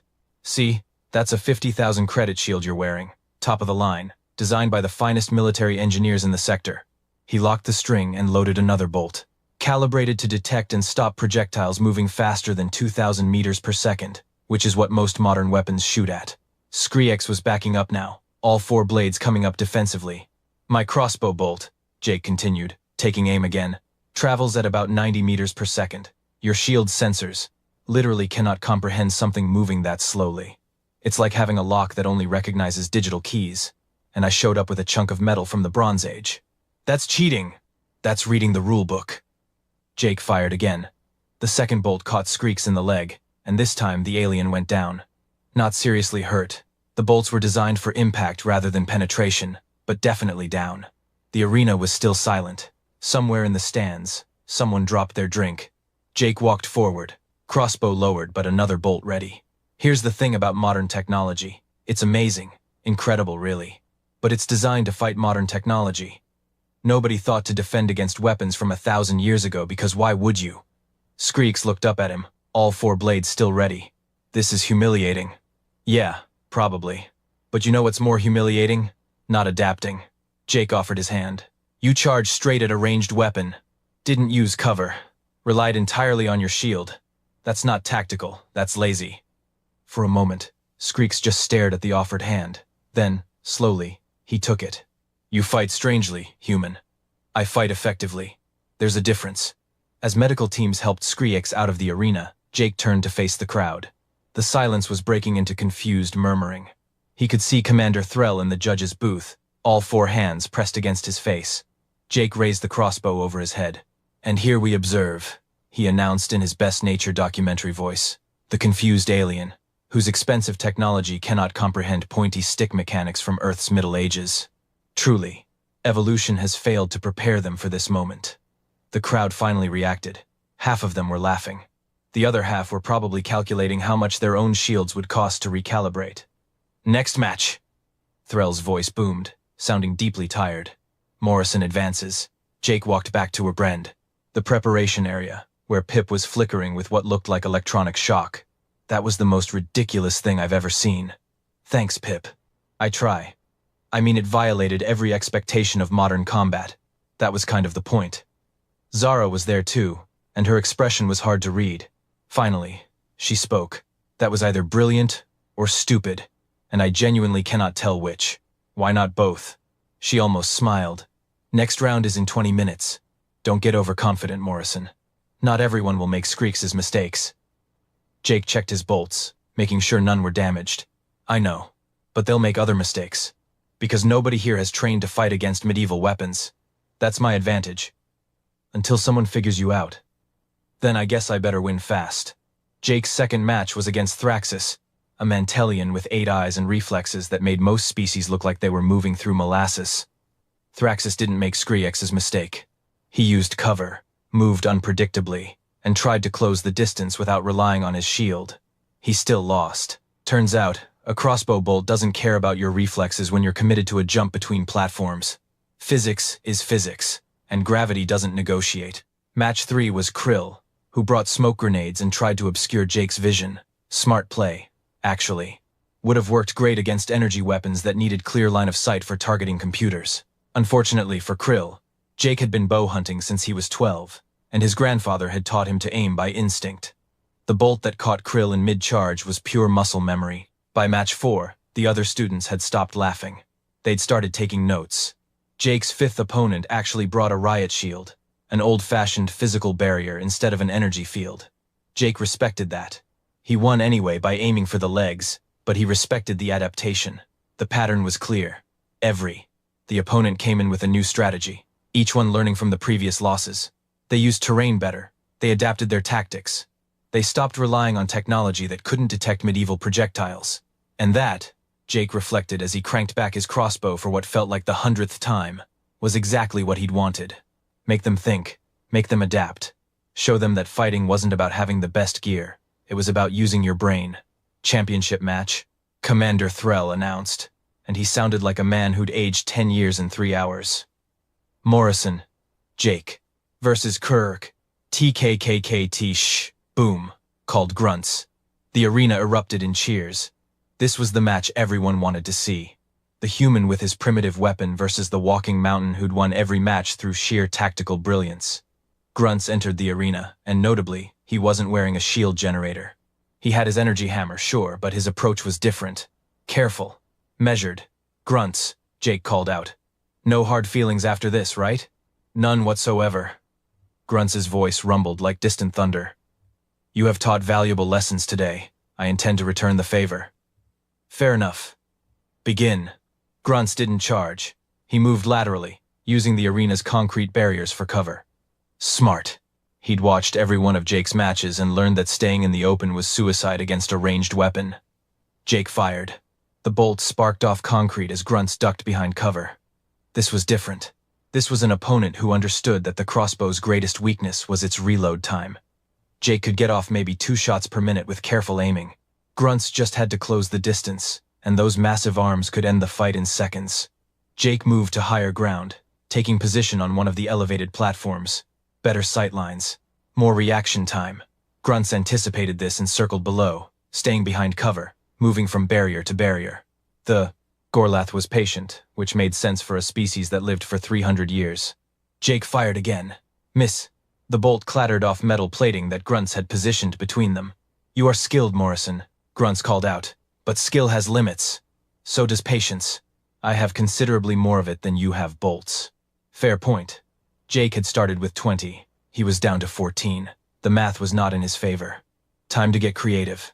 Jake moved along the platform, making noise, drawing Grunts' attention. Then he fired a bolt high, intentionally missing, making it clatter off the far wall.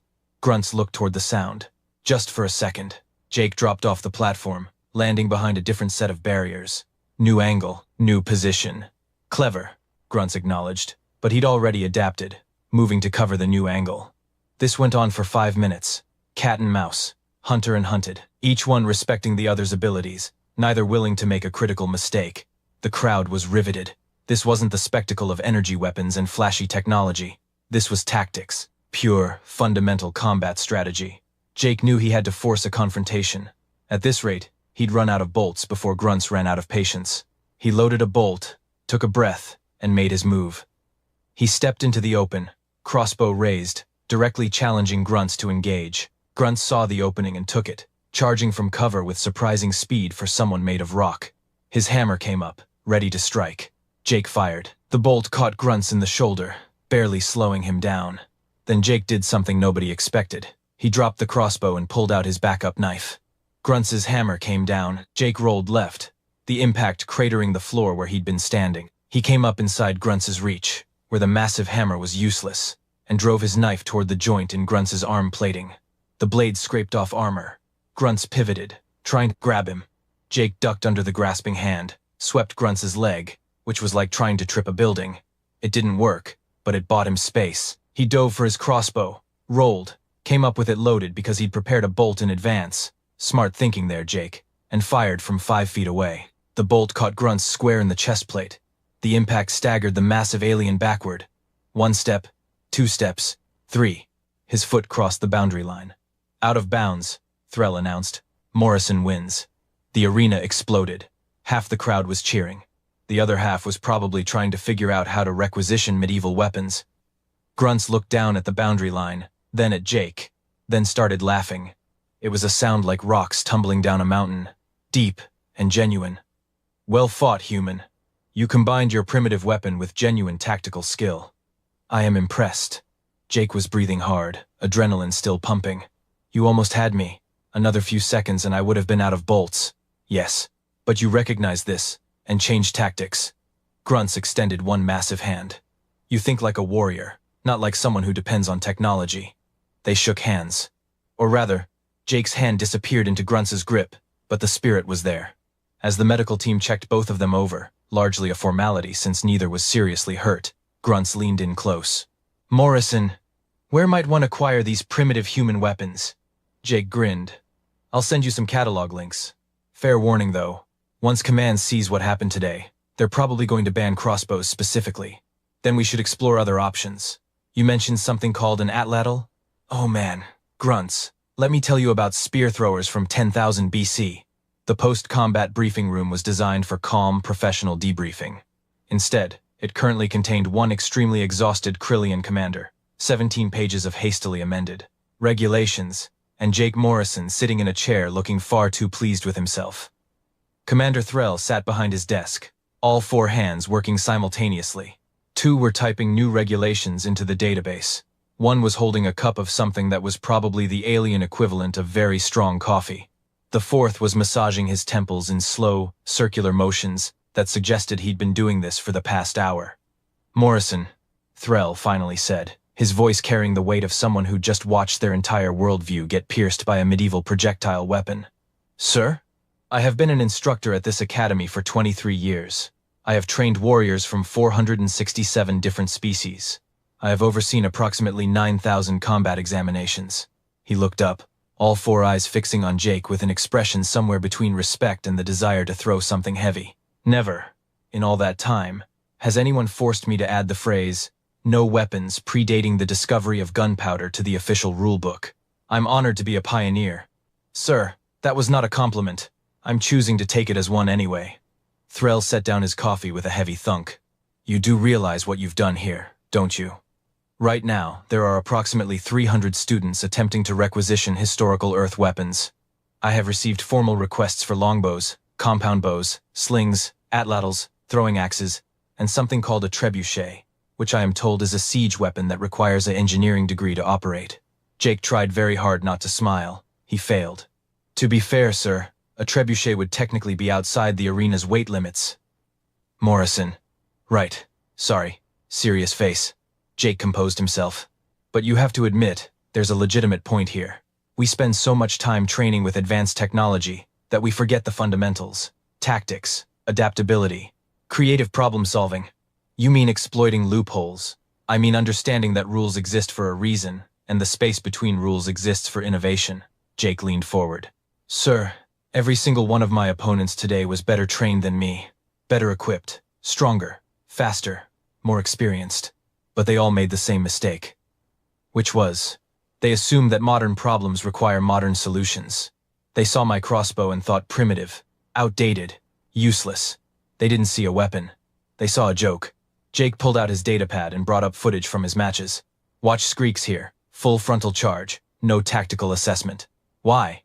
Because his shield cost 50,000 credits, and obviously expensive technology beats cheap wood and metal. Threll watched the footage, his expression unreadable. Or here, Thraxis. Incredible reflexes. But he was trained to dodge energy weapons, which have charge-up times and targeting lasers. A crossbow bolt just flies. No warning, no electronic signature. His entire combat style was built around technology that didn't apply. Your point being? My point is that the galaxy has gotten comfortable. We have amazing technology, and that's great. But we've started thinking that technology is a substitute for tactical thinking. It's not. It's a tool, and tools only work if you understand their limitations. Threll was quiet for a long moment. Then he pulled up his own screen. The championship match, against Kirk, TKKKT. Shh. Boom. Why did you win? Because Grunts made me work for it. He didn't rely on his equipment. He used terrain, patience, and forced me to adapt. That's what made it a real fight. Jake smiled. He's going to be an incredible soldier, by the way. That guy thinks 3 moves ahead. He requested to be assigned to the same unit as you. Jake blinked. Really? Really. Along with approximately 30 other students who apparently want to learn what you called the old ways. Threll's expression might have been a smile, though it was hard to tell with Krillian facial structure. You have started something of a movement, Morrison. The Historical Weapons Club has tripled in membership in the last 4 hours. That's actually kind of awesome. That's a logistical nightmare. Threll pulled up another document. However, the command staff has reviewed your examination performance. Despite your unorthodox methods, or perhaps because of them, you demonstrated exceptional tactical thinking, adaptability under pressure, and the ability to analyze and exploit enemy weaknesses. Jake sat up straighter. This sounded promising. Therefore, you are being assigned to Strike Team 7, Special Operations Division. Your commanding officer will be Captain Ven, who specifically requested you after watching the arena footage. Apparently, she appreciates soldiers who think creatively. Sir, thank you. Don't thank me yet. Strike Team 7 specializes in asymmetric warfare, situations where conventional approaches fail. You'll be operating in environments where your tendency to find unconventional solutions will be considered an asset rather than a disciplinary problem. That sounds perfect. It sounds dangerous. Which brings me to my next point. Threll fixed Jake with all 4 eyes. The rules have been updated. As of today, the following are prohibited in Academy combat examinations: crossbows, longbows, compound bows, recurve bows, slings, atlatls, blowguns, boomerangs, bolas, throwing axes, throwing knives when used with non-electronic propulsion, catapults, trebuchets, ballistae, and any other pre-gunpowder projectile weapon I may have missed. Jake raised his hand slowly. Yes, Morrison? That's a really comprehensive list, sir. Thank you. Just one question, though. Threll's 4th hand returned to his temple. What now? Well, technically speaking, all those weapons you listed use mechanical energy storage and release. Springs, tension, torsion, gravity. All mechanical systems. Jake pulled out his datapad, where he'd definitely not been researching alternatives for the past hour. But there are other pre-gunpowder technologies that work on different principles. Such as? Well, there's the Kusarigama, which is a Japanese chain weapon, not really projectile-based, more of a ranged melee system. Then there's the meteor hammer, which uses centrifugal force. Oh, and war boomerangs, which are self-returning and technically don't use stored energy in the traditional sense since it's all about aerodynamics. Threll stared at him. Also, Jake continued, warming to his theme, there's this thing called a shepherd's sling, different from a regular sling, uses more of a throwing motion than a release mechanism. And technically, throwing rocks really hard doesn't involve any weapon at all, just projectile physics and good aim. Morrison. I'm just saying, sir, that if we're going to write comprehensive rules, we should be thorough. Wouldn't want any confusion. For a long moment, Commander Threll said nothing. Then he reached over and pulled up the regulations database again. His hands started typing, faster than before. New regulation, he muttered. No weapons, devices, or techniques predating the invention of chemical propellant firearms, defined as any weapon system developed before approximately Earth year 1200 CE. Furthermore, no improvised weapons based on historical designs. Furthermore, no exploiting aerodynamic properties of thrown objects. Furthermore, he looked up. Morrison, is there anything else you're planning to weaponize from human history? I mean, the Romans had some interesting things to say about construction equipment that could be repurposed. And the Greeks had this fire system that, out. Sir, get out of my office. Report to Strike Team 7 at 0600 tomorrow. And Morrison? Yes, sir? Threll's expression softened, just slightly. Good work today. You proved that victory doesn't always come from having the best equipment. Sometimes it comes from understanding what your equipment actually does and using it smarter than everyone else. Jake stood and saluted. Thank you, sir. That means a lot. It also means you're now Strike Team 7's problem instead of mine. Captain Ven has my sincere sympathies. Jake grinned and headed for the door. As he reached it, Threll called out one more time. Morrison, out of curiosity, if they ban all pre-gunpowder weapons, what would you use next? Jake paused, thinking. Well, sir, I've been reading about siege tactics. Turns out the Mongols used to catapult diseased animals over castle walls for psychological warfare. Now, I'm not saying I'd do that, but technically biological warfare was banned, not biological intimidation. Maybe some realistic props, some theater skills. Out. Jake left quickly, but not before hearing Threll's voice behind him adding another amendment to the rules database. Outside, the academy hallway was buzzing with activity. Students clustered in groups, discussing the day's matches. Jake spotted Pip hovering near a window, flickering in what looked like excited colors. "Jake, you did it. Elite strike team. Thanks, Pip. Though I think I may have given the commander a stress disorder. Worth it though, right?" "Absolutely." Zara approached from the other direction, and her expression was complicated. "Morrison. That was. I'm not sure what that was." "A comprehensive demonstration of why you should never underestimate simplicity? More like a comprehensive demonstration of why humans are absolutely terrifying when they get creative." She paused. "I also requested assignment to Strike Team 7. Jake raised his eyebrows. "Really? Really? Someone needs to make sure you don't get the entire team killed with your insane ideas. Plus," she added, almost reluctantly, "you made me realize I'd been relying too much on my equipment. That's a weakness. I need to fix it. Happy to. Help." Grunts emerged from another corridor, ducking to avoid the ceiling. "Morrison, I have acquired catalog access to Earth historical weapons. The selection is extensive. I am particularly interested in what is called a warhammer. It appears to be a human adaptation of my people's traditional weapons." Grunts. "Buddy, I will absolutely help you with that." The three of them, plus Pip, headed toward the mess hall, already planning their first day with Strike Team 7. Behind them, Commander Threll was probably still updating the rulebook. Somewhere in the historical archives, a clerk was processing an unusual spike in requisitions for pre-modern weaponry. And in his quarters, Jake Morrison pulled up his personal research files. He had folders labeled atlatl techniques, sling ammunition optimization, and, somewhat concerningly, improvised medieval siege engines for urban environments. Strike Team 7 had no idea what was coming, but then again, neither did the enemy. And really, wasn't that the whole point? The galaxy had spent millennia developing incredible technology, building weapons that could level cities and shields that could stop armies. They'd created combat systems so advanced that they bordered on art. And then a human showed up with a wooden stick and a piece of string and reminded everyone that sometimes the simplest answer is the right one. Commander Threll's final regulation entry, added at 2300 hours and flagged as Morrison Protocol, reads simply: "In all combat situations, participants must use weapons and tactics that would be recognizable to someone from the modern spacefaring era. If your grandmother from a pre-spaceflight civilization would understand how it works, you can't use it." The next morning, Jake reported to Strike Team 7 carrying his crossbow, a backup knife, and a datapad full of research on ancient warfare tactics.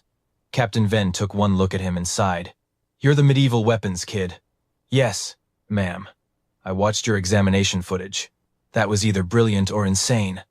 "I'm told it can be both, ma'am." She smiled. It was not a comforting smile. "Good, because we have a mission that requires someone who thinks sideways. There's a pirate stronghold that's impervious to modern weapons.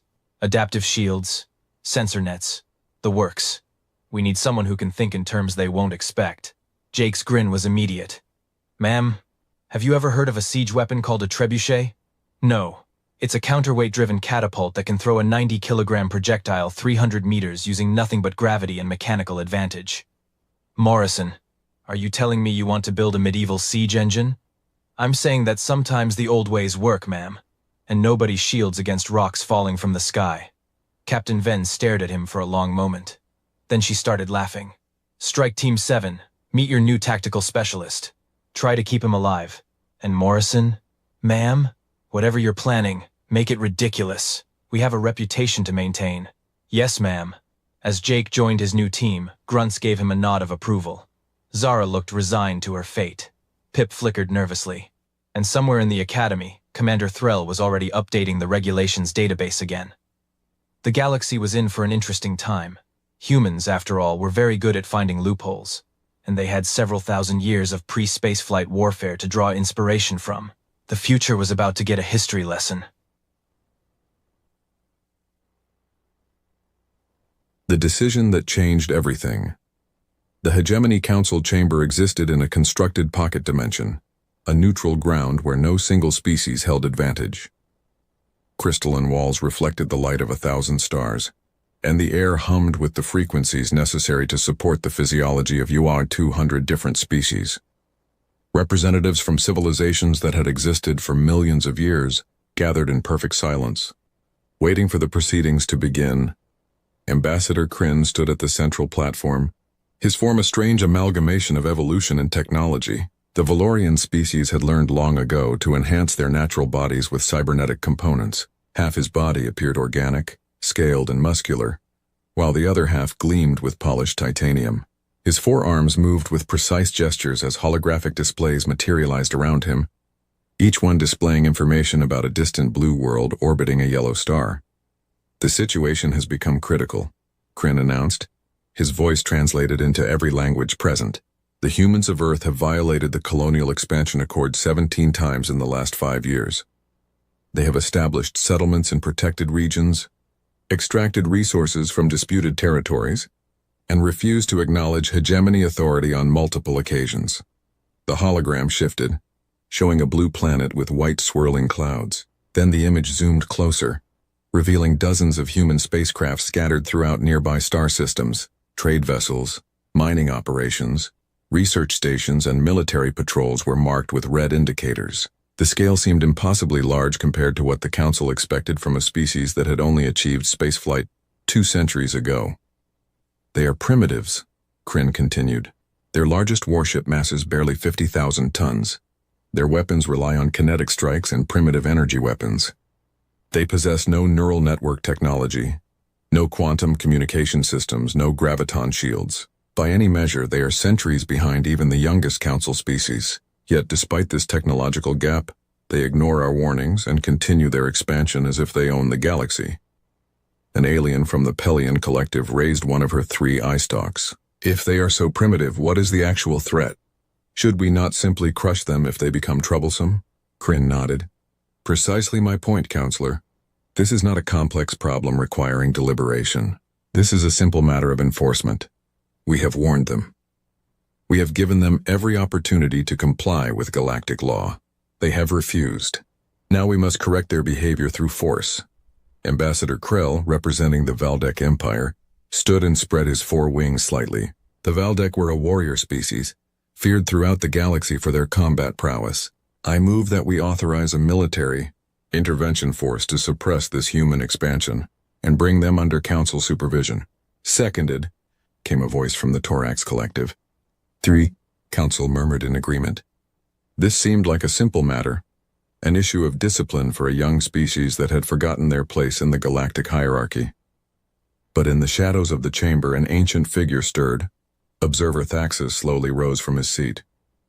The observers were a special order within the hegemony, tasked with studying and understanding all species. Thaxus had held his position for over 3,000 years, and when he spoke, even the most arrogant council members listened. His species was rarely seen anymore, existing partially outside normal spacetime, which gave them a perspective others lacked. "Before we proceed with a vote," Thaxus said, his voice seeming to come from very far away, "I must present additional information regarding human psychology and history." Kryn's form stiffened slightly. "The human psychology is irrelevant. What matters is their violation of council law." "Is it?" Thaxus challenged. "Have any of you studied their historical records? Have you examined how they respond to existential threats?" The council chamber remained silent. This was unusual territory. Most species were analyzed for military capability, technological development, and resource value. The internal psychology of a species was rarely considered relevant. Thaxus activated his own display systems and images of Earth appeared throughout the chamber. Unlike Kryn's presentation, these images showed not the peaceful beauty of the planet but its harsh reality. Violent storms covered the oceans. Massive predators hunted through jungles. The planet's gravity was 1.3 times galactic standard, a crushing force that would exhaust most species within hours. "Earth is classified as a Class 7 death world," Thaxus announced. "Life on this planet evolved in constant competition, constant danger. Everything on that world is designed to survive, to adapt, to overcome. This is what shaped humanity at the most fundamental level." Another image appeared, showing human skeletal structure and musculature. Humans are built like persistence hunters. They evolved to chase prey for days without tiring. Their brains are oversized compared to their body mass, indicating they solve problems through intelligence rather than instinct. They have front-facing eyes like predators, not the side-mounted eyes of prey animals. They are creatures born to hunt, born to survive impossible odds. Kryn made a dismissive sound. "Historical evolution tells us nothing about their current threat level." "Does it not?" Thaxus replied. "Then consider their recorded history. Humans have engaged in organized warfare for the entirety of their documented existence. Thousands upon thousands of years of conflict. They have built weapons capable of rendering their entire planet uninhabitable. And the only thing that prevented them from using those weapons was mutual fear of annihilation. They have survived ice ages, asteroid impacts, plagues that killed billions. They have taken themselves from primitive tribal societies to spacefaring civilization in merely 10,000 years, a fraction of the time it required any other species. The council shifted uncomfortably. This was not the narrative they had expected. I urge caution, Thaxis said. These are not passive beings who will bow to superior force. They are fighters. They are survivors. They understand desperation in ways we do not. Should you choose military intervention, you must understand that humans do not surrender, not truly. They adapt. They evolve. They find ways to turn disadvantage into advantage. Ambassador Kryn stood again, his voice taking on an edge of frustration. Observer, you speak as though these primitives pose a genuine threat. They do not. We have fleets that could obliterate their entire civilization in a matter of weeks. The Korthian-Valdek coalition alone possesses weaponry that exceeds human capability by orders of magnitude. Technology is not the only form of power, Thaxis replied quietly. Then what is? Kryn demanded. Will and determination? Those abstract qualities cannot stand against starships and weapon systems that function on principles they have not even theorized yet. Thaxis met Kryn's gaze directly. Will and determination are precisely what will stand against you.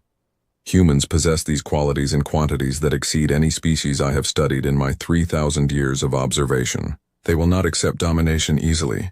They will not yield to fear, and if you back them into a corner, if you threaten their survival, they will become something you have never encountered before. The council chamber erupted in debate. Most dismissed Thaxis's warnings as the paranoid speculation of an alien, whose perspective was too alien to be trusted. Ambassador Kryn moved to call for a vote. Council matriarch Salen, who had guided the hegemony for 5 centuries, raised her hand for silence.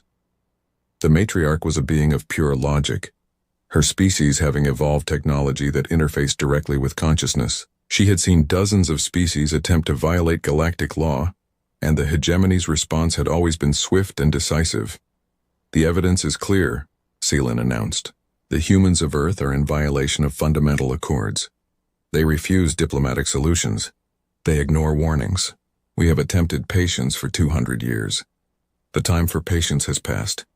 She gestured and new images appeared. Humans settling on worlds designated for preservation, mining operations on asteroids claimed by established colonies, ships exploring regions explicitly marked as restricted zones for research purposes. It was a clear pattern of disregard for council authority.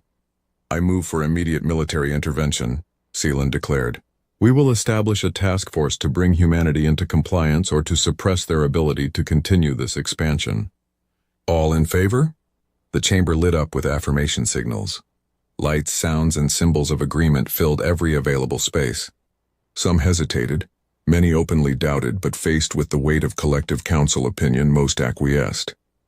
The vote was nearly unanimous. Only Thaxis remained silent, watching the proceedings with ancient eyes that had witnessed the rise and fall of civilizations. 2 days later, Admiral Korsith stood on the command bridge of the flagship Indomitable Reach. She was a member of the Korthian species, bred and trained from birth to lead military operations. Her form was lean and powerful, with skin that shifted color based on emotion. Right now her scales rippled with eager gold tones as she reviewed the tactical briefing for Operation Compliance. 12,000 combat vessels, 400,000 soldiers from a dozen different species, 3 months of supply reserves. Enough firepower to devastate any planetary surface and enough armor to withstand almost any known weapon system. It was an invasion force designed to be overwhelming, unstoppable, a hammer that would crush any resistance before it could properly form. Status report, Korsith commanded. Her tactical officer, a Velkin whose telepathic abilities made him invaluable for coordinating complex operations, projected a holographic display across the bridge. All vessels report ready status, Admiral. Weapon systems are online. Troops are prepared for deployment. We have confirmed no human military vessels within 3 light years of Earth. They remain unaware of our approach. Korsith allowed herself a small smile. This was going to be almost absurdly easy. Humans were primitive, isolated, unprepared for war against an interstellar coalition. They probably still thought in terms of planetary conflicts, local battlefields, limited resources. They had no concept of what true galactic warfare entailed. Set course for the Sol system, Corsith ordered. Standard tactical velocity. I want to arrive with maximum combat readiness. Once we breach their inner defenses, I want offers of surrender, transmitted on all frequencies. Give them 48 hours to respond before we begin operations. As you command, Admiral, her officer replied. The indomitable Reach and its accompanying fleet began to move, accelerating toward the distant yellow star that humans called the Sun. Behind them came the massive industrial complex that would support the occupation force, medical ships, supply vessels, communication arrays. It was a migration of military might, a show of force so vast that it could not possibly fail. On the observation deck, Thaxis watched the fleet depart through a viewing portal. His ancient eyes tracked the movement with something that might have been resignation or prophecy. He whispered words in a language so old that only 5 other beings in the galaxy could understand it. I hope I am wrong, he said to the empty darkness, but I fear I am not. Back on Earth, humanity had no idea that their existence was about to be tested in ways they had never imagined. No idea that a vote cast across the galaxy had decided their fate. No idea that within weeks they would have to choose between slavery and extinction, between surrender and the fight of their lives. The machines of Earth's defense forces sat dormant in their stations waiting. And in the minds of human commanders, military strategists, and ordinary citizens, the first whispers of awareness began to stir. Reports of strange energy signatures, anomalies in deep space, warnings from the few outposts that monitored the void beyond their known sphere.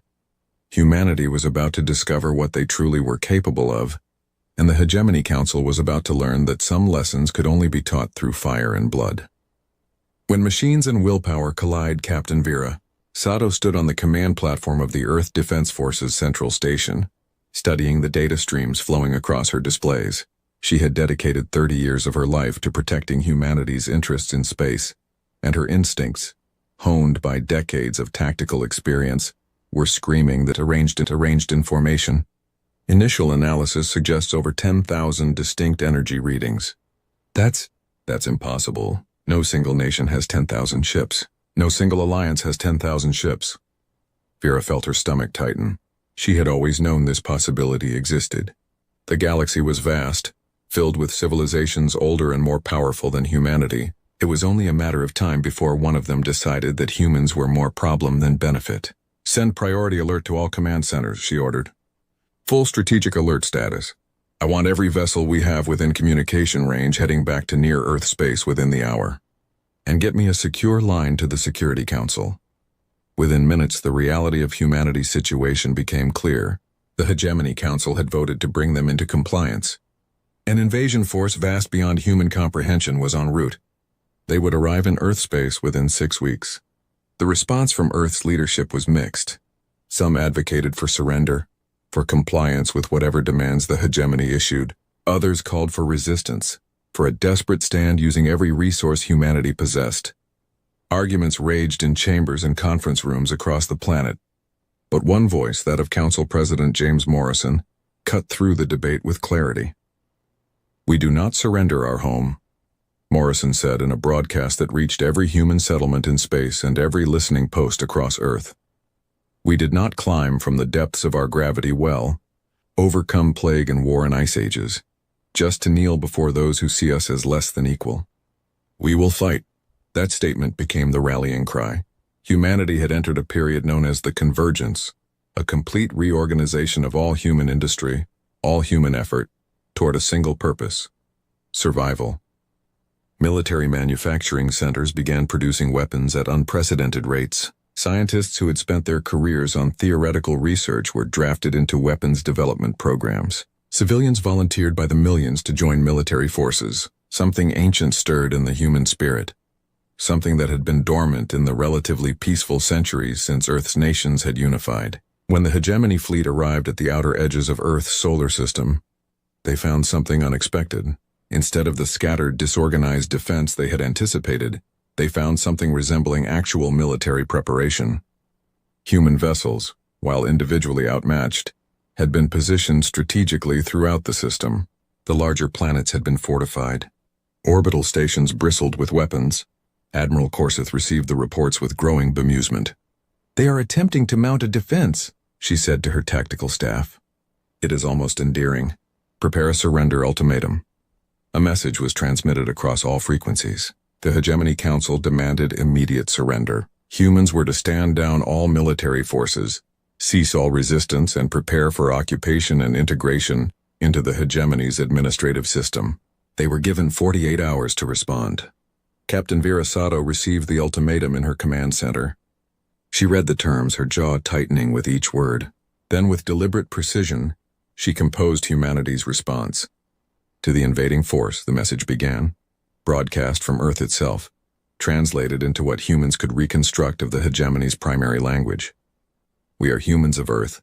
We did not ask for this conflict. We sought only to expand our horizons, to explore the stars that have called to us since we first gazed upward at the night sky. But if you come here seeking to make us slaves, to strip us of our autonomy and our future, then we have one answer. No. We will not surrender. We will not yield. We will fight, and we will make you pay for every single meter of space you attempt to take from us." Admiral Corseth listened to the message with a mixture of contempt and curiosity. "How defiant," she said. "How ultimately futile. Begin orbital strikes against their command structures. I want their military capability neutralized within 3 days." What followed was a conflict unlike anything the galaxy had experienced in millennia.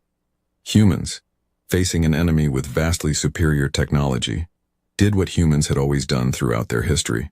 They adapted. They innovated. They refused to accept the logic of defeat. The first wave of Hegemony fighters descended toward Earth's surface, expecting minimal resistance. Instead, they encountered a planet that had been transformed into a fortress. Humans, unable to compete with alien technology head-to-head, had resorted to tactics that harked back to their earliest warfare. Mountains had been hollowed out and turned into supply caches and military bases.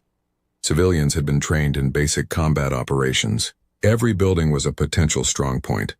Every street was a potential battlefield. The invasion force attempted to land near the human military complex in northern North America. Instead of resistance crumbling, it intensified. Ships that could be salvaged were repurposed. Cargo vessels were converted into combat platforms. Space stations were transformed into orbital fortresses.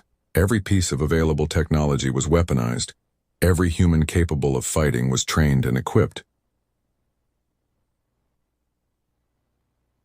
But more than technology, more than tactics, what truly made the difference was something that the Hegemony could not predict or counter. It was human willingness to pay any price, to suffer any loss, to sacrifice anything for survival. A Valdec warrior named Kreth, one of the galaxy's most experienced combat specialists, found himself facing something he had never encountered before. Opponents willing to fight despite being clearly outmatched, willing to die for an ideal, rather than surrender for preservation. His combat squad descended into a human city designated Seattle. The city had been partially evacuated, with those unable to fight relocated to underground shelters. Those capable of combat remained, scattered throughout the urban environment in defensive positions. As Kreth's soldiers entered the city, they encountered not military personnel but civilians. Elderly humans, teenagers barely old enough to fight, humans with disabilities they could not overcome, yet they all bore weapons, and they all engaged in resistance. Kreth cornered a human female, probably in her 60s by human standards, armed with nothing but a rifle and a hunting knife. She had already killed 2 of his soldiers with precise gunfire before he approached her position. When she saw him, Kreth expected surrender. Instead, the human woman smiled. "Come on then," she said in her language. "Let's see what you're made of." She charged at him, this tiny, fragile creature, knowing she could not possibly win, knowing she would likely die, yet choosing to fight anyway. Kreth was forced to kill her, but the encounter left him deeply unsettled. In all his centuries of combat, he had never witnessed such defiance in the face of inevitable defeat. Reports from the ground forces began to paint a disturbing picture. Casualty rates among the invasion troops were climbing far beyond acceptable levels. For every human soldier or civilian killed, an average of 3 Hegemony soldiers were dying. The humans were using tactics that seemed almost suicidal.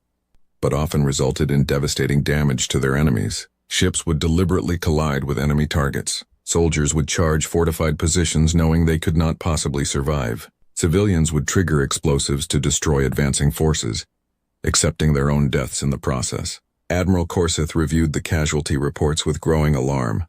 She had lost 15% of her combat effectiveness in just 1 week. At this rate, the entire invasion force would be decimated before she could consolidate control of Earth. "Increase firepower," she ordered. "I want orbital bombardment of major population centers. Destroy their capacity to resist through any means necessary." But as hegemony forces intensified their assault, something unexpected occurred. Humanity's response was not paralysis or surrender, it was escalation. What had been scattered resistance transformed into a coordinated campaign of asymmetric warfare that pushed back against the invaders. Humans had been hiding technological capabilities, secret research programs that the hegemony knew nothing about, artificial intelligence systems that humans had developed in defiance of hegemony law, biological enhancements and genetic modifications that extended human capabilities beyond normal parameters, weapon systems that, while crude by hegemony standards, were devastatingly effective when deployed with human ingenuity and tactical brilliance. Captain Vera Sato coordinated humanity's response from a bunker deep beneath the Pacific Ocean. Using satellite communications and relay networks, she orchestrated attacks that targeted hegemony supply lines, that disrupted their command communications, that exploited weaknesses in their armor and their tactics. Humans learned that hegemony ships, despite their technological superiority, were vulnerable to certain frequencies of energy weapons. They learned that their armor could be penetrated with the right targeting information. They learned, through desperate experimentation and observation, how to hurt beings that they had never expected to fight. 3 months into the conflict, Admiral Corsath was forced to accept a painful reality. She was losing, not slowly, not gradually, but with increasing velocity. The invasion force that had arrived with such confidence was being bled dry by a species that refused to recognize the concept of defeat. Humans were fighting not with the discipline of a professional military, but with the ferocity of a species defending its home. This was an ancient type of warfare, tribal in its intensity, where every individual would rather die than submit. In desperation, Admiral Corsath sent an emergency transmission to the Hegemony Council. Request immediate reinforcement and authorization for total planetary sterilization. Current analysis indicates that human resistance will not diminish. Their casualties only increase their determination. Military victory is achievable, but only through complete annihilation of their civilization.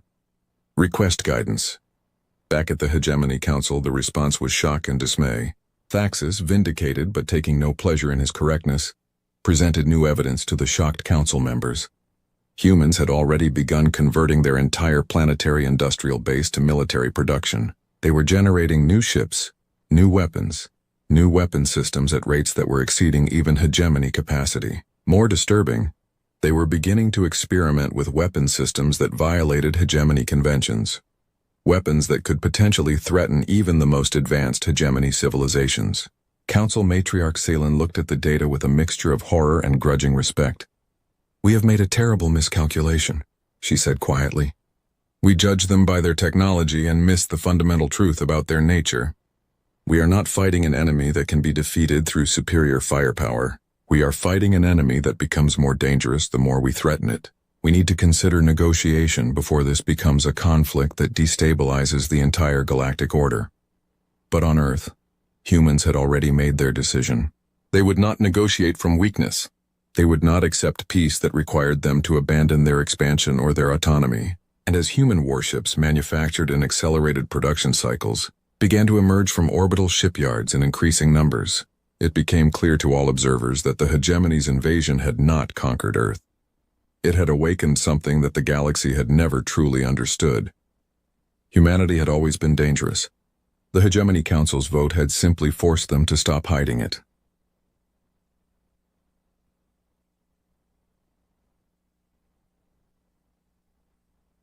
The problem with being the only xenozoologist on Kepler 186f wasn't the isolation, the deadly predators, or even the perpetual twilight that made Earth's gloomy Seattle winters look positively cheerful. No, The real problem was having no one to appreciate my absolutely brilliant commentary on the absurdity of my situation. Recording day 847, I spoke into my datapad, watching as a six-legged herbivore that I'd nicknamed George munched on the bioluminescent vegetation near my research station. Subject continues to demonstrate remarkable inability to notice when he's being stalked. Betting pool on George's survival remains open. Current odds, not great.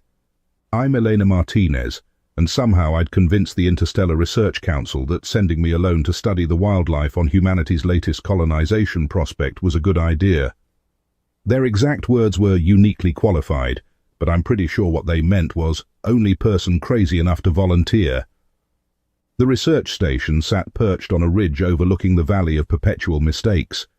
My name for it, not official, though I was working on that. Every day, I watched the planet's various species make questionable life choices from the safety of my reinforced observation dome. The valley featured a lovely mix of dangerous flora, even more dangerous fauna, and the occasional cosmic ray that made Earth's UV index look like a nightlight. But the real stars of my impromptu wildlife documentary were the night stalkers.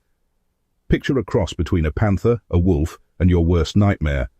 Then add 2 extra sets of eyes and the kind of intelligence that makes you seriously question your place on the food chain. They were the apex predators of this world, and they knew it. Night stalker pair approaching from the northeast, I narrated, zooming in with my cameras. Female displaying typical hunting behavior, male following with all the subtlety of a drunk elephant. Reminder to self, update species description, to note that despite evolutionary advantages, some individuals still manage to be absolutely terrible at their jobs. The pair moved like liquid shadows through the phosphorescent undergrowth, their scales shifting colors to match their surroundings. Well, the females did. The male kept cycling through patterns like a malfunctioning Christmas display. I'd spent nearly 3 Earth years studying these magnificent creatures, cataloguing their behaviors, and occasionally hiding in my panic room when they got a little too curious about the strange biped in their territory. We'd developed what I like to call a professional understanding. They pretended not to notice me, and I pretended not to notice when they deliberately posed for my cameras. Additional note, I added, suppressing a yawn as I checked the time. Day 847 marks the 3rd consecutive week of night shift observations, because someone, not naming names but it rhymes with Eleanor, forgot that predators are most active during the darkest hours. Future researchers, please remember, coffee does not ship well across interstellar distances. Plan accordingly. Little did I know, my carefully maintained routine of observation and sarcastic commentary was about to be completely upended. The universe, it seemed, had decided that my life wasn't interesting enough. It was about to throw me a curveball that would either make my career or end it, possibly along with my life. But first, I needed more coffee. I'd like to say the universe waited until I'd at least finished my coffee before throwing chaos my way. It didn't. The distress call, if you could call it that, came in the form of peculiar yowling sounds from just beyond my station's perimeter. Now, on a planet where everything either wants to eat you or poison you, often both, investigating strange noises ranks somewhere between juggling plasma cores and licking unknown fungi on the scale of bad ideas. For the record, I muttered into my datapad, if this is how I die, I want my epitaph to read, she died doing what she loved, making questionable decisions in the name of science. The sound came again, weaker this time. My sensors showed no adult night stalkers in the immediate vicinity, which was either really good news or really bad news. In my experience, there's rarely any in-between on Kepler 186f. I grabbed my field kit, sealed my envirosuit and stepped out into the perpetual twilight. The bioluminescent flora cast enough light to navigate by, painting everything in shades of blue and purple. The yowling led me to a dense thicket of what I called sparkleweed, on account of its tendency to shed glowing spores when disturbed. "Oh no," I breathed, spotting the source of the sounds. "Oh no, no, no." There, tangled in the sparkleweed's sticky fronds, were 2 night stalker cubs. Their scales hadn't yet developed the full color-changing abilities of adults, leaving them stuck in a patchy pattern of greys and blues. One was completely trapped, while its sibling made pitiful attempts to free it. Recording emergency addendum, I spoke quietly. Day 847, approximately 0300 hours, have discovered 2 juvenile night stalkers, estimated age 3 to 4 months. One severely entangled in Luminara adhesiva sparkleweed. No sign of parent. Cubs show signs of dehydration and distress. The free cub hissed at me, trying to look threatening. It might have succeeded if it hadn't also been hiccuping glowing spores. "Listen here, tiny terror," I said, slowly crouching down. "I know you're trying your best to be scary, but right now you look about as threatening as a grumpy kitten at a disco party." I pulled out my bioscanner, confirming what I'd suspected. They'd been alone for at least 12 hours. In the wild, night stalker cubs never left their mother's side for more than an hour until they reached maturity. Something had happened to their parent, and these 2 wouldn't survive another day without help. Right then. I started unpacking my field kit. Let's add potential death by angry returning parent to my list of workplace hazards. Still better than the faculty meetings back on Earth. The free cub watched with all 6 eyes as I prepared a solution to dissolve the sparkleweed's adhesive. Its sibling had stopped struggling, which worried me more than the prospect of Mama Night Stalker returning to find a human manhandling her babies. "You know," I told the standing cub as I worked, "most xenozoologists get to make their breakthrough discoveries from nice, safe observation blinds. But no, Elena Martinez has to get up close and personal with the offspring of the planet's apex predator. My doctoral advisor would be having an aneurysm right now." The dissolving agent worked quickly, and soon I had one very sticky, very frightened cub free from the sparkleweed. Both cubs were severely dehydrated and covered in glowing spores. They needed medical attention, and I was the only option available on this twilight death world. "All right, children of the night," I said, taking off my outer jacket to make a carrying sling. "Time to trust the weird bipedal alien. I promise the next few hours will be less traumatic than your sparkleweed disco adventure." To my absolute shock, they didn't resist when I gathered them up. The weaker cub actually snuggled into my envirosuit, while its sibling maintained a grumpy but accepting demeanor. "Recording additional note," I whispered as I hurried back to the station. "Either I'm about to make xenozoological history, or I'm about to become the galaxy's shortest-lived amateur veterinarian. Also, someone please tell Dr. Chen back at the academy that yes, sometimes you do have to interfere with nature. His non-intervention policy can kiss my soon-to-be-eaten backside." The real challenge would come when their mother returned. But for now, I had 2 very important patients to attend to, and a rapidly dwindling supply of coffee to keep me alert for what promised to be a very long night. It turns out treating night stalker cubs is a lot like trying to give medicine to earth cats, if earth cats were the size of small wolves and had enough teeth to make a shark feel inadequate. The good news was that they responded well to basic rehydration and care. The bad news arrived around dawn. "Recording day 848, I whispered into my datapad. "The cubs are stable, but my security system just picked up an adult night stalker approaching at high speed. Based on size and movement patterns, it's almost certainly Mama. Current survival probability. Let's not think about that right now." I'd prepared for this moment as best I could. The cubs were in my medical bay, which had a reinforced observation window. I stood in plain view, making no sudden movements. Everything I'd learned about night stalkers told me the mother would be able to smell her cubs through the station walls, and hiding them would only make things worse. The mother night stalker emerged from the twilight like a nightmare given form. Her scales rippled with patterns of rage and fear, emotions I'd catalogued many times, but never hoped to see this close. All 6 eyes locked onto me, and I swear I could feel my ancestors' primitive instincts screaming to run. "Recording possible final note," I murmured.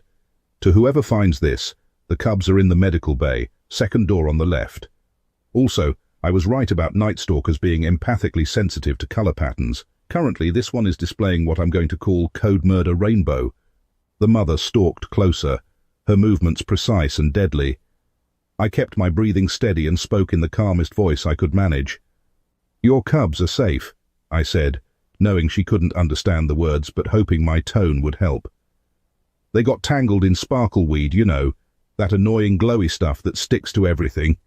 Yeah, I hate it too, but they're okay now.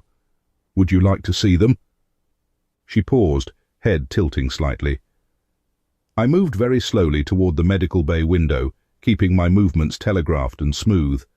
The cubs, who had been dozing, perked up at the sight of their mother. They began making excited chirping sounds that I'd previously only heard from a distance. "See? They're fine. Just needed a little help from their friendly neighborhood human." I carefully pressed the button to raise the window's blast shield. "Though I have to say your parenting style of leaving them alone for 12 hours seems a bit questionable. Not judging, just saying maybe we should talk about proper childcare practices." The mother Night Stalker's color patterns shifted rapidly, cycling through what I recognized as confusion, relief, and something I'd never seen before. She approached the window, pressing one massive paw against it. The cubs rushed to the other side, leaving glowing paw prints from their still spore-covered feet.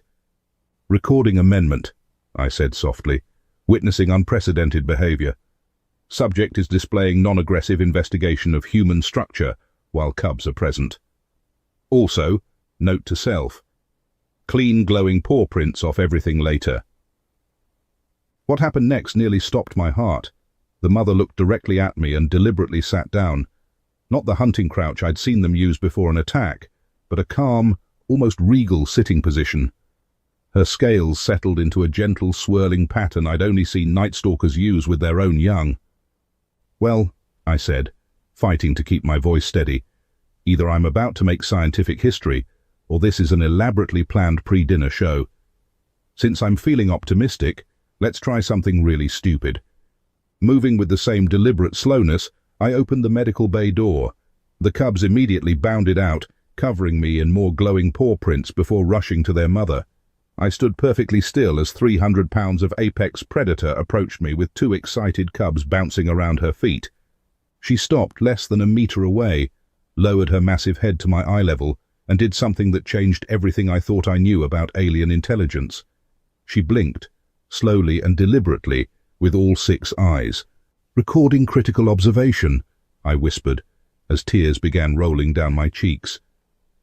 Day 848 marks the first recorded instance of a Night Stalker displaying the universal signal of trust toward a human, also marking the first time a xenozoologist cried in front of her research subject. Maintaining professional dignity is no longer a priority. If someone had told me at the start of my mission that I'd end up running an alien predator daycare, I would have questioned their sanity, their sobriety, or both. Yet here I was, 3 weeks after the sparkleweed incident, watching my security monitors light up with another Night Stalker approach. "Recording day 869, I sighed into my datapad. "That makes the 4th set of visitors this week. Apparently word of mouth works even when said mouth contains enough teeth to make a tyrannosaur jealous." The approaching Night Stalker moved with an unusual gait, and it didn't take long to see why. Trotting alongside her was a cub with an obviously injured leg. They headed straight for my station's main entrance, which by now had more Night Stalker scent marks around it than a feline social media convention. "Welcome to Dr. Martinez's house of slightly concerning life choices," I announced as I suited up. "Today's special is basic first aid with a side of professional reputation suicide." The mother... I'd started calling her Limpy's mum in my notes, for obvious reasons. Waited patiently as I examined her cub. The little one had managed to get its leg caught in what I suspected was a carnivorous vine trap. These creatures really needed to work on their situational awareness. "You know," I told the mother as I cleaned the wound, "back on Earth, we have this saying about it taking a village to raise a child. I don't think they meant for that village to consist of one slightly unhinged human scientist, but here we are." The original mother and her cubs still visited regularly, usually bringing me samples of their kills, because apparently I now qualified for their version of a gift basket. The cubs had taken to leaving glowing paw prints on my windows, which I'd given up trying to clean. My research station looked like it had been decorated by a rave-loving Jackson Pollock. "Recording supplemental observation," I narrated while applying a biodegradable bandage to the cub's leg. Subject population continues to demonstrate remarkable ability to communicate complex information between family groups. Current theory. They've either developed an extensive gossip network about the helpful bipedal idiot, or they're all laughing at me in a language I can't understand. Both scenarios seem equally plausible. Word spread faster than a rumor in a small-town coffee shop. By the end of the month, I had regular visits from no fewer than 6 different family groups. They brought me their injured, their sick, and occasionally their just plain clumsy offspring. One particularly memorable afternoon, a male night stalker, distinguishable by his complete inability to maintain camouflage patterns, showed up with 3 cubs who had gotten into something similar to Earth's poison ivy. I don't suppose any of you would be willing to fill out a patient satisfaction survey, I asked the assembled group of predators lounging around my station's perimeter. No? How about a Yelp review? 5 stars. Great service, minimal screaming, excellent with cubs. The adults had taken to hunting in shifts near my station, leaving their cubs in what they apparently considered safe territory while they secured food. This led to some interesting moments when supply ships arrived. No, Captain Rogers, your eyes are not deceiving you, I explained over the comlink to a very confused delivery pilot. Those are indeed night stalkers napping around my landing pad. Yes, they're supposed to be there. No, they won't eat you, probably. Just land slowly and try not to look delicious. My daily reports to the Research Council became increasingly entertaining to write. 0600, treated minor laceration on juvenile night stalker. 0800, removed parasitic organism from cub's ear canal. 1000, discovered cubs have learned to activate my door's motion sensors for fun.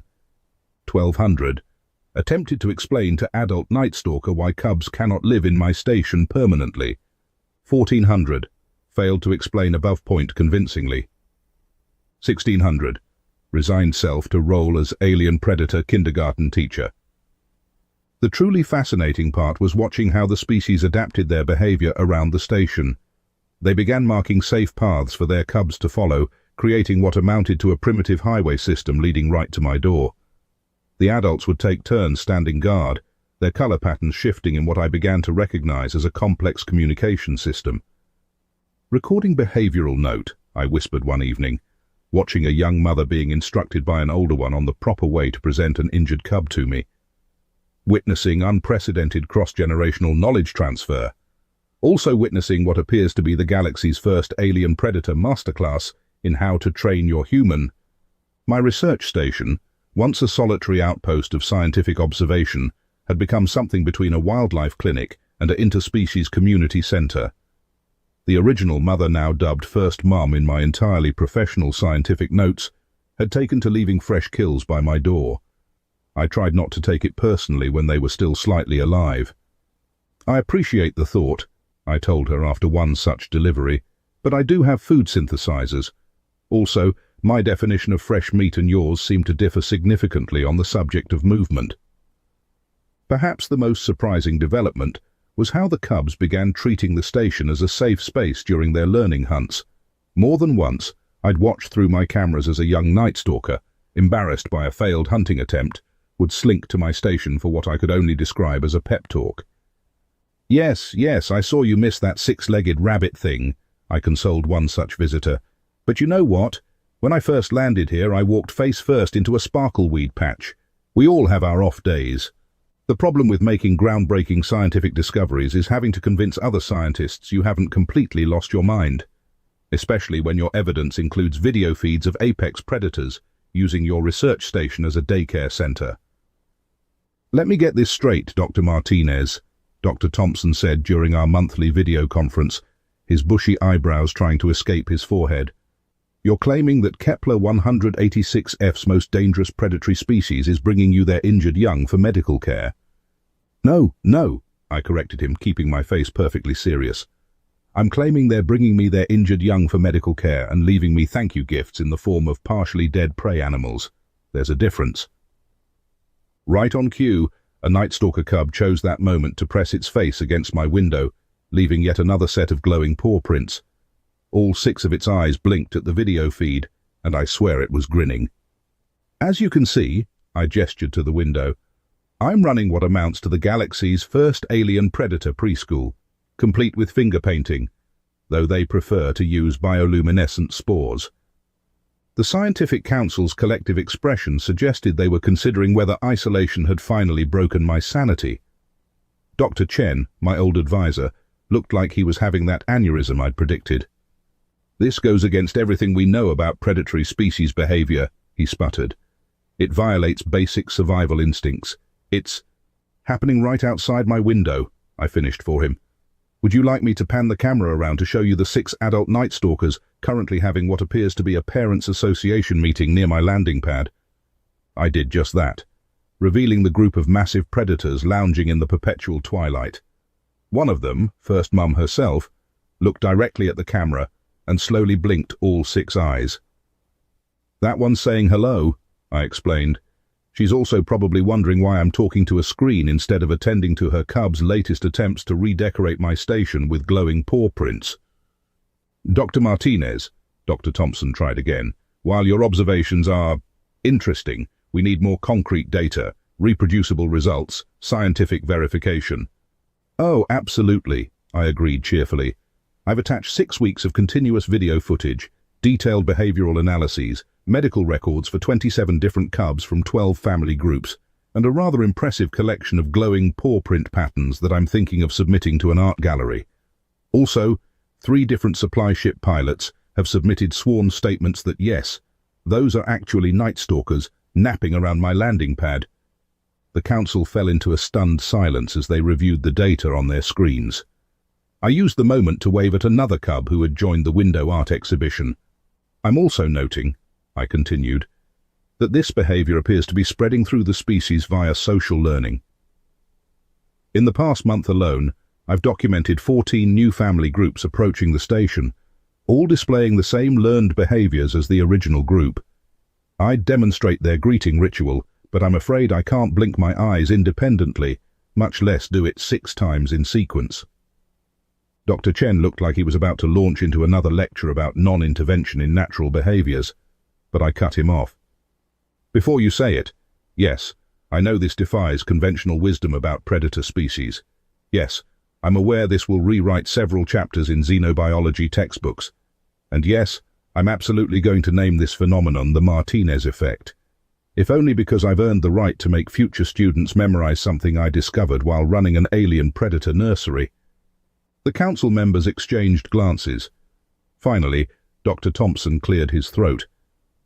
We'll need to send a verification team, he said weakly. Wonderful, I beamed at them. I'll inform the Parents Association. Fair warning, though, they may expect the verification team to participate in our weekly hunt-and-seek games.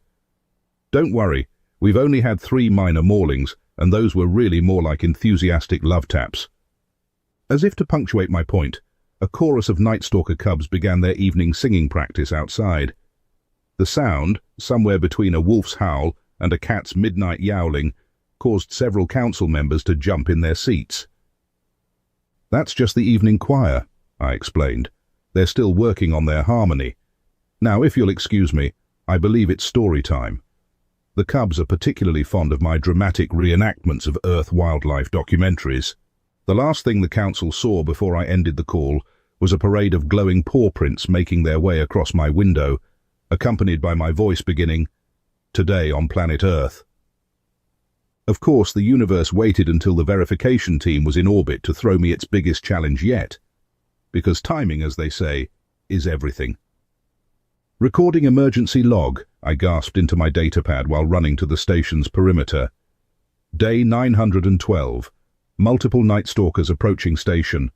Something's wrong. Very wrong.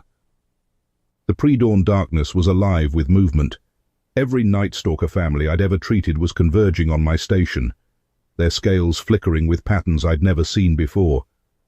At their center they carried someone, and even in the dim light I could see the blood. It was First Mum, and she wasn't moving. "Oh no," I breathed, rushing to meet them. "No, no, no, you cannot do this to me. Not with a team of skeptical scientists about to land." The other Night Stalkers parted as I approached, forming a circle around their injured packmate. First Mum had a massive wound in her side, the kind that meant she'd tangled with something even bigger and nastier than herself. Her cubs, now almost fully grown, paced anxiously nearby. "Recording update," I muttered, pulling out my medical scanner, about to attempt emergency surgery on an adult Night Stalker. If anyone's listening, this is either going to be the greatest breakthrough in xenobiology or my spectacularly stupid last act. The scanner showed massive internal damage. She needed immediate surgery, but my medical bay was designed for cubs, not 300-pound adults. Still, this was First Mum, the one who'd started it all, who'd first trusted me with her babies. "Right then," I announced to the assembled predators. "Family only in the operating room. The rest of you, try not to eat any scientists who might land while I'm busy." What followed was 6 hours of the most intense surgery I'd ever performed, assisted by medical robots and fueled by enough synthetic stimulants to keep a coffee shop in business. First Mum's cubs never left the observation window, their glowing paw prints adding to the thousands already there. When the verification team's shuttle finally broke atmosphere, they were greeted by the sight of dozens of Night Stalkers arranged in concentric circles around my station, all facing outward in defensive positions.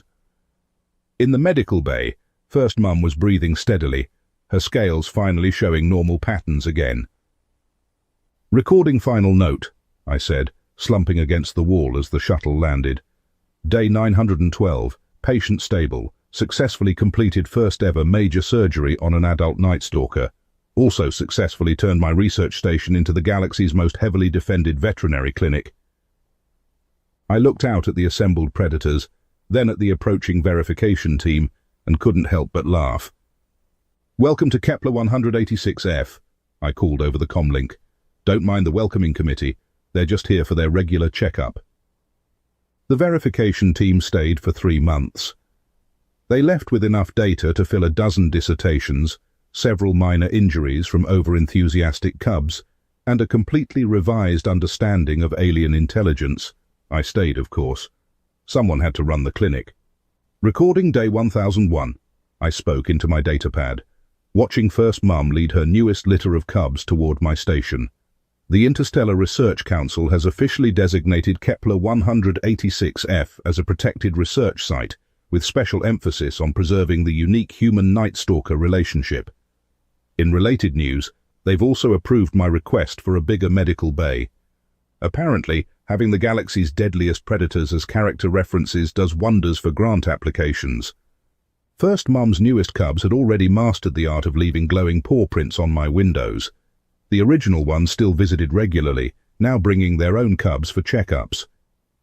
My station's walls had become a living history of generations of Night Stalker families, each set of prints telling its own story. "Final observation for today," I said, opening the door to greet my patients.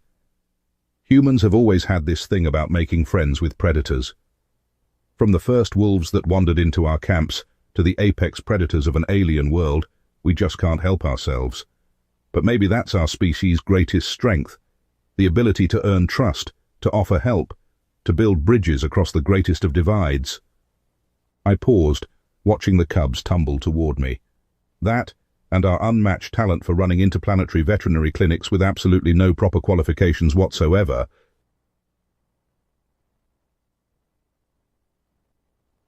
Ambassador Zixtil of the Valorian Confederation paced nervously in the reception chamber of the diplomatic vessel, Harmonic Convergence. Today marked a historic moment, the official introduction of humans to the wider galactic community. Zixtil's 4 hearts beat rapidly as he reviewed the briefing materials one final time. The gravity alone should have crushed them, he muttered to his assistant Kriva, who was arranging welcome refreshments that had been carefully tested for human compatibility. Their planet has active volcanoes, massive bodies of liquid water, and extreme temperature variations. How did they survive long enough to develop space travel? Kriva's skin flickered from pale blue to a worried purple. They evolved as prey animals that later became predators. The briefing says they still have instincts from both. She lowered her voice. Did you see the section about their endurance? They don't stop pursuing prey until it collapses from exhaustion. They call it persistence hunting. Let's not dwell on that aspect, Zixtil said quickly. Like most spacefaring species, Valorians evolved on a planet with stable climate, minimal geological activity, and few predators. Earth, classified as Death World 7, was among the most dangerous planets ever to produce sentient life. The ship's communication system chimed softly.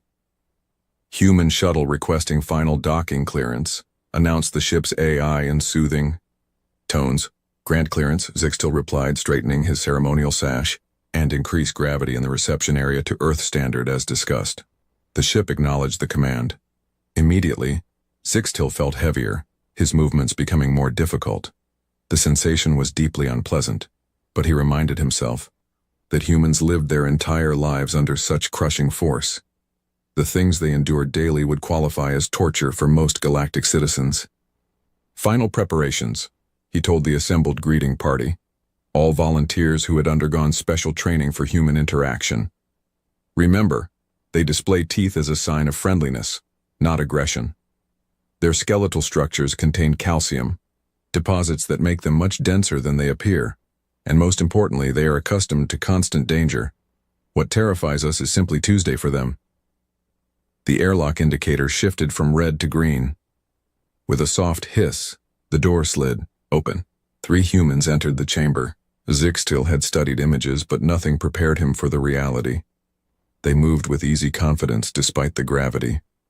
Their eyes, forward-facing predator eyes, scanned the room quickly, assessing everything. And when they smiled, they displayed rows of white, bone-hard teeth. The first human stepped forward. Commander Jack Miller, United Earth Space Force. He extended a hand, a limb packed with bones and powerful muscles. In the greeting gesture they had been briefed. About fighting every instinct telling him to flee, Zixtil extended his upper limb and allowed the human to grasp it. The strength in those fingers was alarming, though the human was clearly being gentle. On behalf of the Valorian Confederation and the Galactic Council, we welcome humanity to the wider community of spacefaring civilizations, Zixtil said, proud that his voice remained steady. The second human moved forward. Lieutenant Susan Wright, Science Division. Her grip was equally firm. Thank you for accommodating Earth normal gravity. We brought personal gravity compensators just in case, but it's nice not to need them. The third human completed the introductions. Greg Daniels, diplomatic advisor. This one's grip was slightly less crushing. We've been looking forward to this meeting since your probes first contacted us 18 months ago. The formal welcomes completed, Zixtil guided the humans to the prepared refreshment area. We have synthesized some Earth foods based on molecular patterns provided by your advance team. I hope they are satisfactory. Jack picked up something approximating an apple and bit into it with those terrifying teeth. Not bad, a bit like a pear crossed with a cucumber, but definitely edible. Susan accepted a cup of coffee, a stimulant that would send most Valorians into cardiac arrest. This is really good. Better than what we get on long deployments. As they settled into discussion, Zixtil found himself gradually relaxing. The humans were clearly making efforts to appear non-threatening. They spoke of peaceful exchange, scientific cooperation, and cultural understanding. But then the conversation turned to Earth. What's your home planet like? Greg asked politely. Kriva answered.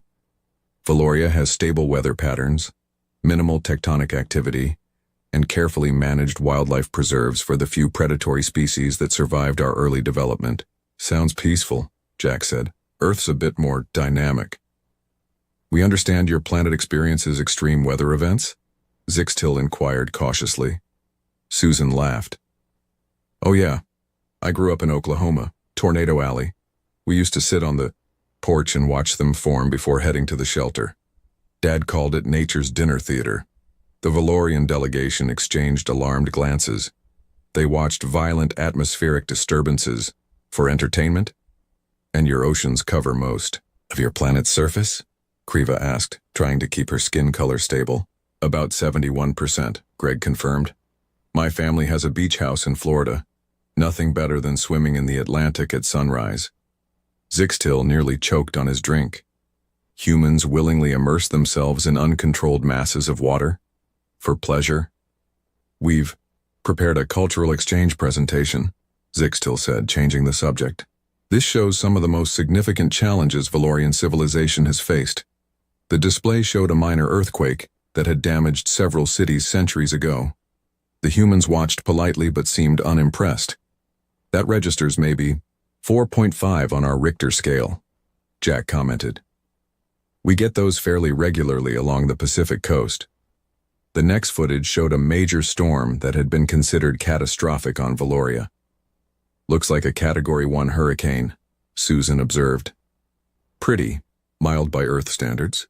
By the end of the Valorian presentation, it was clear that what constituted historical disasters for the Confederation were routine events on Earth. Would you like to see some images from Earth? Greg offered, activating his data tablet. The first images showed massive mountains with jagged peaks covered in ice. The Rocky Mountains, Greg explained, great hiking in the summer. You climb those voluntarily? Kriva asked, her skin now pale with shock. Sure, the views are worth it, Susan said cheerfully. The next images showed massive waves crashing against cliffs while tiny human figures rode them on small boards. My brother's a surfer, Jack explained. He says there's nothing like riding a 20-foot wave to clear your mind. The final images showed a place called Yellowstone, with ground that actually vented superheated steam and pools of boiling acidic water in vibrant colors. One of our national parks, Greg said proudly. Over 4 million visitors each year. 2 of the Valorian delegates had to excuse themselves by this point. Zixtil remained only through sheer diplomatic discipline. As the first meeting concluded, Jack shook Zixtil's hand again. This has been great.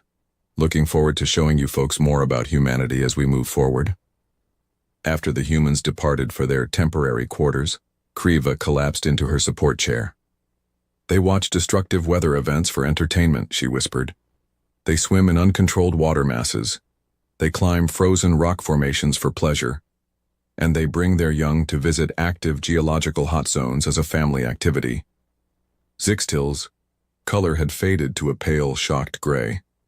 The report was right. Earth isn't just a death world. It's a planet that should be impossible for sentient life. And humans don't just survive there. They enjoy it. Kriva finished. What kind of species evolves to take pleasure in conditions that would kill most sentient beings? Zixtil looked at the closed airlock door. I believe we're about to find out. And I'm not sure the galaxy is ready for the answer. 3 months after first contact, the Intergalactic Cultural Exchange Program officially began. 5 human representatives would live aboard the Valorian Station Peaceful Resonance for 6 months, while 5 Valorian diplomats would visit Earth. Both sides hoped this direct experience would build understanding between their vastly different species. The human team boarded the station on a quiet Tuesday morning. Dr. Olivia Martinez led the group as their scientific coordinator. She specialized in marine biology and was eager to learn about alien ocean life. Dr. Alan Powell, a geologist with a booming laugh, followed close behind. Dr. Diane Foster, a cultural anthropologist with a gentle smile, came next. Captain Ben Howard represented the military aspect of the exchange, his movements precise and watchful. Kelly Thompson, a chef and nutritionist, completed the team, carrying extra bags of Earth spices. Station Director Vorlon greeted them at the airlock. Welcome to Peaceful Resonance. We've prepared a special section adjusted to Earth conditions. Thank you for your hospitality, Olivia said with a warm smile that made Vorlon's skin ripple nervously. Even after months of preparation, those bone-filled human mouths were unsettling. The humans followed Vorlon through curved hallways to their quarters. The Valorian station consisted of connected spheres rather than straight corridors, reflecting their homeworld's natural architecture. We've set the gravity in your section to 0.7 Earth standard, Vorlon explained. Our systems cannot safely maintain full Earth gravity. Ben bounced slightly on his toes. No problem, it's like being on the moon. Should be fun. Vorlon's translator struggled with the concept of fun applied to reduced gravity. The idea that humans would find physical danger entertaining still confused the Valorians. Meanwhile, on Earth, the Valorian delegation was struggling to adjust. Despite extensive preparation and protective gear, Earth's conditions proved more challenging than anticipated. Ambassador Venril sent increasingly alarmed reports to the Confederation Council. The humans living near the place called Alaska endured temperature variations of over 40 degrees in a single season, one report noted. Many consider this invigorating rather than potentially lethal. Another report described humans in a region called Arizona who enjoyed outdoor activities in temperatures that would cause Valorian organ failure within minutes. The report included disturbing accounts of recreational activities called sunbathing and saunas, where humans deliberately exposed themselves to heat and radiation. Back on the space station, the human team settled into their routine. The recreation deck had been modified with Earth-type exercise equipment. Alan and Ben discovered they could jump nearly 3 meters high in the reduced gravity. "This is better than a trampoline park," Alan shouted as he somersaulted in midair. Several Valorian scientists observing from behind a safety barrier trembled at the reckless display. One activated an emergency medical alert before being assured that the humans were not in distress. Cultural exchange sessions took place daily. Today, Diane was explaining Earth entertainment to a group of fascinated Valorians. "Movies are moving pictures that tell stories," she explained. "We have many different types. Comedies make us laugh, dramas make us feel emotions, and action films excite us." "What about the category called horror?" asked junior researcher Tixara. "Our data suggests these are designed to create fear responses." Diane nodded. "That's right. Horror movies scare us on purpose. People enjoy the feeling of being frightened in a safe environment." The Valorians exchanged troubled glances. One of them, Medical Officer Prelkan, raised a tentative limb. "You seek fear, intentionally, for pleasure?" "Sure," Diane said. "It gives you an adrenaline rush, gets your heart pumping. Some people love roller coasters and haunted houses for the same reason." The station's cultural database struggled to translate these concepts. The closest Valorian equivalent to adrenaline rush translated roughly as near-death terror response. The idea that humans would seek this sensation voluntarily was deeply disturbing. That evening, a call came in from Earth. The Valorian delegation had experienced a serious incident during a diplomatic dinner. The humans had introduced entertainment, in the form of what they called a mild action movie. The film, something about a human named Indiana Jones, contained scenes so distressing that 2 Valorian diplomats lost consciousness, and a third developed stress ripples across their skin that wouldn't fade for hours. Kriva, who was serving as chief liaison on Earth, appeared on the video screen looking distinctly pale. "The humans seemed confused by our reaction," she reported to Vorlon. "They claimed this was considered family entertainment suitable for their young." Vorlon turned to Olivia, who had joined the call. "Is this accurate? Your species shows such material to children?" Olivia looked embarrassed. "Indiana Jones is pretty tame by our standards. It's rated for general audiences. I watched those movies when I was 7 or 8 years old." After the call ended, Vorlon called an emergency meeting with the station's xenopsychology team. "We need to better understand how humans process fear," he insisted. "Their approach defies all established models of sentient behavior." The next day, Kelly organized a small dinner party to improve relations. She prepared simplified versions of Earth foods adjusted for Valorian digestion. As they ate, Ben shared stories about his military training. "In survival school, they dropped us in the wilderness with just a knife," he explained between bites. "No food, no water, no shelter. We had to live off the land for 2 weeks." The Valorians at the table froze in horror. "This was punishment?" asked Security Chief Mezcan. Ben laughed. "No, it was training. Actually kind of fun once you get past the hunger. I caught a fish with my bare hands on day 3. Best meal of my life." Dr. Zorbix, the station's xenopsychologist, made furious notes on his datapad. His research was beginning to form a theory. Humans didn't just tolerate danger. They had evolved to seek controlled forms of it as preparation for their hostile environment. Later that night, Alan suggested hosting a movie night for the human team. Just to unwind a bit, he said. Nothing too intense. Kelly agreed, selecting what humans considered mild entertainment, an action film with moderate suspense. The Valorians asked to observe remotely, part of their ongoing study of human behavior. As the humans relaxed and enjoyed the film, occasionally cheering during dangerous scenes or laughing at moments of tension, the Valorian observers watched, in scientific fascination. "They're experiencing physiological fear responses," whispered Dr. Zorbix, monitoring their vital signs remotely. Elevated heart rates, increased adrenaline, pupil dilation, but their brain scans show pleasure centers activating simultaneously. "How is that possible?" Vorlon asked. "I believe," said Zorbix slowly, "we've discovered something profound. Deathworlders don't just survive terror, they've evolved to harness it. They deliberately seek controlled danger as a way to prepare for real threats." His voice dropped even lower. "What terrifies us trains them."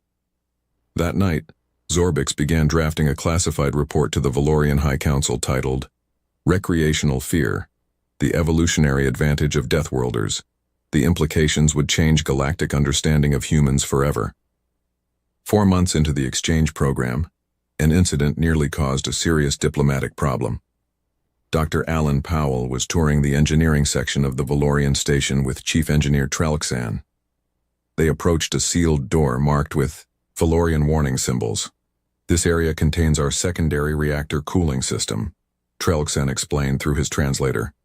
"The radiation levels beyond this point would be harmful to Valorians." Alan glanced at the readout beside the door. The numbers displayed the radiation measurements in standard galactic units. He suddenly burst into laughter, a loud sound that echoed through the corridor. Trelxan's skin flashed bright orange in alarm. He slammed his limb against the emergency button on the wall. Sirens wailed throughout the section. Security barriers dropped from the ceiling, and evacuation alerts blared in Valorian. "What's happening?" Alan asked, his laughter stopping abruptly. "Emergency containment protocols," Trelxan said, backing away from Alan. "Please remain still until security arrives." Within minutes, security officers surrounded Alan. Dr. Zorbix and Station Director Vorlon hurried to the scene. Medical staff stood by with radiation treatment kits. "I don't understand," Alan said, looking confused. "Did I do something wrong?" Vorlon's voice was tight with concern. "You laughed at a severe radiation warning. We assumed you were experiencing the early symptoms of radiation poisoning, which include confusion and inappropriate emotional responses." Alan's eyes widened in understanding. "Oh, no, I'm fine. I was laughing because—" He paused, suddenly realizing how his reaction might seem. "The radiation levels you're warning about are what we'd consider completely safe on Earth. Those readings are similar to what humans experience during a normal sunny day at the beach." A stunned silence followed his words. "Impossible," whispered Trelxan. "Those levels would cause cellular damage to Valorian tissue within minutes." Alan pulled out his personal tablet and quickly pulled up some Earth data. "Look, here are the background radiation levels in major Earth cities. And here's what we consider the safety threshold for human exposure." The Valorians stared at the numbers in disbelief. What they considered extreme danger was baseline on Earth. "I wasn't laughing at your caution," Alan explained gently. "I was just surprised by the difference in our tolerances. I'm sorry for the misunderstanding." This incident led to a comprehensive review of safety standards between species. The humans were shocked to learn that standard Valorian living conditions would be considered eerily peaceful on Earth. No weather variations, no temperature shifts, no background radiation. The next day, Diane Foster organized a special presentation for the Valorian scientific team. "After yesterday's misunderstanding, we thought it would help if we explained some fundamental differences between our species," she began. Captain Ben Howard joined her at the front of the room. "Humans evolved on a planet with constant threats," he explained.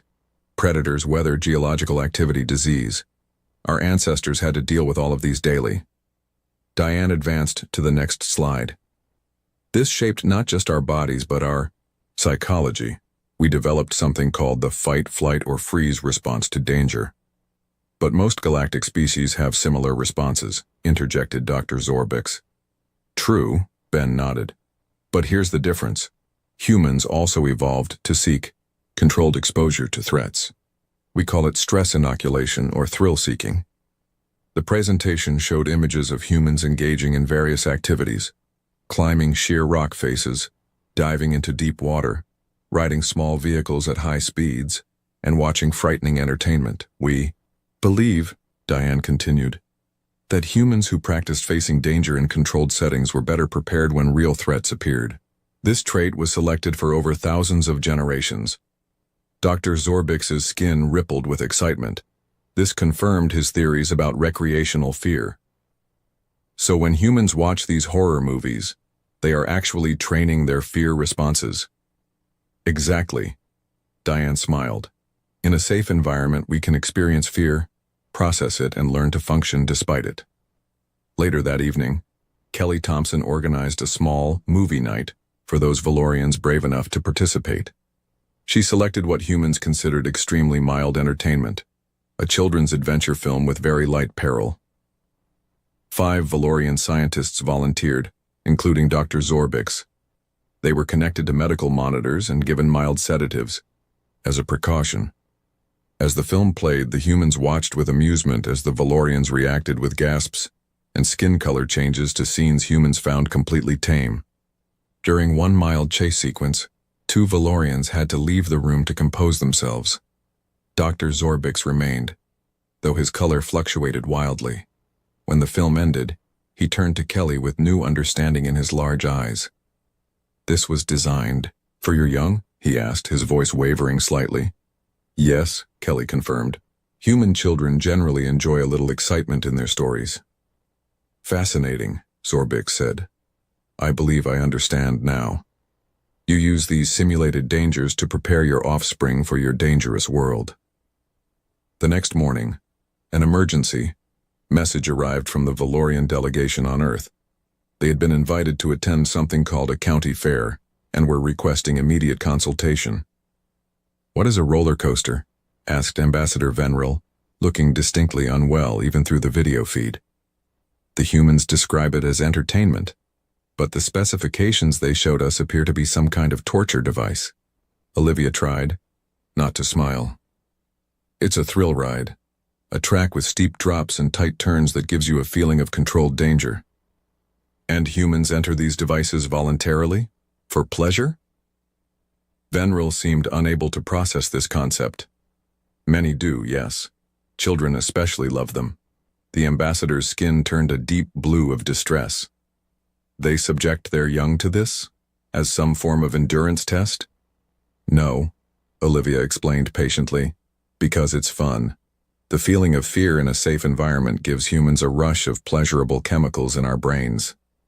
After the call ended, Olivia joined the others in the recreation room. "I don't think the Earth delegation is enjoying their stay as much as we're enjoying ours," she said with a small laugh. Alan nodded. "It's strange, isn't it? What they consider terrifying, we consider boring. What we consider fun, they consider traumatic." "Dr. Zorbix has a theory about that," Ben said, bouncing a ball against the wall and catching it with ease in the low gravity. "He thinks our entire entertainment industry is actually a sophisticated training system to prepare us for danger." Diane looked thoughtful. "He might not be entirely wrong. Think about it.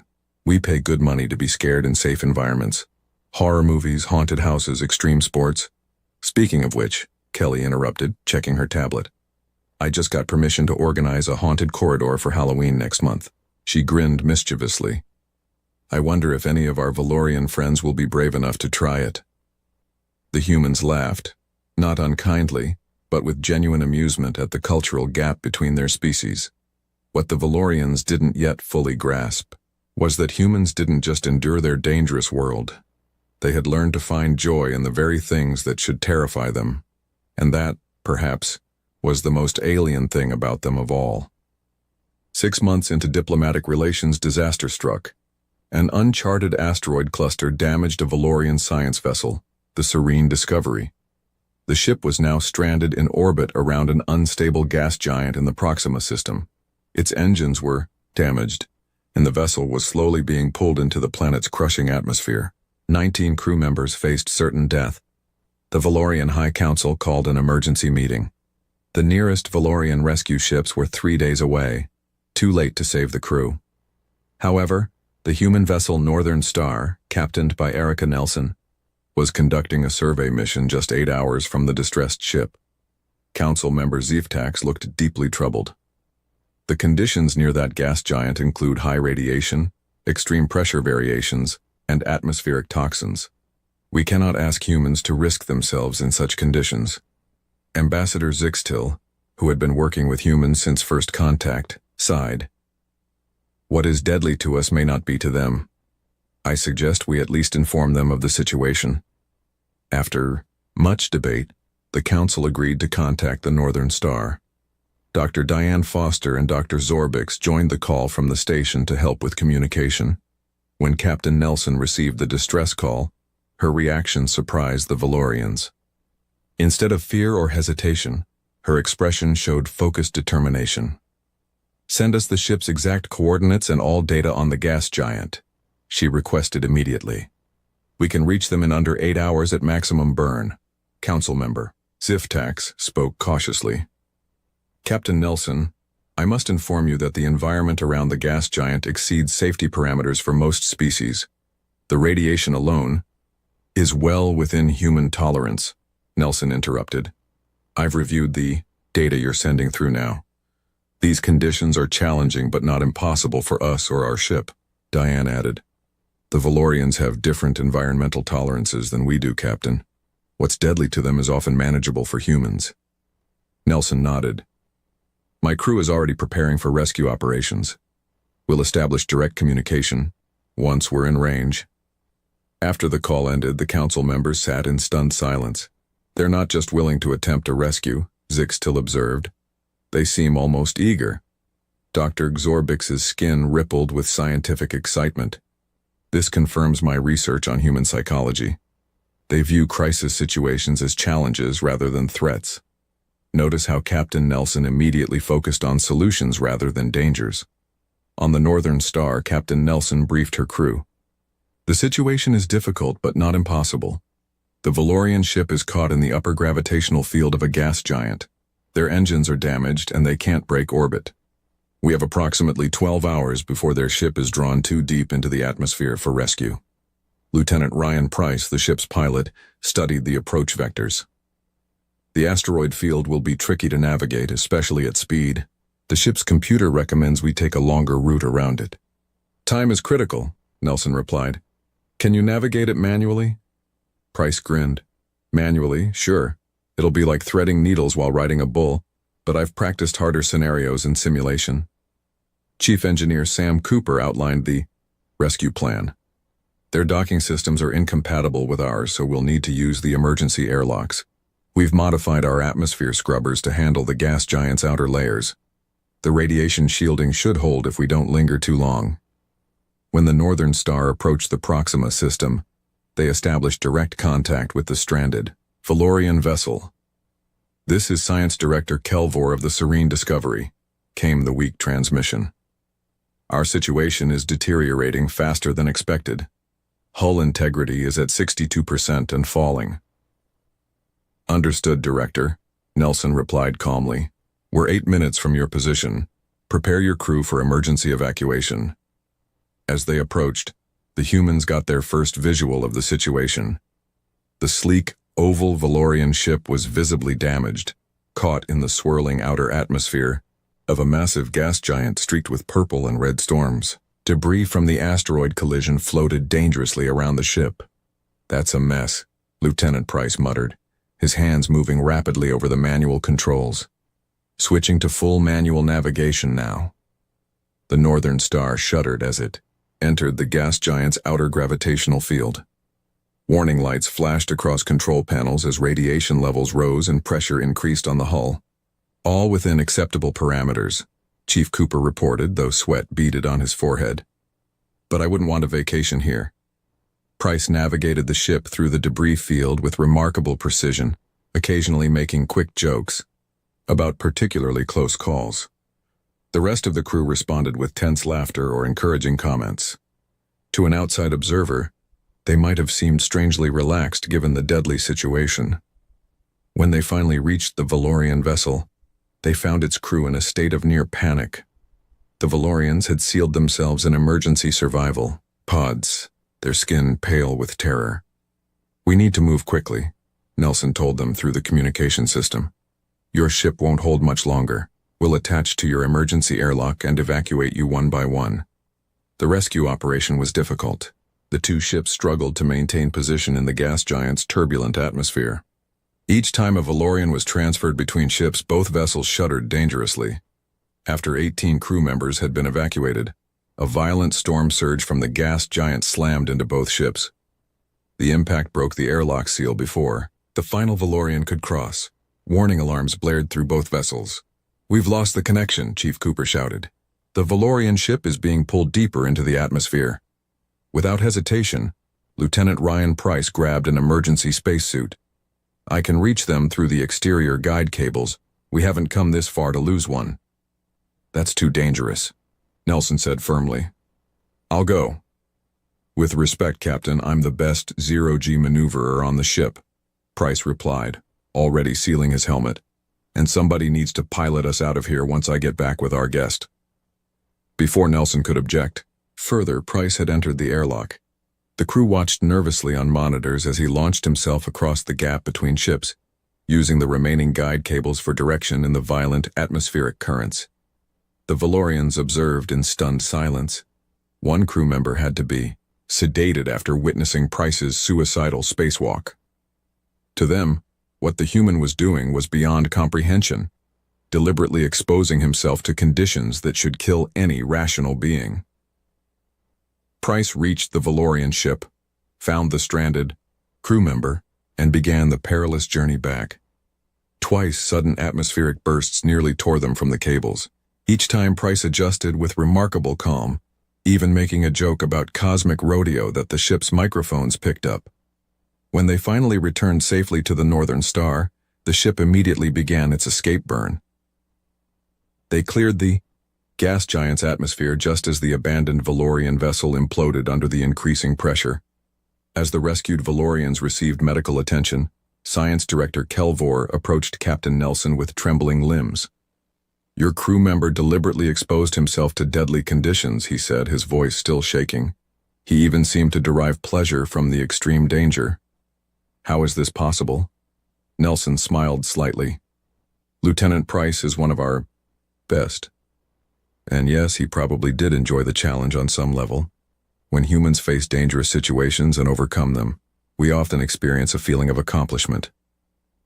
"But the risk was calculated," Nelson finished. "Price knew his limits and capabilities. What looks like reckless behavior to you was actually a carefully assessed action to him." Later, as the Northern Star headed for the nearest Valorian space station with their rescued passengers, Dr. Zorbix received an urgent message from the High Council.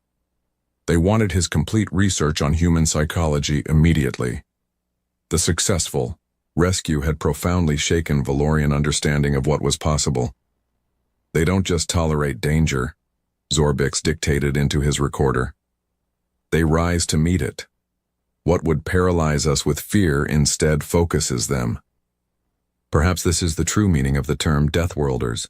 Not just that they can survive terrible conditions, but that such conditions somehow bring out their best qualities. 1 year after first contact, the Intergalactic Council convened a special session to discuss humanity's unique place in the galactic community. Representatives from 12 spacefaring species gathered in the Great Hall on the neutral planet. Harmonious. The massive chamber hummed with nervous energy as delegates discussed humans in worried whispers. Ambassador Zixtil entered with the human delegation. Dr. Frank Willis, Earth's leading xenopsychologist, would present today. Jack Miller and Susan Wright, the original First Contact team, accompanied him along with Professor Linda Ramirez, a neurobiologist specializing in fear responses. Council leader Voxanar called the session to order. "We gather to better understand our newest members. Recent events, particularly the Proxima rescue mission, have raised important questions about human psychology and capabilities. Dr. Willis stepped forward. His presentation was titled, Comparative Fear Responses Across Sentient Species. The large display behind him showed brain scans from various species, including humans. Most spacefaring species evolved on planets with minimal threats, Willis began. Your ancestors survived by avoiding danger through caution and technology. Humans evolved differently. Earth presented constant dangers, predators, weather extremes, natural disasters. We couldn't avoid all threats, so we adapted to function, despite them. He showed images of Earth's many environments, frozen tundras, scorching deserts, storm-tossed oceans. Early humans who froze in fear died. Those who could think clearly during danger survived. Willis continued. Over thousands of generations, we developed unique neural pathways. Fear still triggers our fight-or-flight response, but we simultaneously activate problem-solving brain regions. Professor Ramirez stepped forward to explain the next slides. These scans compare brain activity in Valorians and humans experiencing identical fear stimuli. Notice the key difference. Valorian higher reasoning centers essentially shut down during fear, while human brains show increased activity in these regions. Dr. Zorbix, now serving as special advisor to the council, asked a question. This explains human functionality during crisis, but not why humans deliberately seek dangerous activities for entertainment. Willis nodded.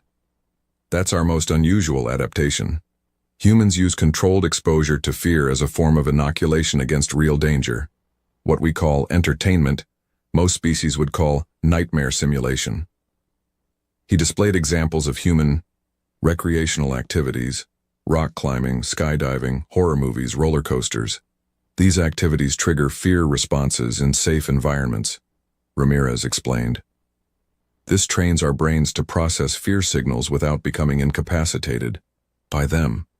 We actually develop positive associations with overcoming these controlled fears. Jack Miller added a practical perspective. When I was training new military recruits, we intentionally put them in stressful situations. The ones who enjoyed the challenge usually became our best crisis responders. Council member Ziftax looked troubled. Are you suggesting that what terrifies us entertains you? Sometimes, Susan answered honestly.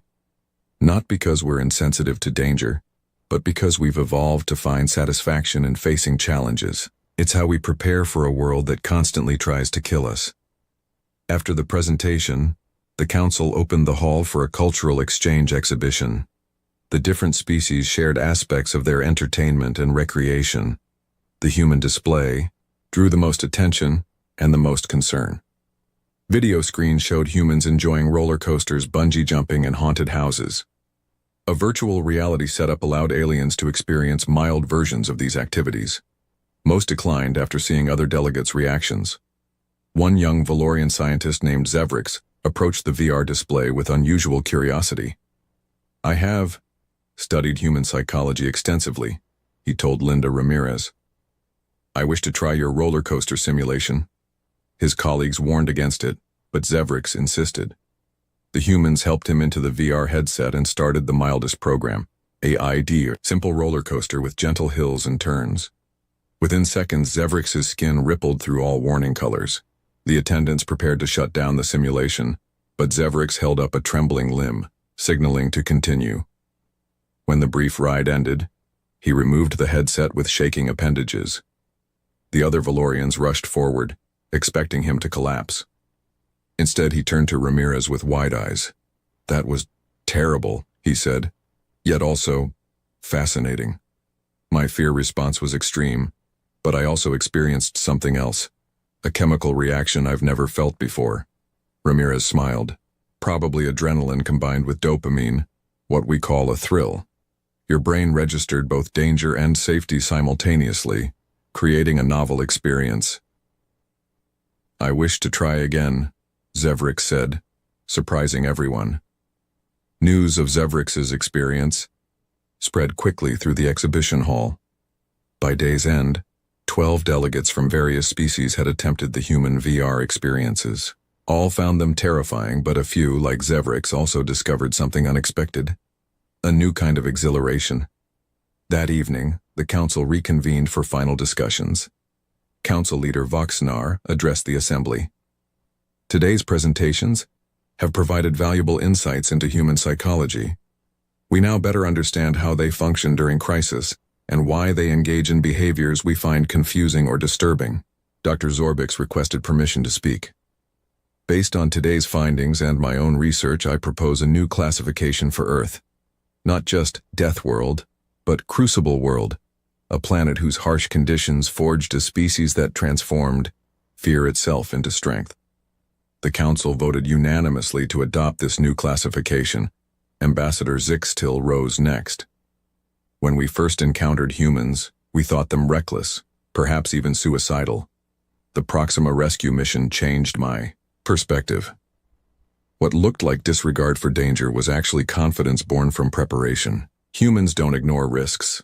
They prepare for them in ways we never imagined. As the formal session ended, Jack Miller and Susan Wright watched the proceedings with satisfaction. "They're finally getting it," Jack observed.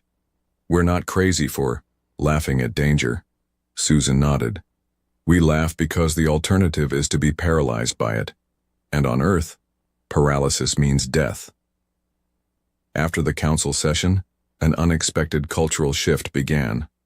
Zevrix established the first human psychology study group among young Valorian scientists.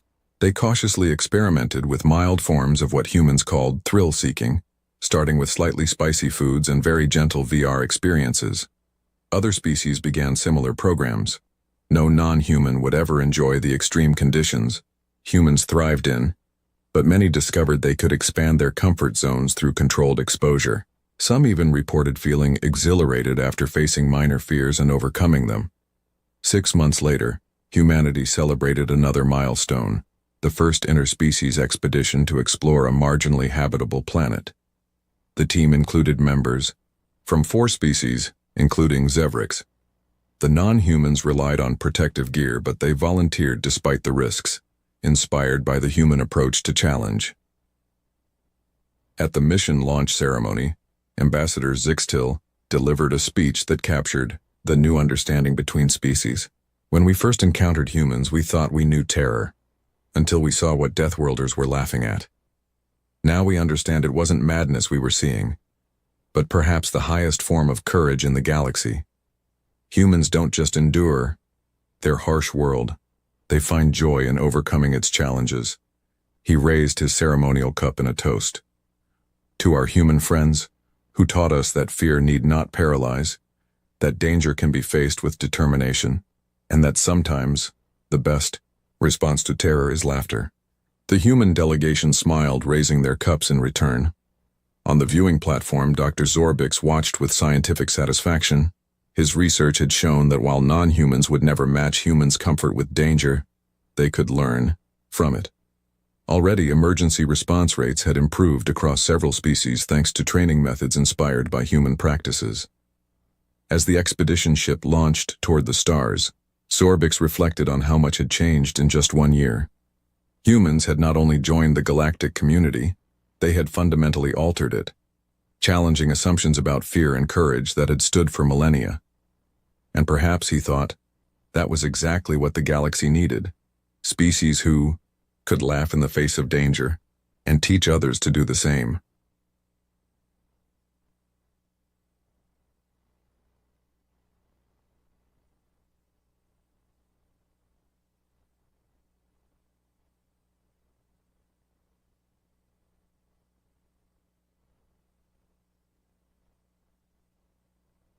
I knew something was wrong before I even saw her face.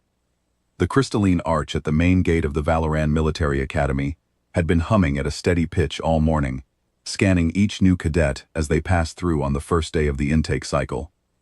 I had been standing at my log terminal for 3 hours, cataloging species, entry clearances, and shuttle registrations as part of my second-year administrative rotation. It was the most boring assignment the Academy offered, and I had drawn it for the 4th time in a row because nobody bothered to reassign a Sithari who never complained. My name is Ren Vallis. I am unremarkable by every standard this academy measures. I come from a mid-tier reptilian species that produces competent engineers and forgettable officers. I do not have claws worth fearing, venom worth respecting, or a political faction worth courting. What I do have is a talent for being invisible, which means I see everything that happens in the spaces between important people. And what I saw that morning at the gate changed the way I understood the entire galaxy. The new cadets arrived in clusters, organized by species delegation. The Draelith came first, tall and thin, with silver-white skin that caught the station light like polished metal. Their delegation leader walked at the front with the practiced confidence of someone who had been told since birth that his species was destined for greatness. Behind him, 6 cadets moved in perfect formation, each carrying equipment cases stamped with their homeworld's military insignia. I logged them, verified their biometric scans, and flagged one whose medical clearance had an expired certification. Standard procedure. Then the Orani, short and dense, their 4 legs clicking against the entry ramp in perfect unison. They moved like a single organism, each member adjusting their pace to maintain exact spacing.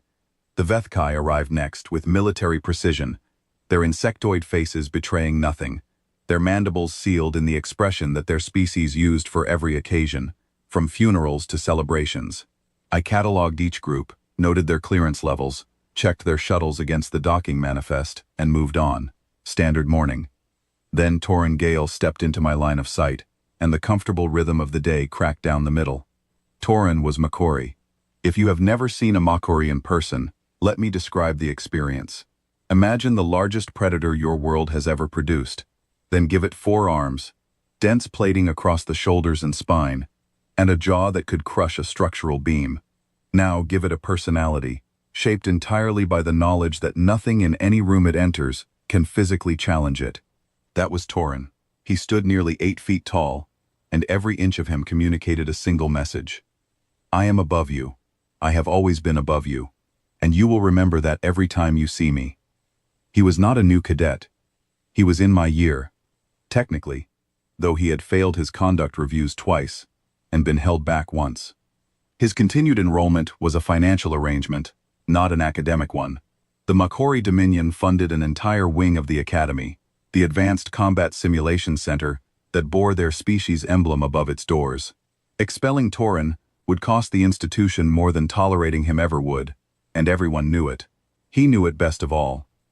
That morning, Torin had positioned himself near the gate arch, leaning against the wall with 2 of his arms crossed, and the other 2 hanging loose at his sides.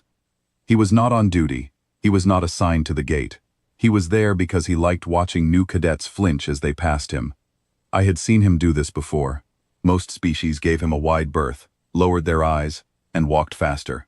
It fed something in him, and he came back for it every intake cycle like clockwork. I logged another Orani shuttle, and was about to check my terminal's power reserve when a ship appeared on the docking scanner that I did not recognize. It carried no concordance military markings, no species banner, no diplomatic seal. The registry code that came through was short and unadorned, just a serial number and a point of origin I had never seen before. My terminal flagged it as verified, but offered no additional data. In 4 rotations at this gate, logging thousands of arrivals from every corner of concordant space, I had never once seen an entry populate with nothing but a serial number and a green light. Every ship that docked at this station told a story in its registration data. This one was blank. The shuttle docked at the far end of the arrivals platform. Its hatch opened, and a single figure stepped out. She was human. I had never seen one in person. Most of the Academy had never seen one in person. Humans were a recent contact species, filed in our concordance databases, under a classification I had always found oddly vague. Provisional member, restricted interaction. I knew almost nothing about them beyond the basics. Bipedal, endoskeletal, carbon-based, 1 pair of arms, 1 pair of legs, soft outer tissue with no natural armor or weaponry. Their file in the Academy reference library was thinner than the entry for most microorganism colonies. She was young, even by what I understood of human aging. Average height for her species, which made her small by the standards of almost everyone present. She had dark hair pulled back from her face, and she carried a single bag over one shoulder. She wore no cadet uniform, just plain dark clothing that could have belonged to any civilian on any station in the sector. Nothing about her appearance suggested military training, diplomatic importance, or threat. She walked toward the gate arch with an unhurried stride. Calm, measured. Her eyes moved across the plaza, the way a person scans a room they have already memorized from a blueprint. Not searching, confirming. I saw the moment Torin noticed her. His head turned first, a predator reflex tracking unfamiliar movement. Then his posture shifted. He unfolded his upper arms and straightened to his full height. A smile spread across his face. The kind of smile that made smaller cadets change direction in hallways. The kind of smile that preceded humiliation. He stepped directly into the gate threshold and blocked the archway. The human girl stopped 3 paces from him. She looked up. The size difference was almost comical. Her head barely reached the center of his chest. His shadow covered her completely, and the light from the crystalline arch framed him from behind like some dark monument. Torin spoke loudly enough for the entire plaza to hear. Wrong station, soft skin. This is a military academy, not a refugee intake center. Whatever little world you crawled off of, the shuttle back leaves in 10 minutes. I suggest you get on it. A few cadets near the gate laughed. Others watched in silence. A Drelith cadet turned away, uncomfortable but unwilling to intervene. An Orani delegation leader glanced toward the administration building, then looked at the ground. I kept my eyes on my terminal, but my attention locked on the scene unfolding 10 meters in front of me. The girl did not respond. She did not step back. She did not look away from Torin's face. She simply stood there and waited, as though he were a door that had not yet finished opening. Torin leaned closer. Did you not hear me? This is the Valoran Military Academy. We train officers here, real officers, from real species. Whatever you are, you do not belong at this gate. The girl tilted her head slightly. She still said nothing. Something about the way she held Torin's gaze made me uneasy, in a way I could not immediately explain. She was not afraid. That much was obvious. But it was more than that. She was not performing courage. She was not summoning defiance. She was simply standing in front of a creature 3 times her size, with the settled patience of someone who had already calculated every possible outcome of this encounter, and dismissed them all as manageable. Then I heard footsteps behind me. Fast footsteps. Running. I turned and saw Senior Instructor Drenva Cole sprinting from the administration building. I need to stop here and explain something about Cole, because what happened next will not make sense without context. Drenva Cole was Vethkai, an insectoid species known for composure under pressure. Cole had served in 3 border conflicts, received 2 valor commendations, and spent 20 years training cadets at this academy. I had never seen Cole move faster than a measured, deliberate walk. Not during emergency drills. Not during the hull breach scare last year, when a micrometeor punched through the observation deck's secondary shielding. Not when a Drelith cadet accidentally discharged a plasma cutter in the training bay and set a wall on fire. Cole did not rush. Cole did not panic. Cole occupied every moment with the absolute certainty that whatever was happening could be handled at the speed Cole chose to handle it. Cole was running. The instructor crossed the plaza in seconds, closed the distance to the gate, and physically pulled Torin aside with both hands. Torin stumbled, more from surprise than force, and his forearms swung wide for balance. Before he could react, before he could say a single word, Cole turned to the human girl. What happened next, I will remember for the rest of my life. Cole bowed, not a casual nod of acknowledgement, not the shallow dip that instructors gave to visiting officials from minor delegations. Cole performed the old form. It was a bow I had only read about in protocol manuals, a gesture so deeply formal that it was reserved exclusively for diplomatic equals or superior officers of flag rank. Cole's upper body folded forward at a precise angle, mandibles tucked, eyes lowered. The bow lasted a full 3 seconds. "Cadet Ellison," Cole said, voice steady, but carrying an undertone I had never heard from this instructor before. "On behalf of the Valoran Military Academy, I offer my sincerest apology for the conduct you have just experienced. It does not represent this institution, and it will be addressed. Please allow me to escort you to your quarters." Cole reached down and picked up the girl's bag before she could respond. Then the instructor turned and led her through the gate, walking beside her with the careful attentiveness of a junior officer escorting a visiting admiral. The plaza went silent. Not quiet. Silent. The kind of silence that fills a space when every person in it simultaneously realizes they have witnessed something they do not understand. Torin stood frozen beside the archway, one arm still half raised from when Cole had shoved him aside. His mouth was open. No sound came out. Around the plaza, cadets stared at each other with expressions that all asked the same question: what just happened? I turned back to my terminal. My hands were steady, but my pulse was not. The girl's entry data had populated on my log screen while I was watching Cole's bow. Cadet Mara Ellison. Species: human. Clearance: Commandant level directed mission. I read it twice. Then I read it a third time, because I was certain the system had made an error. Commandant level directed mission was not a standard clearance tier for cadets. I had never seen it used for a cadet. I was not even sure it could be used for a cadet. It was a classification reserved for individuals whose presence at the academy had been personally authorized by the Commandant, bypassing every standard review board, species evaluation committee, and intake assessment protocol. For a first-year student. From a species that had never sent a single candidate to this academy. From a species that most of us could not have identified by sight. I saved the log entry and looked up. Across the plaza, Cole had disappeared into the administration corridor with the human girl. The cadets who had witnessed the scene were beginning to move again, slowly, quietly, the way people move when they are not sure the ground beneath them is stable. Torin Gale still stood by the gate. He had lowered his arm. His expression had changed from confusion to something harder, something that looked like the first seeds of humiliation taking root in soil that had never held them before. But it was not Torin's face that stayed with me. As I finished my shift that morning, it was Cole's. In the brief moment between escorting the girl through the gate and disappearing into the corridor, the instructor had glanced back, just once, a single look directed at Torin over one angular shoulder.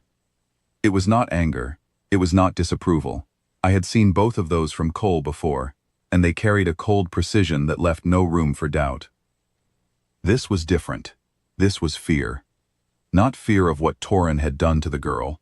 Fear of what the girl's people might do about it. I closed my terminal, logged my shift completion, and walked back to my quarters with a single thought repeating in my mind.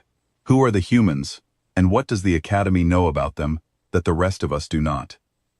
That question would take me less than a week to answer, and the answer would change everything I believed about power, about strength, and about the quiet girl who had walked through the gate without saying a word. The next morning I arrived at my first lecture of the new cycle and stopped in the doorway. The seating arrangement had been restructured overnight.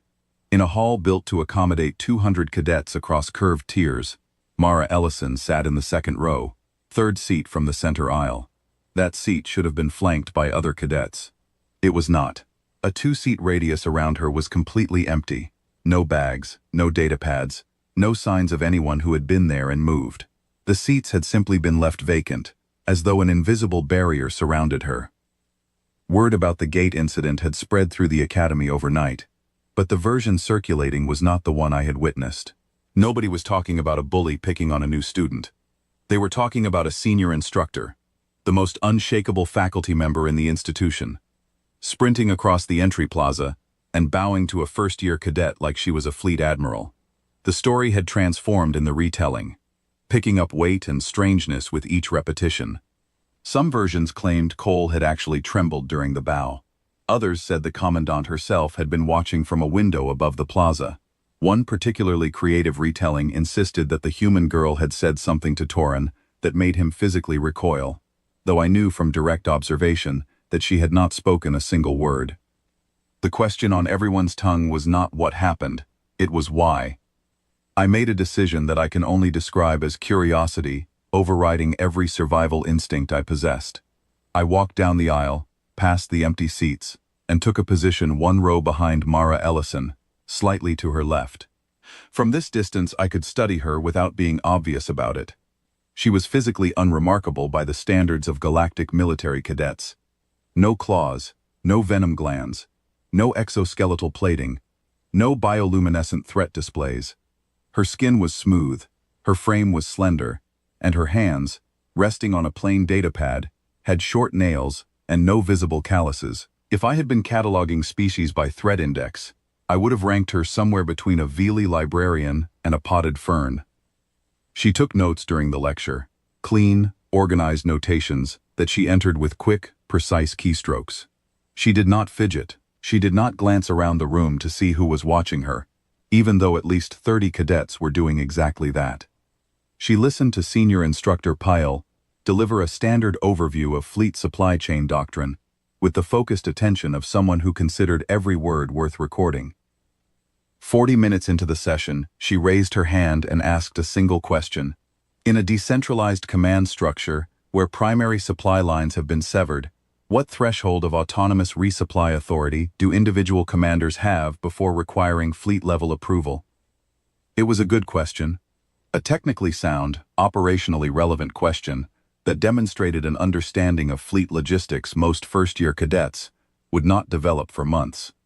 The phrasing alone told me she had studied this subject before arriving, but what struck me was not the question itself. It was the way Instructor Pale answered it. Pale was a blunt, impatient lecturer who treated student questions like interruptions to his actual job. He routinely dismissed inquiries with one-line responses and moved on without checking whether the student had understood. I had once watched him tell a Draelith cadet to reread the assigned material, rather than waste class time on questions the readings already addressed. He was efficient, effective, and entirely uninterested in hand-holding. When Mara spoke, Pale paused. He turned his full body to face her, which he never did for student questions, because it required pivoting on 4 legs, and he considered the movement undignified. He delivered a careful, detailed, 3-minute answer that addressed her question from multiple doctrinal angles, cited 2 historical case studies, and concluded by recommending additional reading material that he said she might find particularly relevant. He spoke to her the way he spoke to visiting officers during review sessions, with respect, with consideration, with an undertone of caution that had nothing to do with pedagogy and everything to do with knowing who you are talking to. After the lecture ended and the hall emptied, I tracked Torin Gale's movements through the Academy's public schedule board. He was at midday combat drills, and he was not being quiet about his opinions. I positioned myself in the observation gallery above the drill floor, a spot I used frequently, because no one ever looked up. Torin stood at the center of a group of 4 cadets from Predator-class species, his voice pitched to carry across the entire training space. Cole panicked over nothing, he said, slamming a training staff against the mat for emphasis. The impact echoed off the high ceiling. Humans are a novelty species. They have no fleet presence in the Concordance, no registered warships in joint exercises, no combat history against anyone that matters. The Academy is bending itself in half for a political stunt, and the rest of you are too soft to see it. One of the cadets, a Draelith named Sevran, nodded along eagerly. My delegation leader said the same thing. Humans were admitted through back channels. It is all politics. The Concordance Council likes to announce new member species at their annual summits, because it makes them look progressive. A human cadet at Valoran gives them something to point to. Torin pointed the training staff at the far wall as though it were the gate plaza. She is a placeholder, a token, something the Concordance Council can hold up and say, "Look how inclusive we are." And Cole humiliated me, humiliated a Makori, to protect the feelings of a placeholder. That will not stand. A younger Makori cadet, one of 2 others from Torin's species at the Academy, shifted uncomfortably but said nothing. Disagreeing with Torin openly was not something anyone at this institution did without consequences. I half agreed with him. At least, the rational part of me did. The evidence supported Torin's reading. I returned to my quarters that evening and used my gate log access to search the Academy's public records on humanity. What I found confirmed Torin's argument, and then immediately destroyed it. The public files were thin. Humanity's homeworld was called Earth. They occupied a single star system. First official contact with the Concordance had occurred 12 standard cycles ago. Their species profile listed basic biological data: warm-blooded, omnivorous, average lifespan of 70 to 90 local years. Moderate physical resilience. No registered fleet size. No published military doctrine. No recorded engagements with any concordant species. The file was not just thin, it was empty in a way that felt deliberate. Every other species in the concordance database had pages of military assessments, diplomatic profiles, economic analyses, and cultural briefs. The Orani entry alone ran to 47 subsections. Humanity's file read like someone had written a paragraph and then classified everything else. The absence of information was, by itself, information. Someone had decided that what the galaxy knew about humans should be as close to nothing as possible. And that decision had been made at a level high enough to enforce it across the entire concordance database. I dug deeper. My gate log credentials gave me limited access to the Academy's administrative records. Not classified material, but internal memos, enrollment histories, and process logs that regular cadets could not reach. I searched for Mara Ellison's admission file. What I found made me sit back in my chair. Her admission had not been processed through the standard species intake board. Every other cadet at this academy, regardless of species, regardless of political connections, regardless of how much funding their homeworld contributed, went through the board. It was the single universal gateway, a review committee that evaluated academic records, physical assessments, psychological profiles, and species-level diplomatic standing before approving or denying enrollment. Mara Ellison had bypassed the board entirely. Her admission was authorized by a single signature, Commandant Yevra Sol. Commandant Sol had not personally approved a cadet admission in 19 years. The last time she had done so was for the heir of a Vethkai military dynasty, a candidate so politically significant that the board's involvement would have created a diplomatic incident. Before that, there were no records of Sol exercising direct admission authority at all. The commandant's signature on an enrollment file was rarer than a combat deployment order. And then I found the attachment, a file linked to Mara's admission record, classification locked so that I could not open its contents, but the header was visible. Concordance Security Council Advisory, Human Integration Protocol.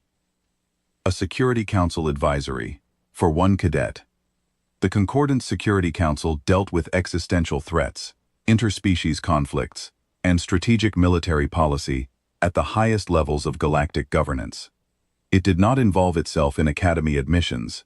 It did not issue advisories about individual students. The idea was absurd, like finding a planetary defense order attached to a library card application. I searched further and found something that made the absurdity even worse. The same advisory had been sent to 3 other military academies across concordant space. Each had been offered a human cadet for enrollment. Each had declined. The reasons for their refusals were not recorded in my accessible files, but the pattern was clear. 3 institutions had looked at whatever the Security Council was offering and decided they did not want the responsibility. Valoran had not declined, but I found a notation in the administrative log that made it clear the decision was not voluntary. The advisory had been structured as an invitation, but the legal language beneath it carried the weight of a placement order. The Concordance Security Council had told the Academy that a human was coming, and the Academy's only real choice was how gracefully it accepted. I closed the files and stared at my darkened terminal. Outside my quarters, the station hummed with the constant vibration of its orbital mechanics, a sound so constant that most residents stopped hearing it within their first week. I heard it now. It sounded different. It sounded like the station was holding its breath. Everything I had found pointed in one direction, and it was not the direction Torin believed. This was not politics. This was not a token gesture. The Concordance had not admitted a human to be polite. The Concordance had placed a human at this academy because something about humanity required the highest levels of galactic authority to manage.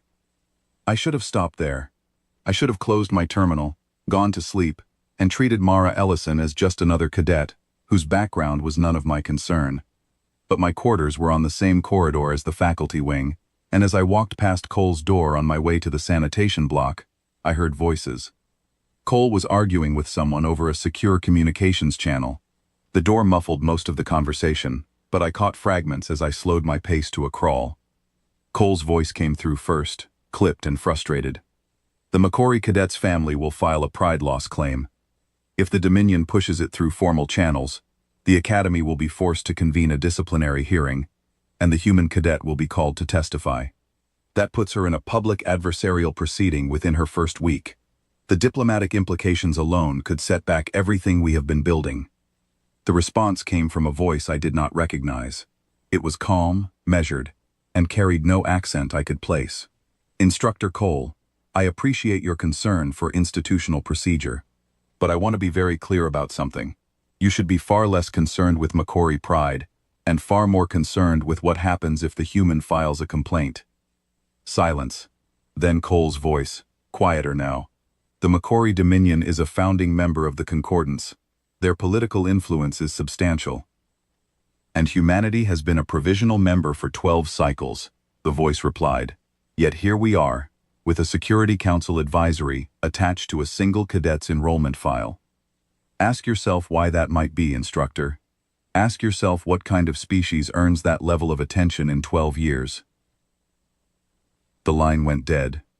I stood in the corridor, motionless, for longer than I should have.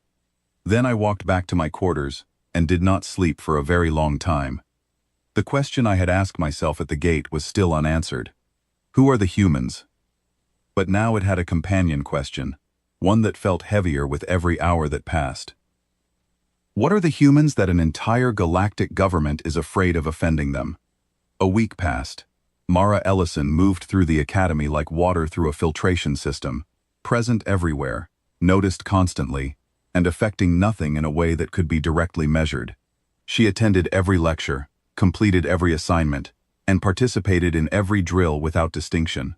Her academic performance was competent, but not exceptional. Her physical assessments placed her in the middle of the pack, outperforming some species in endurance tests but falling behind the larger predator-class cadets in raw strength metrics. She ate alone in the refectory, spoke only when addressed, and spent her evenings in the study hall with her plain datapad and a focus that never wavered. She had not mentioned the gate incident. Not once. Not to other cadets, not to faculty. Not in any formal report. Torrin Gale had publicly humiliated a new student in front of the entire arriving class, and the student in question had responded by simply continuing with her day as though it had not happened. I did not know whether to read that as grace, indifference, or something else entirely, something more strategic than either. But the faculty had not moved on, and that was what kept me watching. Every senior instructor at the academy found a reason to pass through whatever room Mara occupied during that first week. It was subtle enough that most cadets would not have noticed, but I noticed everything, because noticing things was the only skill I had that mattered. Cole appeared in the back of her tactical theory lecture twice, despite having no role in that course. Instructor Pell lingered after his own sessions, watching Mara pack her datapad with an expression that mixed academic interest with something closer to wariness.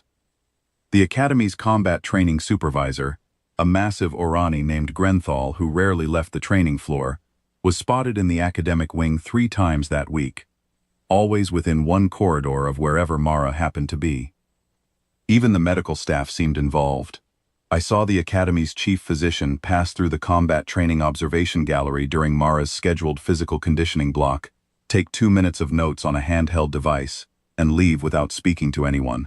The physician had no reason to be in that gallery. Physical conditioning was supervised by training staff, not medical personnel, unless the medical staff had been asked to observe, unless someone wanted a clinical assessment of the human's physical capabilities that went beyond what standard testing could measure. They were not monitoring her performance. They were assessing her, the way a munitions team assesses an unfamiliar device before deciding whether it is safe to transport. The first genuine crack in the Academy's careful management of Mara Ellison's presence came during the tactical simulation exercises at the end of that week. The simulation lab was the Academy's crown jewel, a vast spherical chamber lined with holographic projectors that could render any fleet engagement scenario in 3-dimensional real time. Cadets were divided into teams of 4, each assigned a squadron of simulated warships to command through a scripted battle scenario. The exercise was designed to test basic tactical instincts, threat assessment, resource management, and adaptive response under pressure. For most first-year cadets, it was their first exposure to the complexity of fleet combat, and the results were usually messy, chaotic, and heavily reliant on brute force tactics. Mara was assigned to lead a 4-ship defensive squadron, tasked with protecting a supply convoy against a raiding force. It was a minor role within the larger scenario. The main action centered on 2 larger fleets, clashing over a contested jump point, while the convoy protection assignment existed primarily to give weaker teams something manageable to handle. Most cadets treated it as a secondary objective, a box to check while the real competition played out elsewhere. Mara did not treat it as secondary. I was in the observation gallery, watching through the transparent upper wall of the simulation sphere. From this vantage point, I could see every team's movements rendered as colored light formations against the dark backdrop of simulated space. Most teams were doing what first-year teams always did, clustering their ships in defensive formations around their assigned objectives and reacting to threats as they appeared. It was instinctive and predictable. Mara's squadron moved differently. Within 30 seconds of the scenario's activation, she restructured her 4 ships from the standard diamond formation into a pattern I had never seen in any tactical manual in the Academy's library. 2 ships pulled ahead and separated to extreme flanking positions, far wider than any defensive doctrine would recommend. The remaining 2 dropped behind the convoy in a staggered trail, leaving gaps in the defensive perimeter large enough to fly a cruiser through. It looked wrong. It looked like she had deliberately broken her defensive line. Several cadets in the gallery pointed and whispered, and I heard a Macquarie second-year mutter that the human did not even understand basic formation theory. The simulated enemy raiding force attacked on schedule, a group of 6 fast attack vessels dropping out of simulated warp on a direct intercept course for the convoy. Every other convoy defense team in the scenario's history had responded to this moment by tightening formation, presenting a united front, and absorbing the initial attack wave. Mara did the opposite. Her flanking ships did not move toward the convoy. They moved toward the enemy's rear. While the 6 attack vessels committed to their assault run, focused entirely on the convoy and the 2 trailing defenders, Mara's flankers slipped into the narrow cones behind each ship's drive array, where active scanning was weakest. Sensor blind spots. Every ship had them, and every tactical doctrine in the concordance acknowledged their existence, but treated them as minor vulnerabilities in chaotic combat. Mara treated them as doorways. Her flankers targeted the 2 vessels at the back of the formation, not the fighters, not the ships closest to the convoy, not the biggest or most heavily armed, the 2 ships at the back. I did not understand the choice until both targets dissolved into static on the display. They were the command ships. The 2 vessels coordinating the attack run carried the enemy formation's tactical network relays. Without them, the remaining 4 attack ships lost synchronized targeting data, formation coherence, and coordinated maneuvering capability within seconds. The formation did not just weaken, it disintegrated. 4 ships that had been operating as a single coordinated predator suddenly became 4 individual actors, each making independent decisions based on incomplete information, each drifting out of position as they tried to compensate for inputs that were no longer coming. Mara's trailing ships then advanced through the disorganized remnants and picked them apart one by one, exploiting the gaps in their now fragmented formation, with strikes that were precise, economical, and devastatingly efficient. No wasted energy, no dramatic maneuvers, just systematic elimination, like a technician disconnecting components from a circuit board. The entire engagement lasted less than 4 minutes. Her convoy took 0 losses. 0. Every cargo module intact. Every escort ship functional. The simulated enemy force eliminated completely, and the only damage to Mara's squadron was cosmetic scoring on the hull of 1 flanking ship, from a stray debris field generated by one of the exploding command vessels. I looked around the gallery. The Macquarie second year who had mocked her formation was no longer talking. He was leaning forward in his seat, his jaw plates sealed tight, staring at the display with an intensity that had nothing to do with casual observation, and everything to do with the sudden, uncomfortable realization that he had just witnessed something he could not dismiss. No other team in the session came close. The next best convoy defense team lost 2 ships and 1/3 of their convoy's cargo modules. The team after that lost their entire squadron. The average performance across all teams was roughly 50% casualties. The simulation instructor, a compact Irani officer named Veth, whose 4 legs barely brought him to chest height on most cadets, replayed Mara's maneuvers on the main display after the exercise concluded. Every cadet in the room watched the colored light formations trace her strategy in slow motion. The flanking maneuver, the blind spot penetration, the surgical elimination of command infrastructure, the methodical destruction of the leaderless remainder. Veth turned to Mara. His voice was flat, professional, but I could hear the tension underneath it. Cadet Ellison, identify the doctrine you employed in this engagement. Mara stood at her station with her hands clasped behind her back. Decapitation sequencing, she said. Her voice was calm, conversational, as though she were describing a recipe rather than a combat methodology. You identify the enemy's command and coordination nodes and eliminate them before engaging the main body of the force. Without centralized direction, a numerically superior force fragments into individual actors with no shared tactical awareness. Individual actors are predictable. Predictable targets are easy to isolate and neutralize. Where did you study this doctrine? Veth asked. It is standard curriculum on Earth, Mara said. We begin learning the fundamentals at approximately age 12. The room went quiet, not the startled silence of the gate plaza, a deeper silence, the silence of 200 cadets from dozens of species, simultaneously processing the implication that a species they had dismissed as a novelty taught fleet-level combat theory to children. Instructor Veth's face did not change expression, because Orani faces were not built for expression. But his 4 legs shifted in a rapid pattern I recognized as extreme agitation, the equivalent of a human pacing back and forth. He turned to his terminal and typed something rapidly, his back to the cadets, his leg movements still cycling through that agitated rhythm. I later heard from a faculty aide that Veth had submitted an urgent report to the commandant that same evening. The report's subject line, visible in the administrative log I should not have been checking, read, Reassessment of Human Tactical Training Baseline Required. The tactical simulation made Mara visible in a way that the gate incident had not. The gate incident had been about the Academy's reaction to her presence.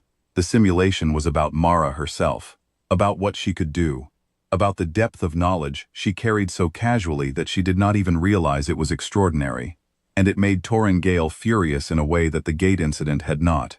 At the gate, he had been embarrassed by Cole. In the simulation, he had been outperformed by the person he had dismissed. The first was humiliation by authority. The second was humiliation by evidence. I did not witness what happened next directly. I reconstructed it from the corridor's surveillance records, which I accessed through my administrative credentials 3 hours after the fact. The footage was clean and unambiguous. Torin intercepted Mara in a secondary corridor on the residential level, 40 minutes after the simulation ended. The corridor was narrow, designed for utility access rather than foot traffic, and it was empty except for the 2 of them. Torin had positioned himself at the far end, blocking the only exit that did not require Mara to backtrack through 2 security doors. He spoke first. That simulation was rigged. The scenario parameters were weighted in your favor. No soft skin outperforms Makori tactical instinct in a fair engagement. Mara stopped walking. She looked up at him, with the same unhurried calm she had shown at the gate. It was not rigged. The scenario parameters were identical for every team. Your team lost 2 ships and 19% of your convoy's mass. You can review the data yourself. Torin stepped closer. His upper pair of arms spread wide, a Makori dominance display that made him look even larger in the confined space. His lower arms clenched at his sides, the muscles beneath his plating visibly taut. You do not speak to me about data. You do not speak to me at all. You are here because your species begged the Concordance to let you play at being soldiers. I am here because my species built this academy. Your species funded a building, Mara said. That is not the same thing. Torin moved fast. One of his upper arms slammed against the wall beside Mara's head, close enough that his plated forearm occupied the space where her skull had been a half-second earlier. She had not flinched. She had not moved at all. His arm was beside her head because she was already standing exactly where she intended to stand. Move your hand, she said. Torin leaned closer, his jaw plates apart just enough to expose the rows of grinding teeth behind them. Make me. Mara reached up with her right hand, gripped Torin's wrist, and applied pressure. I watched the footage 3 times and still could not identify exactly what she did. It was not a grab. It was not a twist. It was something precise, targeted at a specific junction in his wrist, where the plating overlapped and the underlying joint structure was exposed. Whatever she did, Torin's body reacted immediately and without his consent. His knees buckled, his upper body twisted toward the point of contact. He dropped to one knee, and his other 3 arms swung uselessly as his balance collapsed around the single joint that Mara controlled. She held the grip for exactly 2 seconds. Then she released him, stepped around his kneeling form, and walked down the corridor without looking back. She did not run. She did not hurry. She walked at the same unhurried pace she used for everything, as though she had just opened a door that was slightly stuck and continued on her way.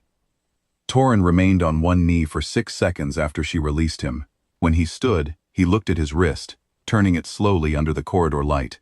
Then he looked down the empty corridor where Mara had disappeared. Then he did something I had never seen a Makori do in my 2 years at this academy. He looked afraid.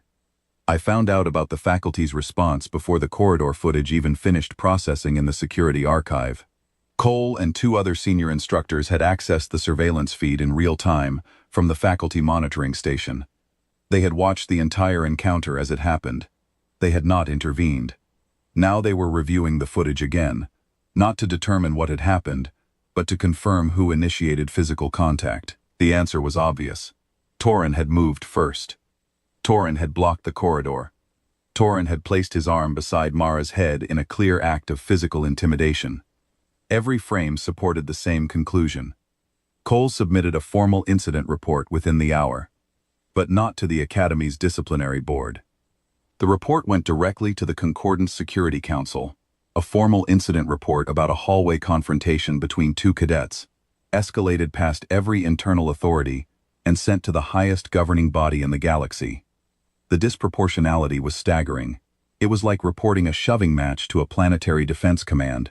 Unless the shoving match involved someone whose species required that level of oversight. Unless the people watching the footage knew something about the human girl that made a hallway confrontation between cadets a matter of galactic security. That night, I sat in my quarters and searched the Concordance's public archive for anything I could find about human military history. The search returned almost nothing. The files were either sealed, classified, or simply non-existent. Humanity's public profile in the Concordance database remained a near-empty shell, a species entry with demographics and biology, but no strategic assessment, no threat analysis, no military capability summary. But I am patient, and I am thorough, and empty databases have edges where information leaks through. I found it in a Trade Commission footnote, a single line from a Concordance Scout's first contact report, filed 12 standard cycles ago during the initial survey of human space. The report itself was classified, but the footnote had been included in a public trade route assessment as a sourcing reference. Whoever compiled the trade document had not realized what they were citing. The line read, "Recommend immediate classification of humanity as a Tier 1 strategic concern.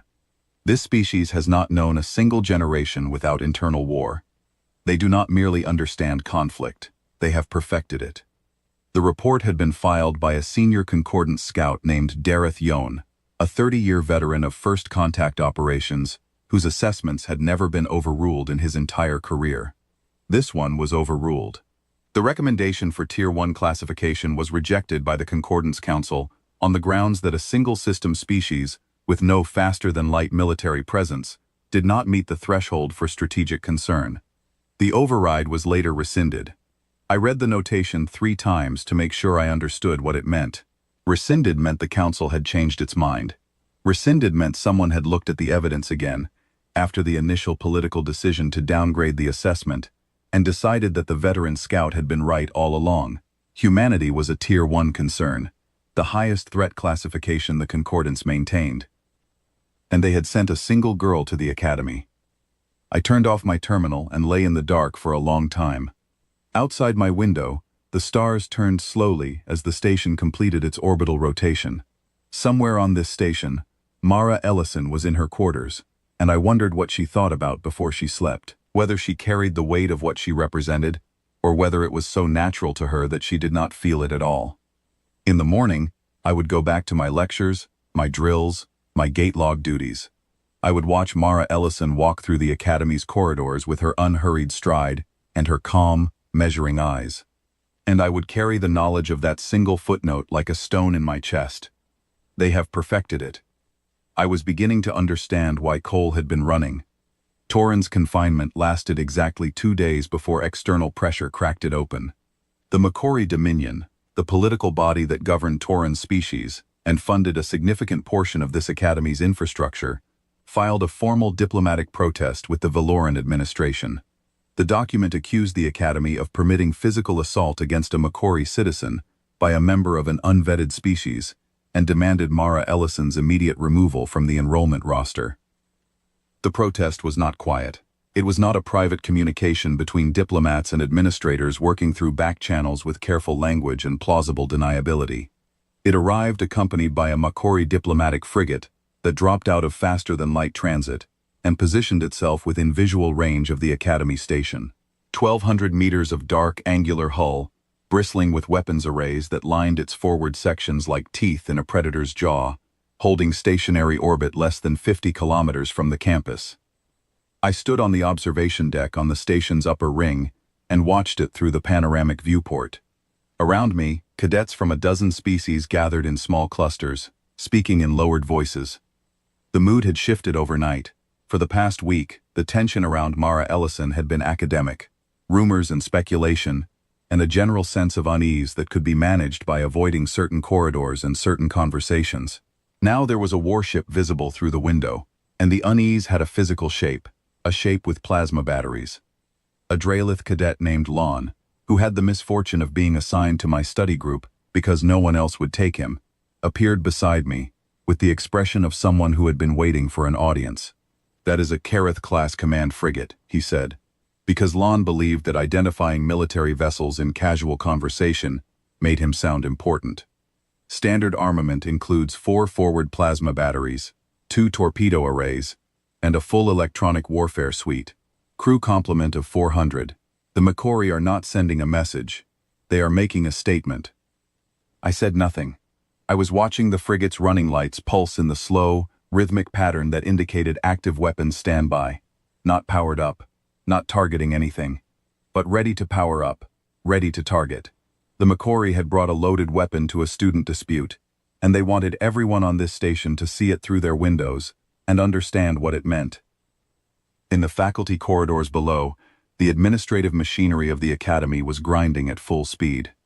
I knew this because my gate log credentials gave me access to the internal communications summary, a daily digest of non-classified administrative traffic that nobody important enough to lock me out of ever remembered existed. The digest was a flood of urgent messages between department heads, legal advisors, and the commandant's office. 3 separate instructors had filed formal concerns about the frigate's proximity to the station. The Academy's legal counsel had issued a memo on the Concordance's rules of engagement for diplomatic vessels near educational installations. The quartermaster had quietly doubled the station's emergency supply reserves, which was the kind of detail that told you more about the real situation than any official statement. And then Commandant Yevra Sol made her first public appearance since the intake cycle began. Sol was ancient, even by Vethkai standards. She had commanded fleet elements in 2 interstellar conflicts, served on the Concordance Admiralty Board for a decade, and accepted the position of Academy Commandant as what most assumed was a quiet end to a distinguished career. She moved slowly, her exoskeletal joints clicking with each measured step, and she spoke with the soft precision of someone who had learned long ago that volume was unnecessary when authority was absolute. She addressed the assembled senior cadets and faculty in the main hall, standing at the central podium without notes, without aids, without any of the ceremonial trappings that usually accompanied formal academy addresses. "I will be brief," she said. "The Macquarie Dominion has filed a formal protest regarding events involving 2 cadets at this institution. The protest has been received and will be addressed through appropriate diplomatic channels. Cadet Ellison remains enrolled. Her status is not subject to negotiation, amendment, or review." She paused. Her compound eyes swept the hall, and I had the unsettling sensation that she was looking at each of us individually, filing our faces and our reactions into some internal catalog that she would reference later. Furthermore, she continued, any further incidents of harassment, intimidation, or unauthorized confrontation directed at any cadet, regardless of species, will result in immediate and permanent expulsion. This applies universally. It applies regardless of the expelled party's species affiliation, political connections, or financial contributions to this institution. The last sentence landed like a controlled detonation. Everyone in the room understood what it meant. Torrin Gale's immunity, the unspoken protection that his species funding had always provided, had just been publicly revoked. But Solti was not finished. I accepted this posting because I was asked to, she said, and her voice dropped half a register, which for a Vethkai was the equivalent of leaning forward across a table. I was asked by the Concordance Security Council, I was asked by the Concordance Admiralty, and I was asked by my own judgment, which has served me through 40 years of service, and which I trust more than any political consideration that has ever crossed my desk. Cadet Ellison is here because humanity was invited, and I will remind every individual in this hall of something that appears to have been forgotten in the excitement of the past week. Humanity did not ask to be invited. We pursued them. We lobbied for their inclusion in the Concordance for 7 years. 7 years of diplomatic effort, cultural exchange missions, and security assessments. If any among you believe that a species we begged to join us should be treated as lesser upon arrival, I invite you to review exactly why we were begging. Silence. Complete, ringing silence. 200 cadets and 30 faculty members sat motionless while the commandant's words settled into the room. Sol stepped away from the podium and left through the rear exit without waiting for questions, responses, or applause. Her departure was as controlled as her address, each step measured, each click of her joints carrying the same weight as her words. I remained in my seat for several minutes after the hall emptied. We pursued them.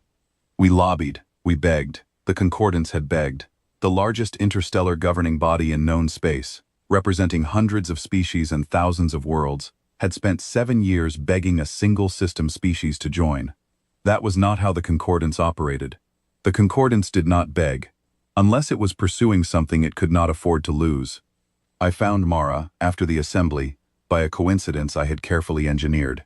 She was walking alone, as always. I fell into step beside her.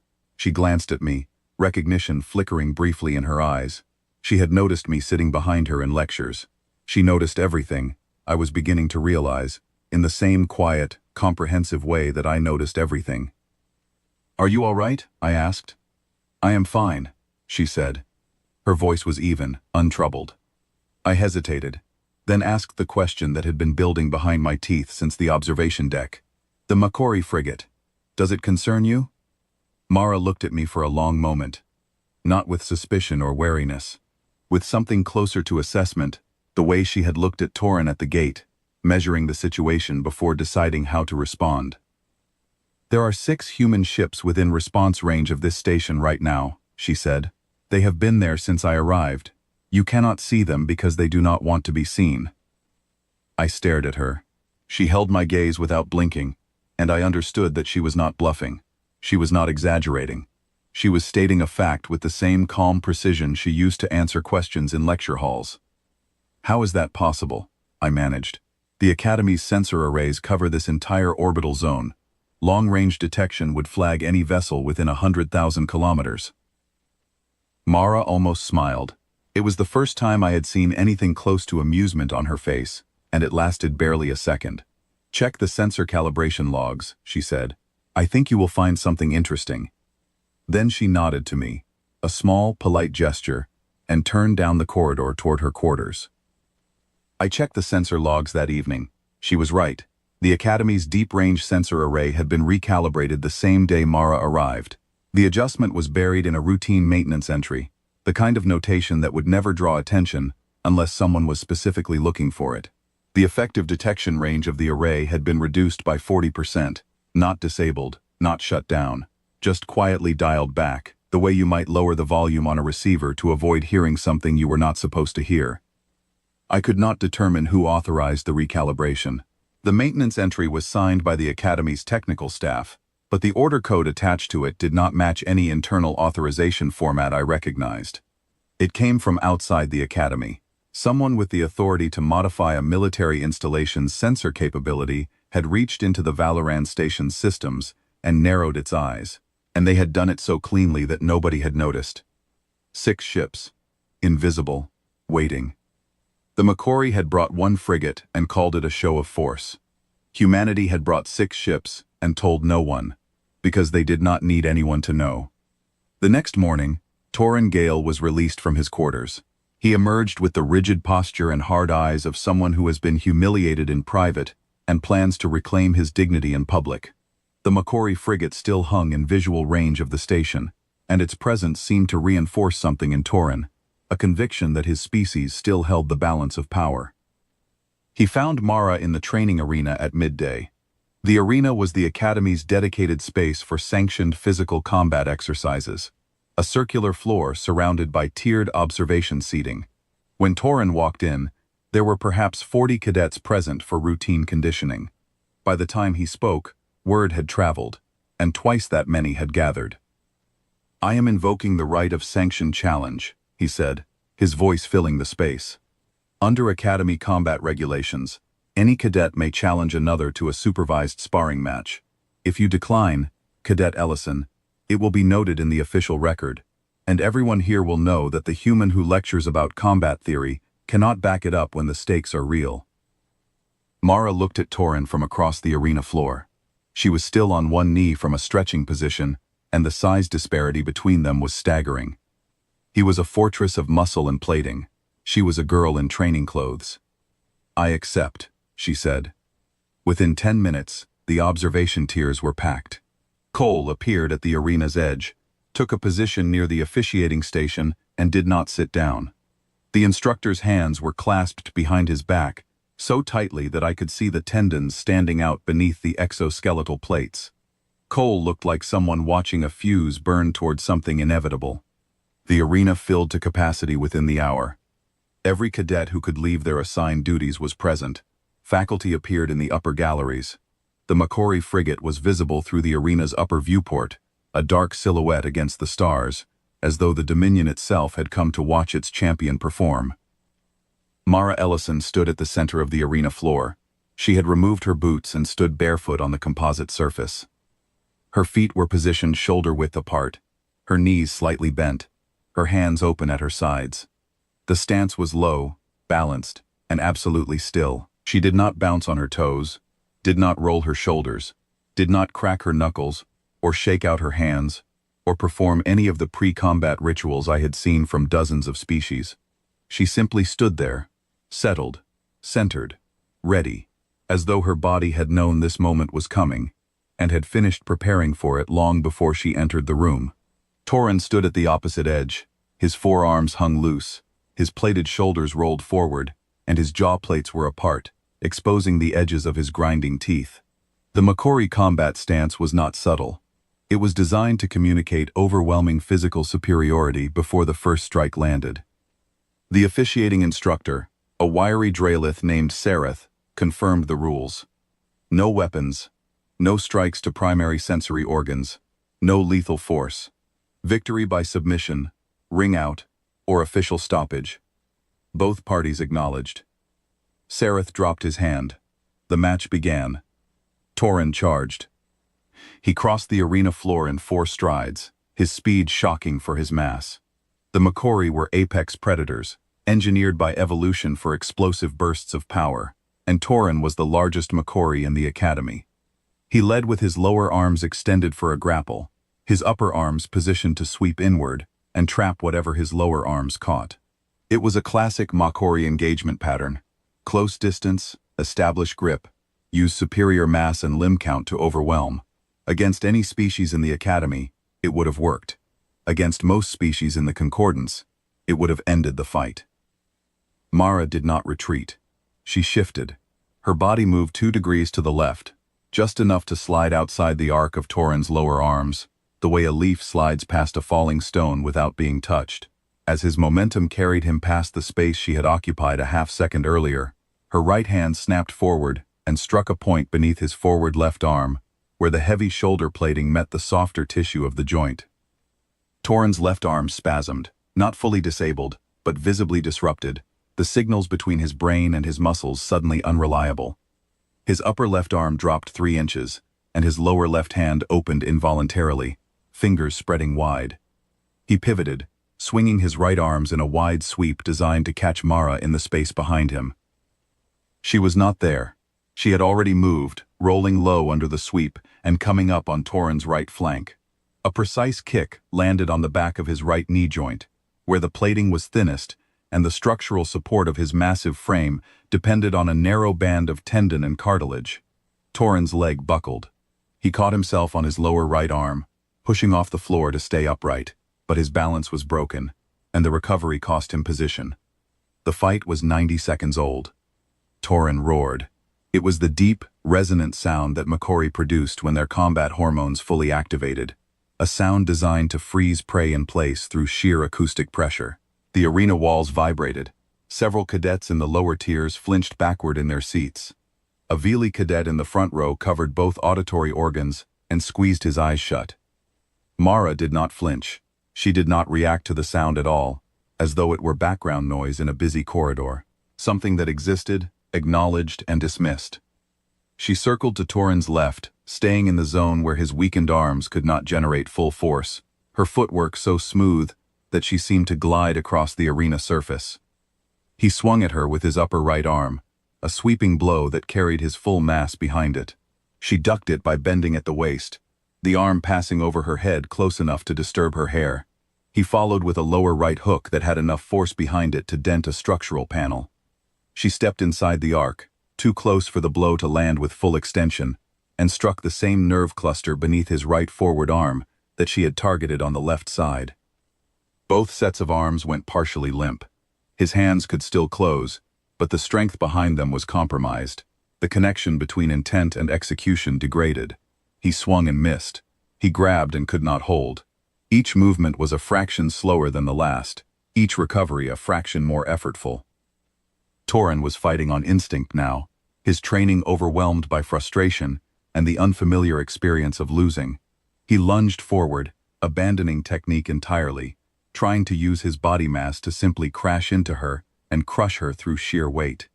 It was desperation disguised as aggression, and Mara read it the moment he committed.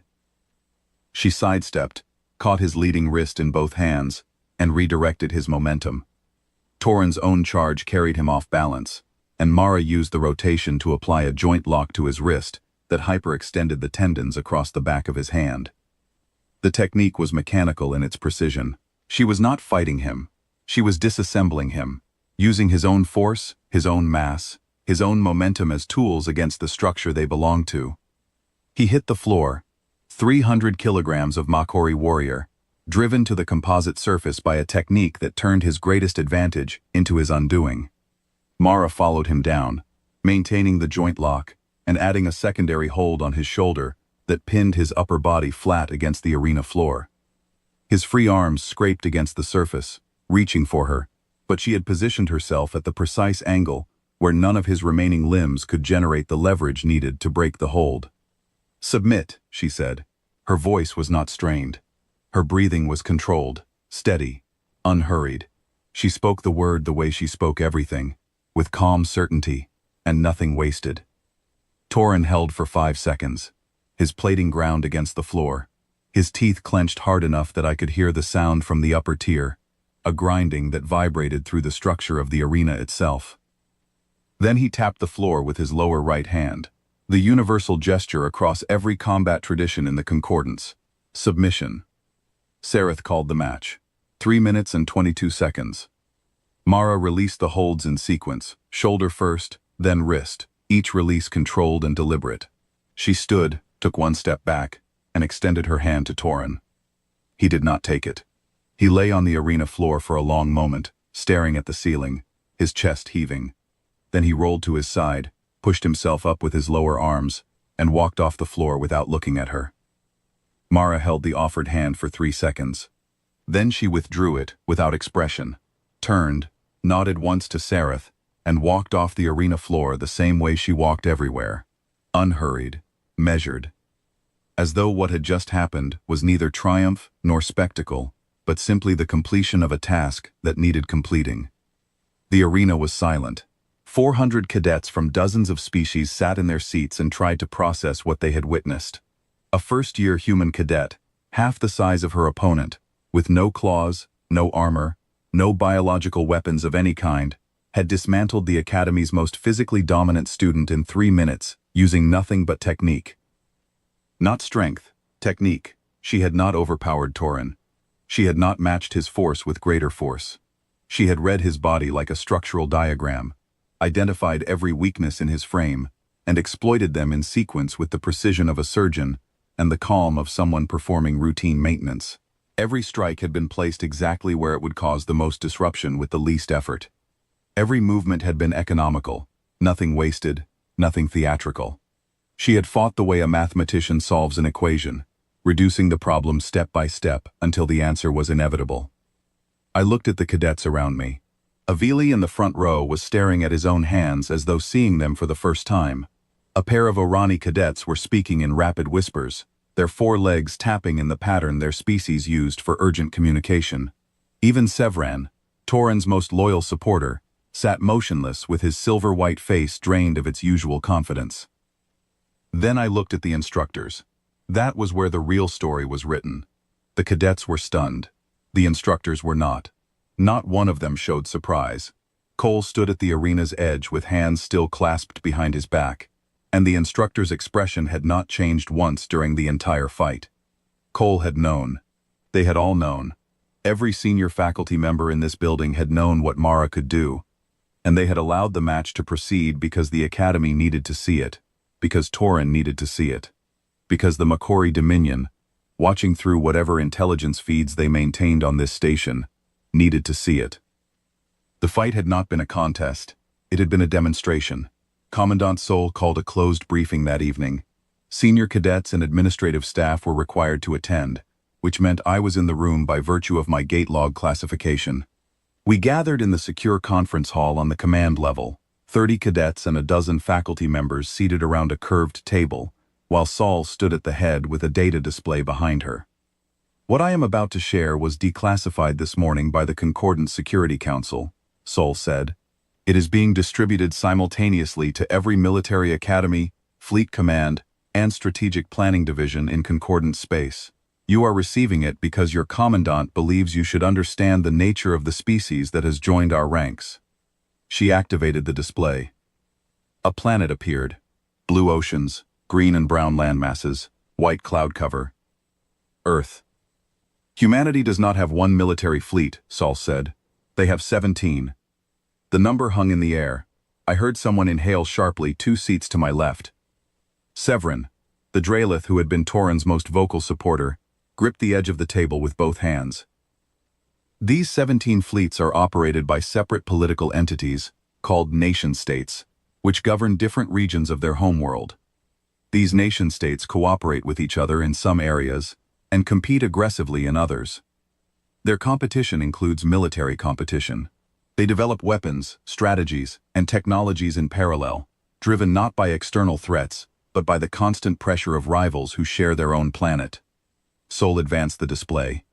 Fleet compositions appeared, ship silhouettes I did not recognize, accompanied by tonnage figures, crew complements, and operational range estimates. Their combined naval tonnage exceeds the Makori Dominion's entire fleet. She let that statement settle before continuing. The silence in the room was so complete that I could hear the ventilation system cycling air through the overhead ducts. Somewhere to my right, a Vethkai faculty member shifted in his seat, and the sound of his exoskeletal plates adjusting was as loud as a shout. Their species developed nuclear weaponry, devices capable of destroying entire cities, over 80 of their local years ago. They did not develop these weapons in response to an external threat. They developed them during a conflict with each other. They then spent the following decades building enough of these weapons to destroy their own planet multiple times over, not because they intended to use them, but because the threat of mutual destruction was itself a strategic tool. They invented a doctrine for this. They called it deterrence. Sol let that sink in. Their weapons technology is not superior to ours in most categories, but their tactical doctrine is among the most advanced we have ever encountered, because it has been refined through continuous application over an extraordinary timescale. Humanity's recorded history spans approximately 10,000 standard years. In that time, they have not experienced a single generation without armed conflict. Not one. They have fought each other with every weapon their technology could produce, across every terrain their planet offers, in every climate and condition, under every conceivable strategic circumstance. Their understanding of warfare is not theoretical. It is experiential, iterative, and relentless in its refinement. She paused. Her compound eyes moved across the room, settling briefly on each face. Every martial discipline that Cadet Ellison demonstrated in the training arena today is one of hundreds developed on Earth. Hundreds. They have codified, named, and systematized more forms of combat than most species have words for conflict. Their children begin competitive physical combat training as a recreational activity. They participate voluntarily, often eagerly. They have a word for it. They call it sports. Nobody spoke. Nobody moved. I was not sure anyone in the room was breathing. Sol turned off the display. The planet disappeared, replaced by the concordant seal. Cadet Ellison is not their best, Sol said. She is not their brightest. She is not their most dangerous. She is, by her own assessment, and by the assessment of the human delegation that coordinated her placement, a representative of average capability for her age group. She paused again, and when she spoke, her voice was lower, carrying a weight that seemed to settle physically on the shoulders of everyone in the room. She is the one they judged safe enough to send. The briefing ended. Cadets filed out in silence. I saw Severin pass through the doorway with an expression I could only describe as the facial equivalent of a complete recalculation. Everything he had believed about the power structure of the galaxy had just been revised, and the new numbers did not balance the way they used to. I did not leave immediately. I sat in the briefing room as it emptied, alone with the concordant seal glowing on the display, and the echo of Solo's words filling the space between the walls. 17 fleets, 10,000 years of continuous conflict, combat training as recreation for children, and the quiet, unremarkable girl in the second row of my tactical theory lecture was their version of average. I found Mara on the observation deck that evening. She was standing at the viewport, looking out at the stars. The Macquarie frigate was still visible in the distance, but it had shifted position. It was pulling back, slowly, its running lights transitioning from active weapons standby to standard cruising pattern. Someone aboard that ship had received the same briefing, or something equivalent. The message had been received. I stood beside her. For a moment, neither of us spoke. The stars turned beyond the viewport, and the frigate continued its slow withdrawal. I read the first contact report, I said. The one from the scout who surveyed your system 12 cycles ago. He called humanity a Tier 1 strategic concern. Mara nodded slowly. I know the report. He wrote that your species has perfected conflict. Does that bother you? The way the concordance sees you? She was quiet for a long time, and I did not rush her. Whatever she was composing in her mind, it was not a casual answer. It was something she had thought about before, perhaps many times, and she wanted to say it correctly. Every species that discovers us asks the same question, she said. They look at our history, and they see the wars, the weapons, the endless cycle of destruction and rebuilding, and they ask how we live with ourselves, how we sleep at night knowing what we are capable of. She turned to face me. In the starlight, her eyes were steady and clear, and I realized that what I had mistaken for calm all week was something different. It was resolve, the kind that does not need to announce itself because it has no interest in being performed. The answer is that we know exactly what we are. We have always known. We do not pretend to be peaceful. We do not claim that violence is foreign to our nature. We grew up on a world that tried to end us with ice ages, predators, plagues, and natural disasters, and we responded by becoming the most adaptable, most persistent, most stubbornly enduring species our planet ever produced. We turned every threat into a lesson, and every lesson into a tool. She looked back at the stars. But knowing what you are is not the same as being ruled by it. The question was never whether we were dangerous. Every species that looks at our file knows we are dangerous. The question was whether we could be trusted, whether the thing that makes us formidable could also make us reliable, whether the same drive that pushed us to fight each other for 10,000 years could be redirected toward something that mattered more than winning. "Is that why you are here?" I asked. "To prove that you can be trusted?" "I am here to prove that we can stop," Mara said. "Not that we lack the ability to fight. Everyone already knows that. I am here to prove that we can choose not to. That the same will that makes us dangerous also makes us disciplined. That we can walk into a room full of species who fear us, and sit down, take notes, answer questions, and offer a hand to someone who tried to break us. Because the choice to be measured is harder than the choice to be violent, and we have always preferred the harder path." I thought about Torin on the arena floor. I thought about Mara's hand, extended, offered, and refused.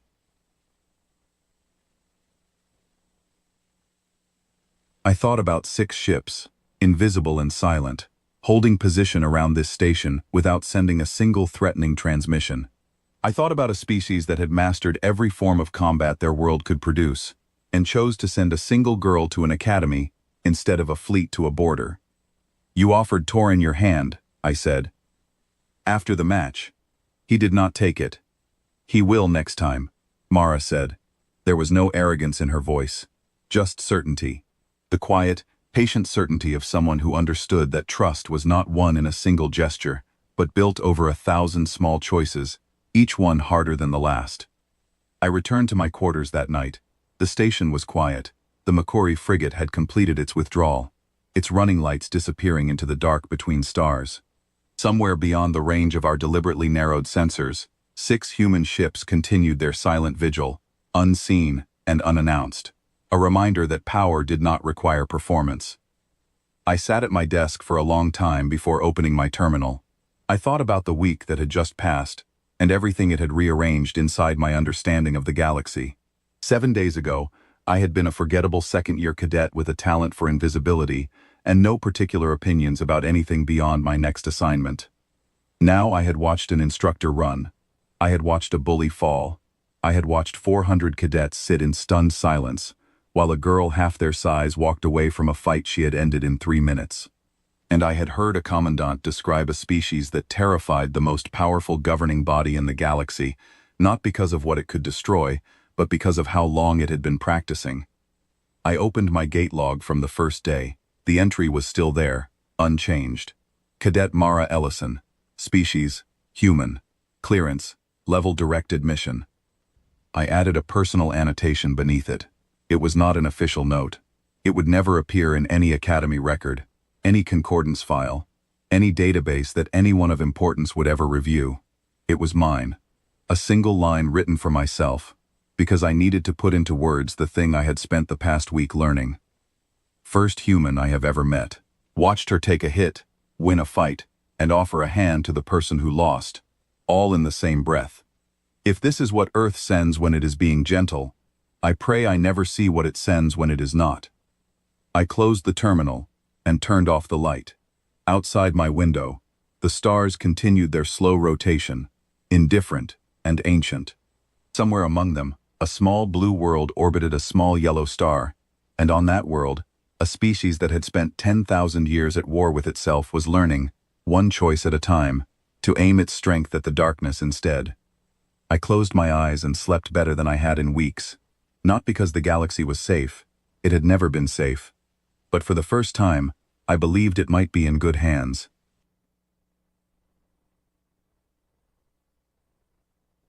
The alarm started as a soft beep, then it became louder. Then it became a screaming wail that made Senior Monitor Vexala jump from her chair. She had been watching the sensor screens for 12 hours straight. Nothing ever happened at Sentinel-7. The monitoring station floated at the edge of explored space where the Caltheron Empire's territory ended and the empty void began.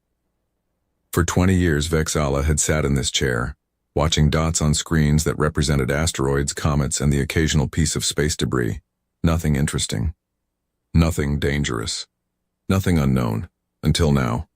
Her 6-fingered hands moved across the control panel, trying to silence the alarm. The screen in front of her showed something that should not exist.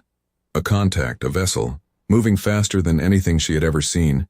"Computer, run diagnostic," she said, her voice steady despite the fear creeping up her spine. The computer's calm voice responded, all systems functioning normally. No errors detected. Vexala's throat went dry. She ran the scan again. The contact was still there, still moving, still impossible.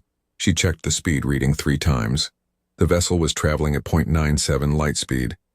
Nothing in the known galaxy could move that fast. The Empire's fastest military ships could barely reach 0.4 light speed. And that was with experimental engines that tended to explode. But speed was not the strangest part. The contact had no signature.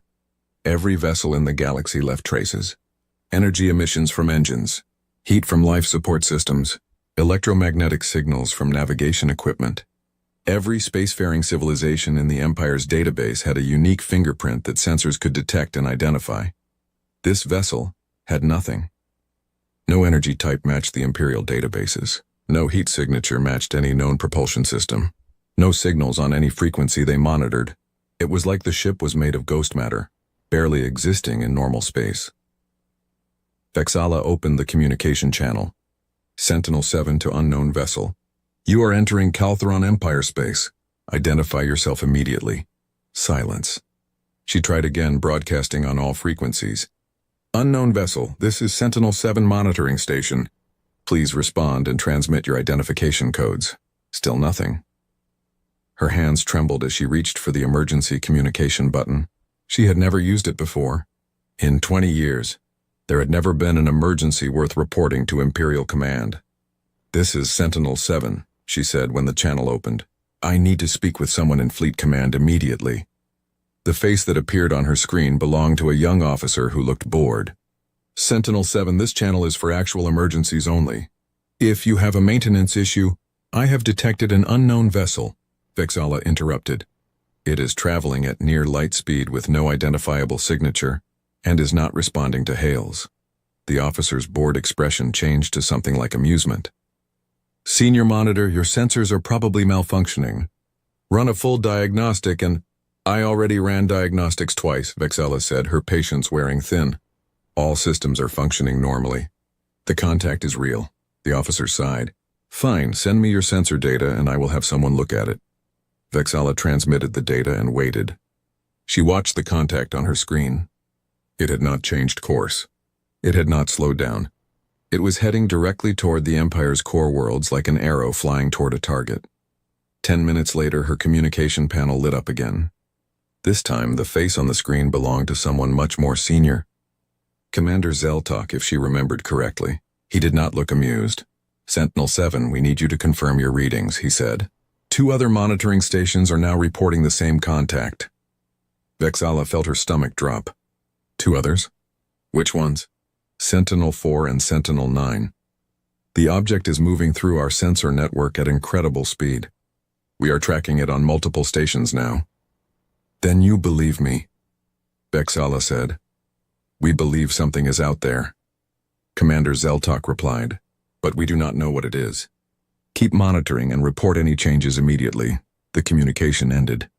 Vexala turned back to her screens and began recording everything. If this was going to be a historical moment, she wanted accurate records. 3 hours later, the situation had escalated beyond anything Vexala could have imagined. Fleet Admiral Theron himself was now involved.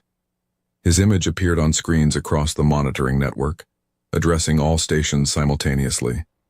Vexala had never seen the Admiral before. He was an imposing figure with silver scales covering his face and military decorations covering his uniform.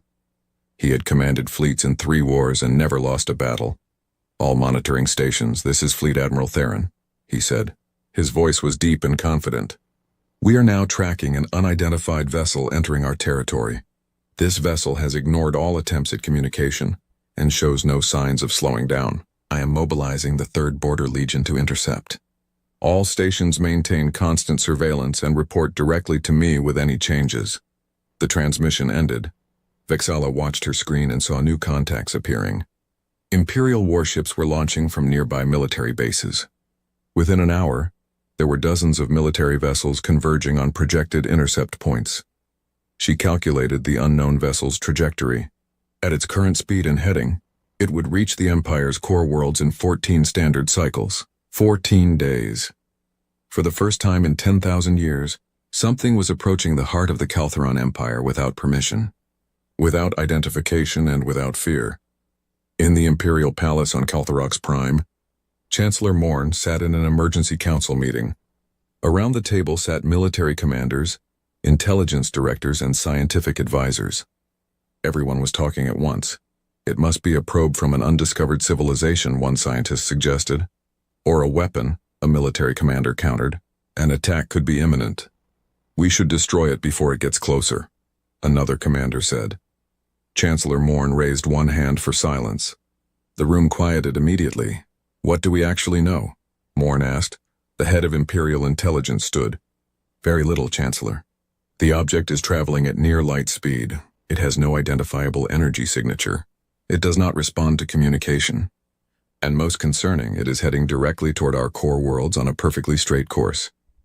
What does that last part mean? Morn asked. It means the vessel knows exactly where it is going, the intelligence director said. It has not made a single course correction since we first detected it. Either it has incredibly accurate navigation, or it has been to this region of space before. That is impossible, Fleet Admiral Theron said. We have catalogued every spacefaring species in this sector for the past 10,000 years. There is nothing we do not know about. Apparently, Admiral, there is something we do not know about, Morn replied quietly. The Chancellor stood and walked to a large window overlooking the capital city. Billions of beings lived on this world alone, trillions more across the Empire's thousands of planets. They all believed the Empire was invincible. They all believed the Empire knew everything worth knowing about the galaxy. That belief was about to be tested. Admiral Theron, Morn said without turning around, deploy your fleet, but do not fire unless fired upon. If this is first contact with a new civilization, I will not have it said that the Caltheron Empire shot first. And if they are hostile? Theron asked. Then defend the Empire, Morn said. But do not start a war out of fear of the unknown. Back on Sentinel-7, Vexala continued her watch. The unknown vessel maintained its impossible speed and perfect course. It was now less than 13 cycles from the core worlds. She wondered who they were, where they came from, what they wanted. Most of all, she wondered why they were not afraid of the most powerful empire in the known galaxy. The Imperial archives were cold and dusty. Ambassador Kael'thos walked through rows of data crystals that had not been touched in centuries. Most of them contained information about first contact protocols from thousands of years ago, back when the Empire was still discovering new civilizations instead of ruling them all. Kael'thos had been an ambassador for 40 years. In that time, he had negotiated trade agreements, settled border disputes, and welcomed 3 newly spacefaring species into the Empire's fold. But he had never conducted actual first contact with a completely unknown civilization. Nobody had, not for millennia. Found something, called Dr. Silren from across the archive room. The xenoarchaeologist was younger than Kael'thos, but had a reputation for finding answers in forgotten places. Kael'thos walked over to where Silren stood, holding an ancient data crystal up to the light. What is it? First contact protocols from 9,000 years ago, Silren said. Back when we still met new species regularly. There are procedures here for everything. Translation matrices, diplomatic approach patterns, gift exchange customs, even instructions for what to do if they are more advanced than us. And are they useful now? Kael'thos asked. Silren set the crystal down carefully. Maybe, but there is something else here. Something strange. She activated a holographic display. Ancient text appeared in the air, written in an old form of Caltheron that was barely readable. This section is marked as forbidden knowledge, Silren said. It talks about civilizations that went beyond. Beyond what? Beyond this region of space. Beyond normal physics. The text is fragmented. But it mentions species that achieved technology so advanced they simply left. Went somewhere else. The archive calls them the Others. Kael'thos felt a chill despite the warm archive air. You think this vessel might be related to these Others? I think we should not dismiss any possibility, Silren replied. Before Kael'thos could respond, his communication device chirped. It was Fleet Admiral Theron. Ambassador, your presence is required on the command ship immediately. We are moving to intercept the unknown vessel. The command ship Dominator was the largest vessel in the 3rd Border Legion. Its bridge was a massive room filled with screens, holographic displays, and dozens of officers monitoring every system. Kael'thas felt small standing there, surrounded by military might. "Ambassador," Theron greeted him, "we are approaching the unknown vessel's projected path. We will attempt to intercept in 6 hours." "What do you expect to happen?" Kael'thas asked.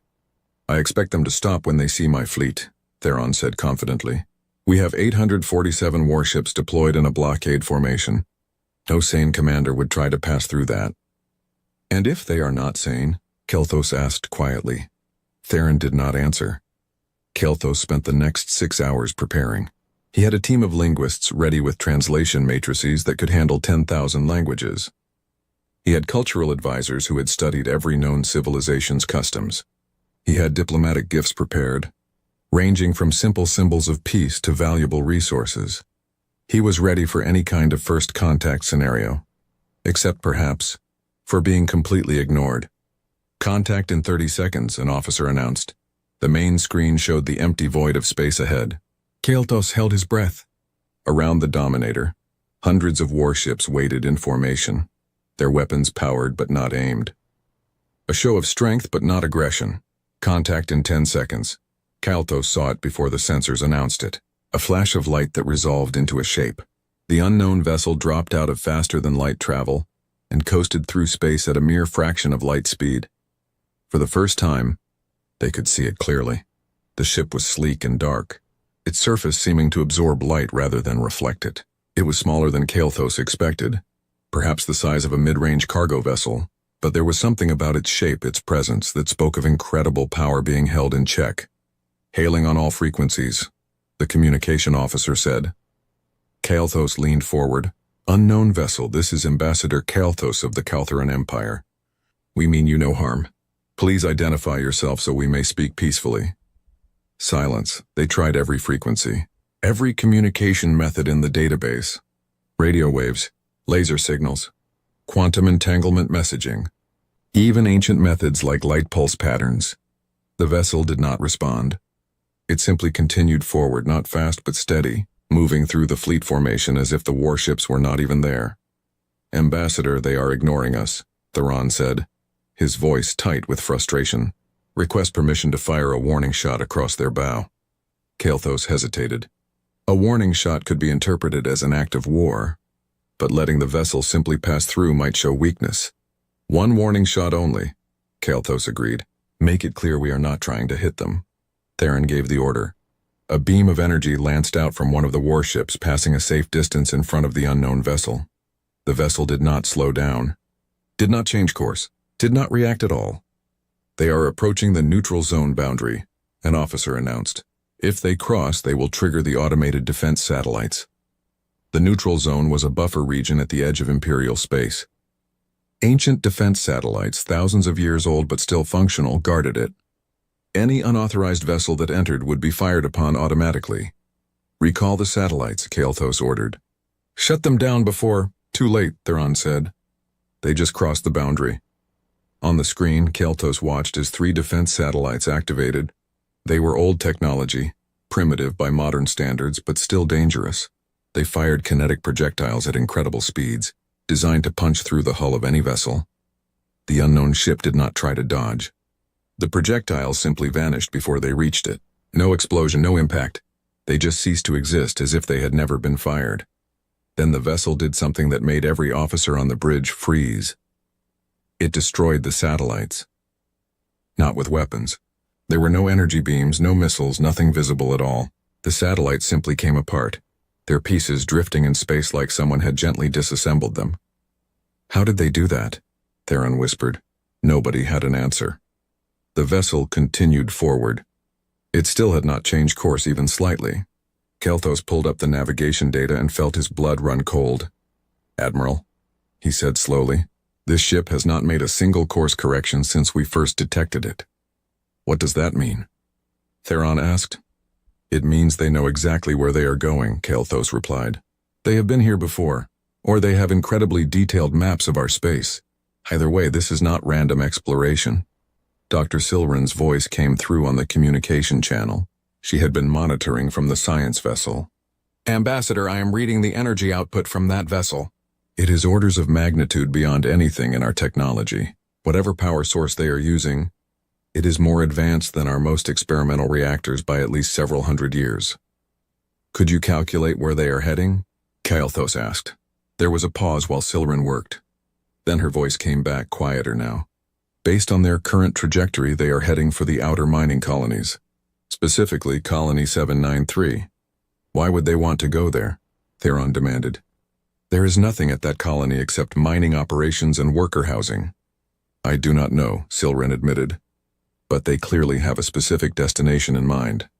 Kael'thas made a decision. Admiral, have your fleet follow at a safe distance. Do not engage unless they show hostile intent. I want to see what they do when they reach the colony.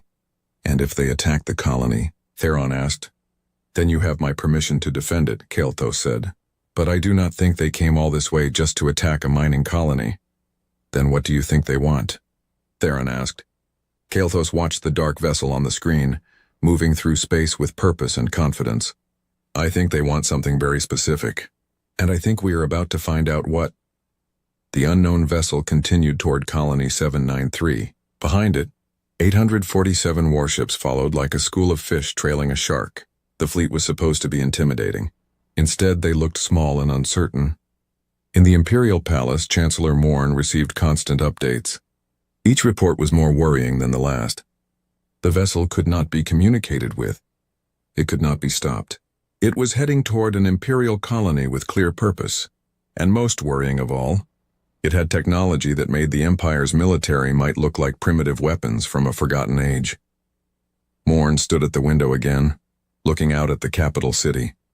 Somewhere out in space, something was approaching that the Empire did not understand and could not control. For the first time in 10,000 years, the Kaltheran Empire was not the most powerful force in the room. The thought terrified Morn more than any war ever had. Colony 793 was not a beautiful place. It orbited a dead star, pulling minerals from asteroids that had once been planets. 20,000 workers lived there, most of them from the lower castes of the Empire. They worked long shifts in the mines, processing ore that would be sent to the core worlds to build ships and stations. Governor Ralseth received the emergency transmission with disbelief. An unknown vessel was approaching his colony. The entire 3rd Border Legion was following it. Fleet Admiral Theron himself was requesting that the colony prepare for possible evacuation. This must be a drill, Ralseth said to his aide. Nobody attacks mining colonies. There is nothing here worth attacking. The Admiral seemed quite serious, Governor, the aide replied nervously. Ralseth looked out the window of his office at the ugly industrial landscape below. Fine, send out an alert. Tell people to stay calm but be ready to move to emergency shelters if needed. 2 hours later, the unknown vessel arrived. It came out of faster-than-light travel and stopped, just stopped, hovering in space above the colony like it was examining something. The 847 warships of the 3rd Border Legion spread out around it, weapons powered and ready. On the bridge of the Dominator, Admiral Theron watched the vessel with growing frustration. It has been sitting there for 10 minutes, he said. Not moving, not communicating, just sitting. Ambassador Kael'thas was equally puzzled. Maybe they are scanning the colony. Scanning for what? Theron demanded. Before anyone could answer, the communication systems across every ship in the fleet suddenly activated. Not with a voice transmission, with data, pure data, flooding into their systems faster than the computers could process. What is happening? Theron shouted over the alarms. They are transmitting something, the communication officer said, hands flying over controls. It is overwhelming our systems. Wait, the computers are translating it automatically. Translating from what language? Kael'thas asked. I do not know, the officer admitted. The translation matrices are not recognizing the base language, but they are still producing output. It is like the transmission is telling our computers how to understand it. A moment later, text appeared on every screen throughout the fleet. Simple text in perfect Kaltheran language. We are human. We are here for our people. The bridge went silent. Human, Theron said slowly. That designation is not in our database of known species. Search the colony records, Kael'thas ordered. See if there are any workers registered under that species name or anything similar. It took 15 minutes to search the records. When the results came back, Dr. Silren was the one who made the connection. Ambassador, you need to see this, she transmitted from the science vessel. I cross-referenced the colony worker database with historical records. There is a species registered as human in the old databases. The spelling is slightly different, but the pronunciation is almost identical. What do we know about them? Kael'thas asked. Very little, Silren said. The records go back 400 years. It seems a damaged colony ship entered our space. The ship was failing, life support critical, and they requested assistance. We provided it, so we helped them, Theron said. Then why are they acting hostile now? Let me read you the full record, Silren continued. Her voice was tight. The damaged ship contained approximately 3,000 individuals. They were brought to various colonies and integrated into the workforce. Their ship was scrapped for materials. There is no record of them ever leaving or requesting to return home. Understanding dawned on Kael'thas like cold water. We did not rescue them. We absorbed them.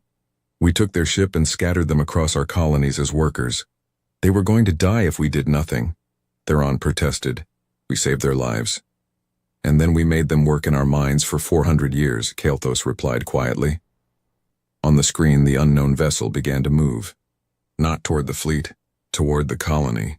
It descended through the atmosphere with impossible grace, landing in the main worker district. Governor Ralseth, what is happening down there? Theron demanded over the communication channel.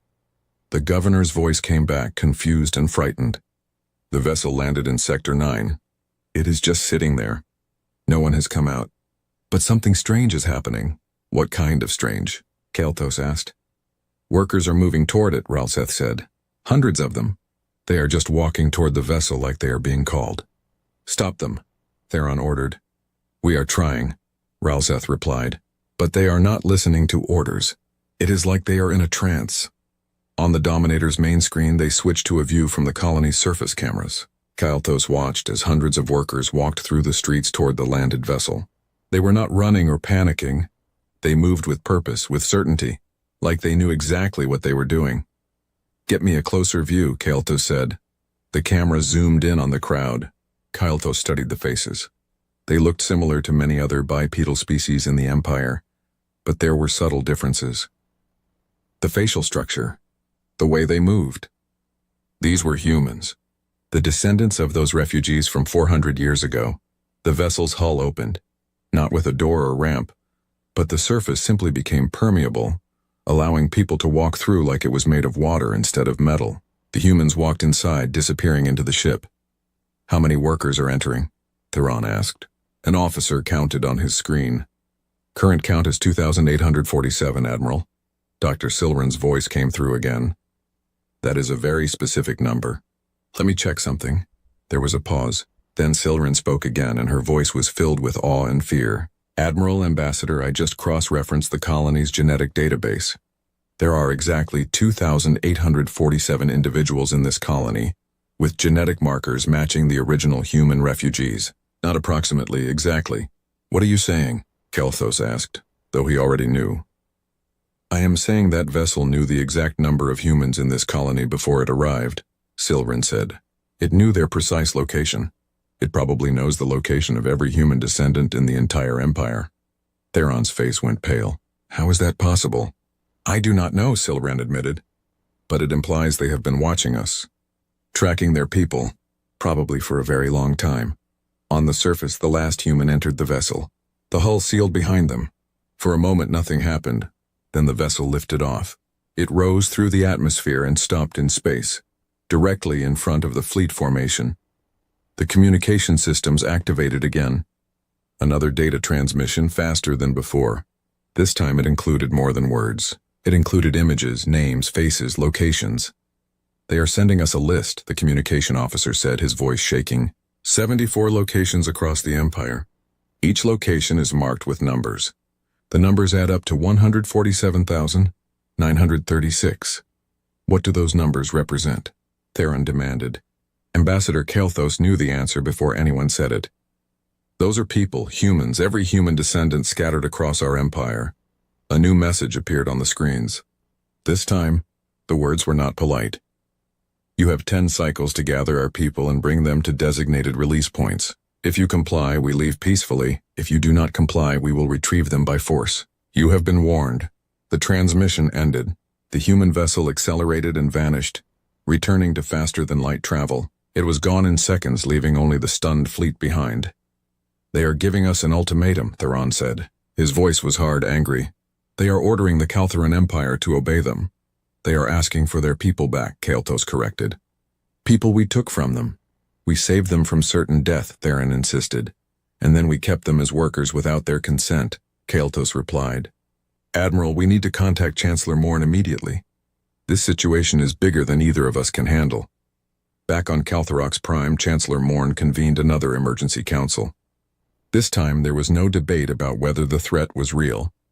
Everyone had seen the transmission. Everyone understood what was being demanded. We cannot comply, General Korseth said firmly. If we give in to this ultimatum, it will show weakness. Every enemy of the Empire will see that we can be intimidated. If we do not comply, Kael'thas countered, we may be starting a war with a civilization that has technology centuries beyond ours.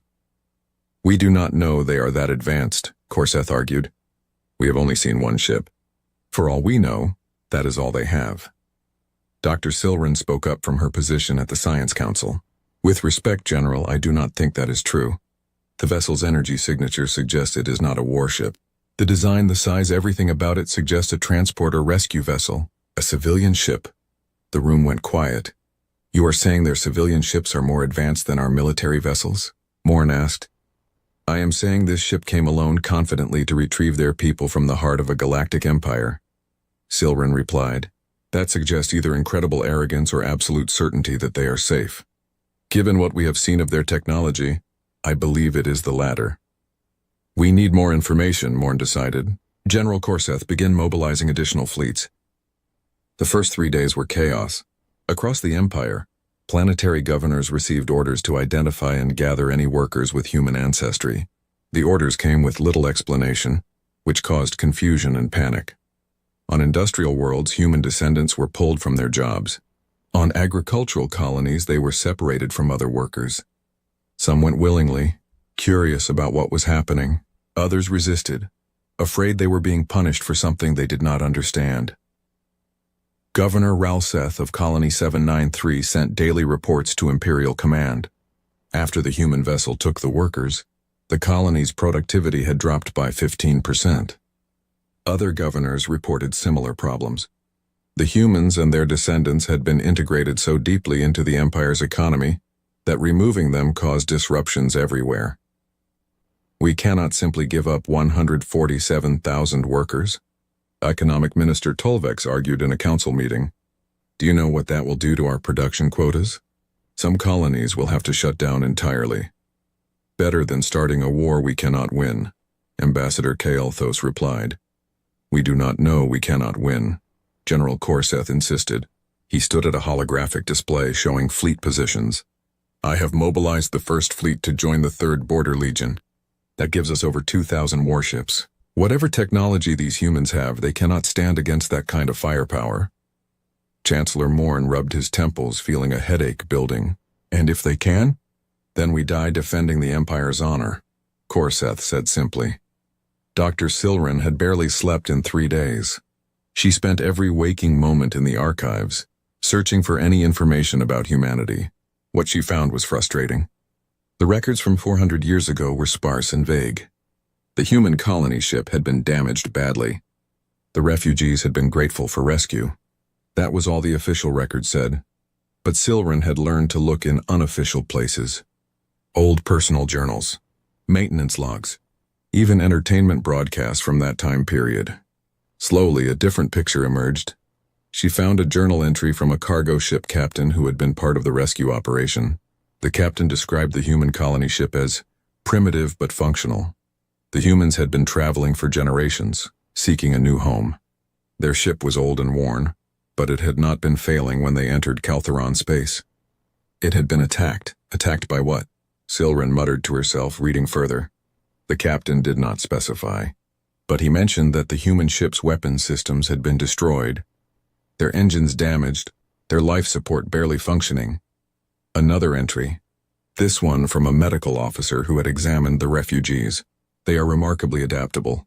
Strong for their size, they seem to have an unusual resistance to various environmental stresses. One of them told me their species originated on a high-gravity world, which would explain their physical resilience. Silren kept searching. She found census records showing where the humans had been sent. Mining colonies, mostly. A few agricultural worlds. Places that needed manual labor. Over 400 years, they had integrated into the Empire's lower castes. They had families, children, grandchildren. By now, most of them probably did not even remember they were originally from somewhere else. But someone remembered. Someone had been keeping track. On the 6th day, Silren found something that made her blood run cold. It was buried deep in a restricted archive, marked as classified by authority of the Imperial Science Council. The file was labeled Precursor Species Database, restricted access only. She should not have had access. But in the chaos of the current crisis, security protocols had been relaxed. She opened the file. Inside were references to dozens of species that had once lived in this region of space. Not recently. Tens of thousands of years ago. The database called them precursor species. Civilizations that had achieved advanced technology, and then simply left. Disappeared from the known galaxy. One entry caught her eye. The species designation was corrupted in the database, but the description was clear. Bipedal. Bilateral symmetry. High adaptability. Originated from a high-gravity world in the inner systems. Last confirmed sighting approximately 50,000 years ago. Believed to have achieved post-physical technology and departed for regions unknown. The physical description matched humans perfectly. Silren transmitted her findings to Ambassador Kael'thas immediately. Are you saying humans are one of these precursor species? Kael'thas asked, his voice tight with tension. I am saying humans were here before we were, Silren replied. They achieved technology we cannot even imagine and left. They went somewhere else, somewhere beyond. And now they are back, Kael'thas said slowly. Now they are back, Silren confirmed. And we accidentally enslaved their descendants. On the 8th day, Chancellor Morn made a decision. Sort of. We will gather the humans as requested, Morn announced in a council meeting. But we will not simply hand them over. What do you mean? Kael'thas asked.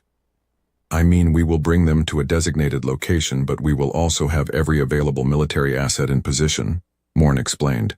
If the humans come to collect their people, we will be ready to negotiate from a position of strength. Or fight, General Korseth added with satisfaction. Or fight, Morn agreed reluctantly. I am offering them a choice. Peaceful negotiation or conflict. Let them decide which they prefer. Kael'thas wanted to argue, but he understood the political reality. The Empire could not appear weak. Even if they gave the humans back their people, it had to look like a negotiation, not a surrender. Where will this meeting take place?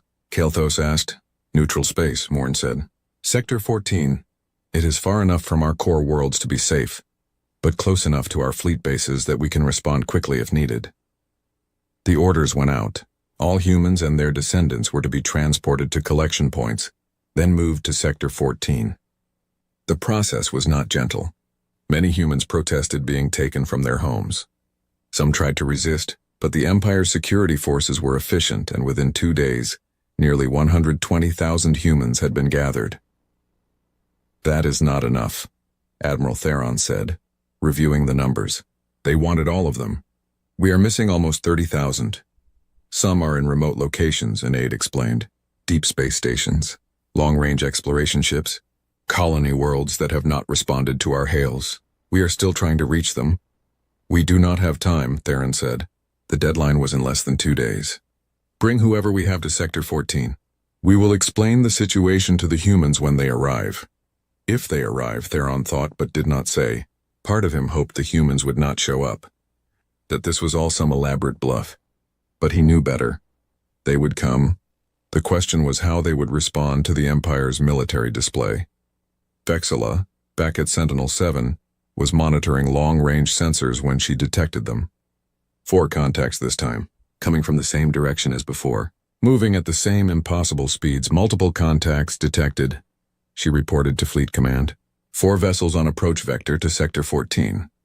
Estimated arrival time, 3 hours. In Sector 14, the trap was set. Over 2,000 warships were positioned in a massive formation. At the center of the formation, transport ships held the gathered humans. The entire First Fleet and Third Border Legion were present, representing the largest concentration of military power the Empire had assembled in centuries. Admiral Theron stood on the bridge of the Dominator, watching the sensors. Ambassador Kael'thas